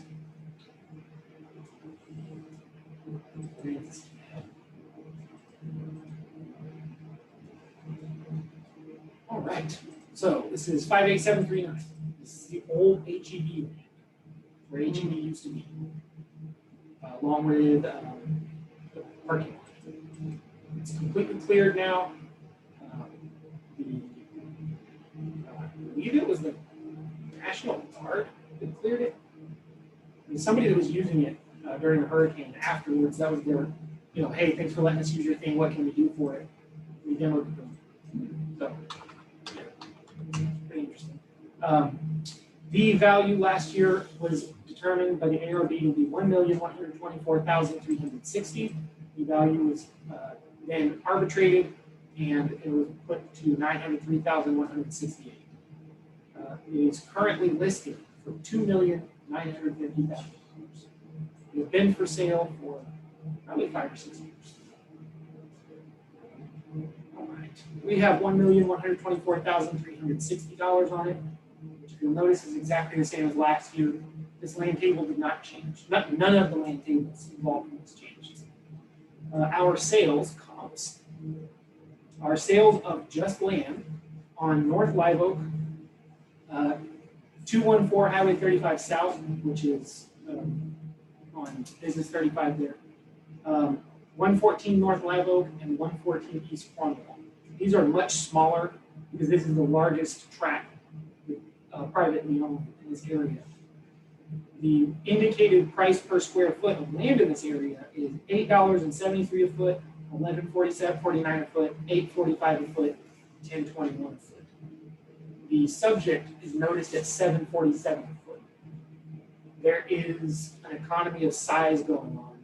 There's a weighted value of 972, which does account for some economy of size, but compared to our, its current listings, since we're looking at sales, our number is low, but it's a very unique property, and how it's situated is really unique, and it's a pretty premium thing. And then the main argument is equity, right? Typically, historically, has been equity on this, because obviously it's for sale for $3 million. So Scott's going to be equity.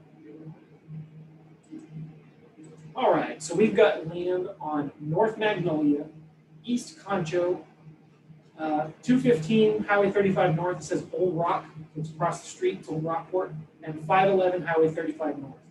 What I'm trying to do here is pick equity comps from the land tables that constitute this property. So not all this property is on the Austin Street land table. Part of it is, part of its frontage, part of it's on Magnolia. It's a composite of several different land tables. So equity-wise, are we treating them the same as everybody else near them? It's exactly the same. That's why this value is so low. It's just on the land tables of what it's next to. You can see that they're made up of is $6 a foot, $7.33 a foot, $4.52 a foot, and $8.70 a foot, which are well supported by sales in that downtown area and residential areas behind it. It indicates that this one would be $7.47 a foot. I think if this was up for sale for $1.1 million, somebody would be pretty happy to buy it. Just like they were happy to buy these other properties. Following that is the listing. And it says 3.46 acres of land in the center of Rockport Cultural District. Property was home to the former H-E-B grocery store companies, H-E-B grocery company store. Ideal location for hotel, retail, or entertainment venue. Price $2.95 million. Shows where it's located, Hemingway's, latitudes, Wells Fargo, the days in, everything nearby. It's for sale.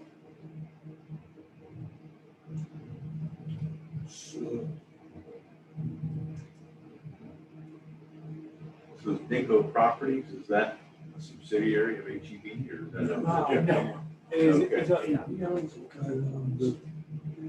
Okay, so it doesn't have anything to do with HEB? What? Dingo Properties, or they used to be on that? So these smaller properties. That's a good question. Wasn't Dingo Properties the same guy who owned the theater? Yes. Yeah. But I think that he is negotiable. It's very possible. So these I remember this. smaller pieces are anywhere from $4 to $6, $7, $8.70. But this giant piece is $7.50, $7.47 a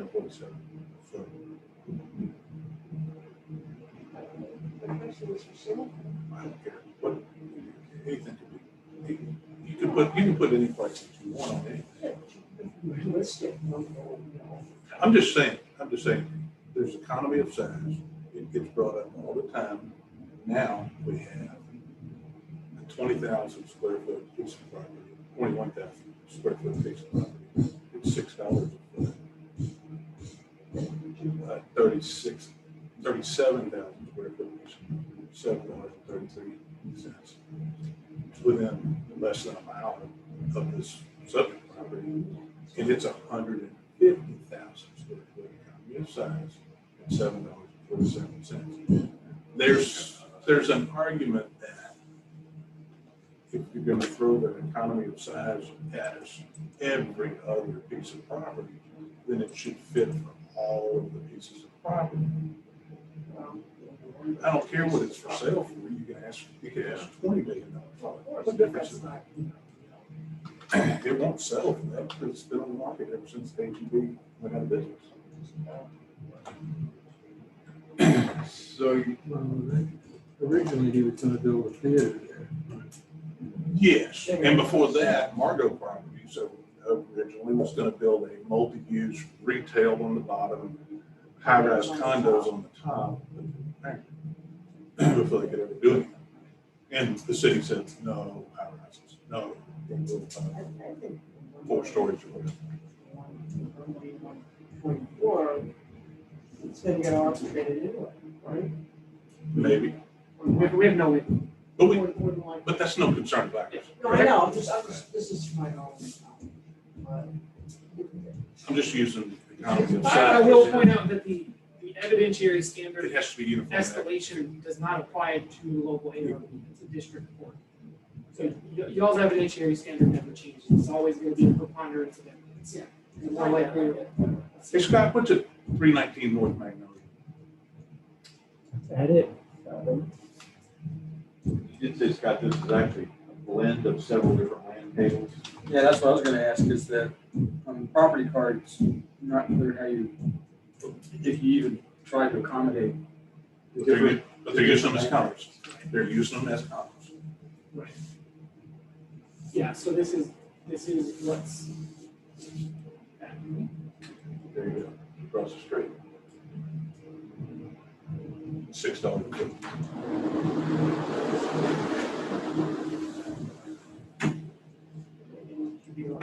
$6 a foot across the street. That was Where where it's the, smaller. That's a city block. is that where the history center used to be? HEB. No, the one that, Was there a building there? I don't remember the building. So what did you point out? So you're saying that this is at $7 a foot, right? And it's 4 times the size. No, 5 times, 6 times the And size. HGV is at what? 747 per foot. 21,000 square feet is at $6 a foot. Economy of size, on every single property you look at. Shouldn't that show up on the land table as a breakpoint? Maybe.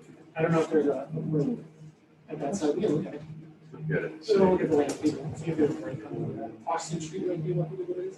I'm just looking at it from uniform. It's Yeah. People. 35 frontage versus. I know, but I'll is listen to there that a break?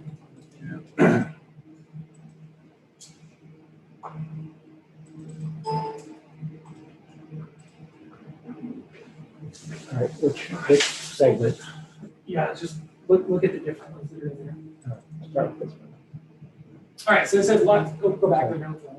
Lots 1 through 8, block 15, closing of Mimosa Street, Austin Street. The effective size includes the lots where the store is, and since the street is included, is contiguous. So the market value, this is on as 550. Austin South, $6. Yeah, let's look at that. Range, that's the break is at 60,000. In excess of that is $6 a foot. All right, so the other one. What do we got? Lots 9 through 16, block 15, and closing of Mimosa Street, Magnolia Street. Effective size includes the store as lots. Same thing. Lot Street and closing are contiguous. This is also $6 a foot. It's going to have the same range thing on it. What's the frontage on? This is highway frontage. This is on the this is the frontage land table. Highway 35 North, Broadway, $15 a foot. So this is how many square feet? 224,576 square feet of it, up to 50,000 square feet, which I don't even think there is any frontage that big.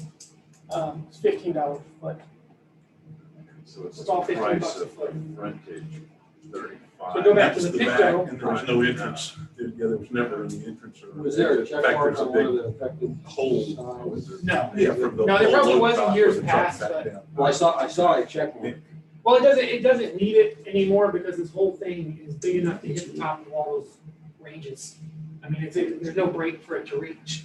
So, if But it it's ever, the check mark that's on the thing now, uh-huh.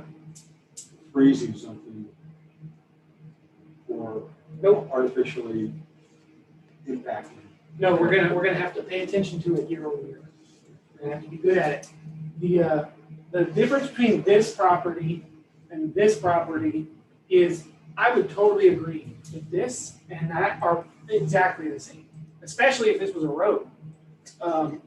But this is not the same as this because it's next to all of this. That's why on the listing, it's all brought up because this is what's great. This is like, you know, you're next to this. This is frontage and access. Everyone has to drive by this. If this is Rockport, they're all driving by this thing. They don't all notice where that is. And then the size just makes it useful for something. You can't put a grocery store on that. So you can put pretty much anything except a grocery store on this. There's a certain amount of time where you're not allowed to put a grocery store on it because it used to be an HUD. You're not allowed to put an Albertsons there for about 50 years. But yeah, it's very promising development. But go up a little bit. One of the other comps that was old is another property that has that Broadway frontage land table. It's like Cornwall. Okay. Or something. Or it might even be over here. Like I think they have a piece of land that's got their ATM near it, sort of right here. And it's just, Oh, East Conscience. yeah, it's just good land. All this land, even the land under the donut shop is better land. So which one are we looking for here? Which one is it? Do you know? It's East gonna be an equity comp. That, 61968. It's a little bit. I think it's one of these. It's a bigger piece. It's gonna be in the old rock table. 66192. But this is one that's not on 35. This is across the street the other way. Okay, so that's more towards downtown. I will point out, this is not in the historical district. It's next to the historical district. Historical district starts like right here, which depending on how you look at it is either good or bad. It's great to be in the historical district, but it is expensive. But anyways, I don't think our value is, we're not doing anything funny to get to like this guy's asking price for his property. It's been this value for a very long time. We look at the account, 58739. We'll look at the roll history for it. And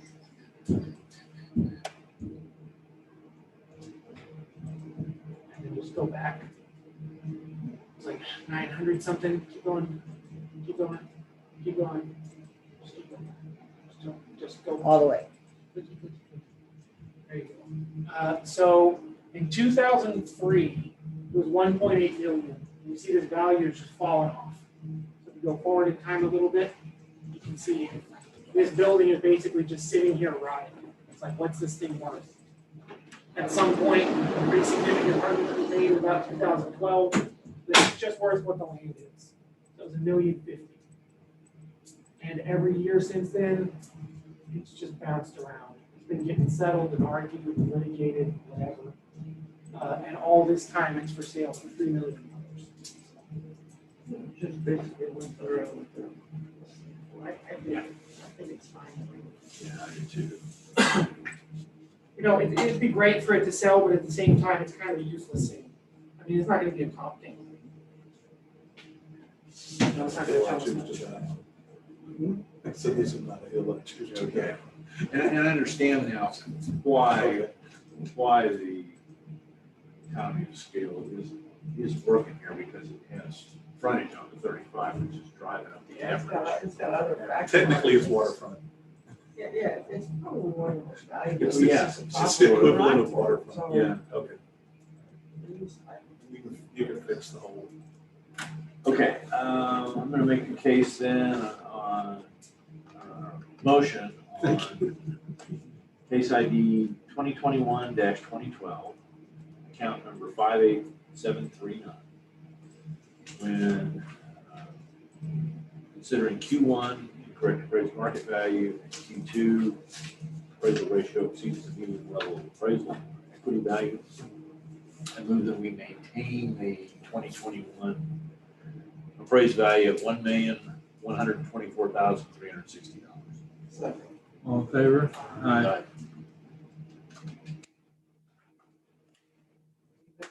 Yeah. Really? It does. Yeah, Everything there's else nothing is on. good. That was exciting. Make a motion to adjourn. I'll second that. Tomorrow, there are 2 cases. We tried to book more just to make, you not have to drive over here for 2 cases, but nobody was available. The only person that could have been here had a doctor's appointment of some sort, so. I thought they, These are ones. she just said that there were 7 in the morning and 9 in the afternoon or something, which you told us a few minutes ago. Yes, it added, Yeah. get through tomorrow's docket. Oh, well, there's that, and we're gonna be presumably moving stuff and building back tomorrow, so it might be a little weird. And then there's hearings on Saturday. Where will they be? Here. Probably. Okay. Right there, I'll take a look with me. So Okay. did we close the meeting? No. Yeah. All in favor?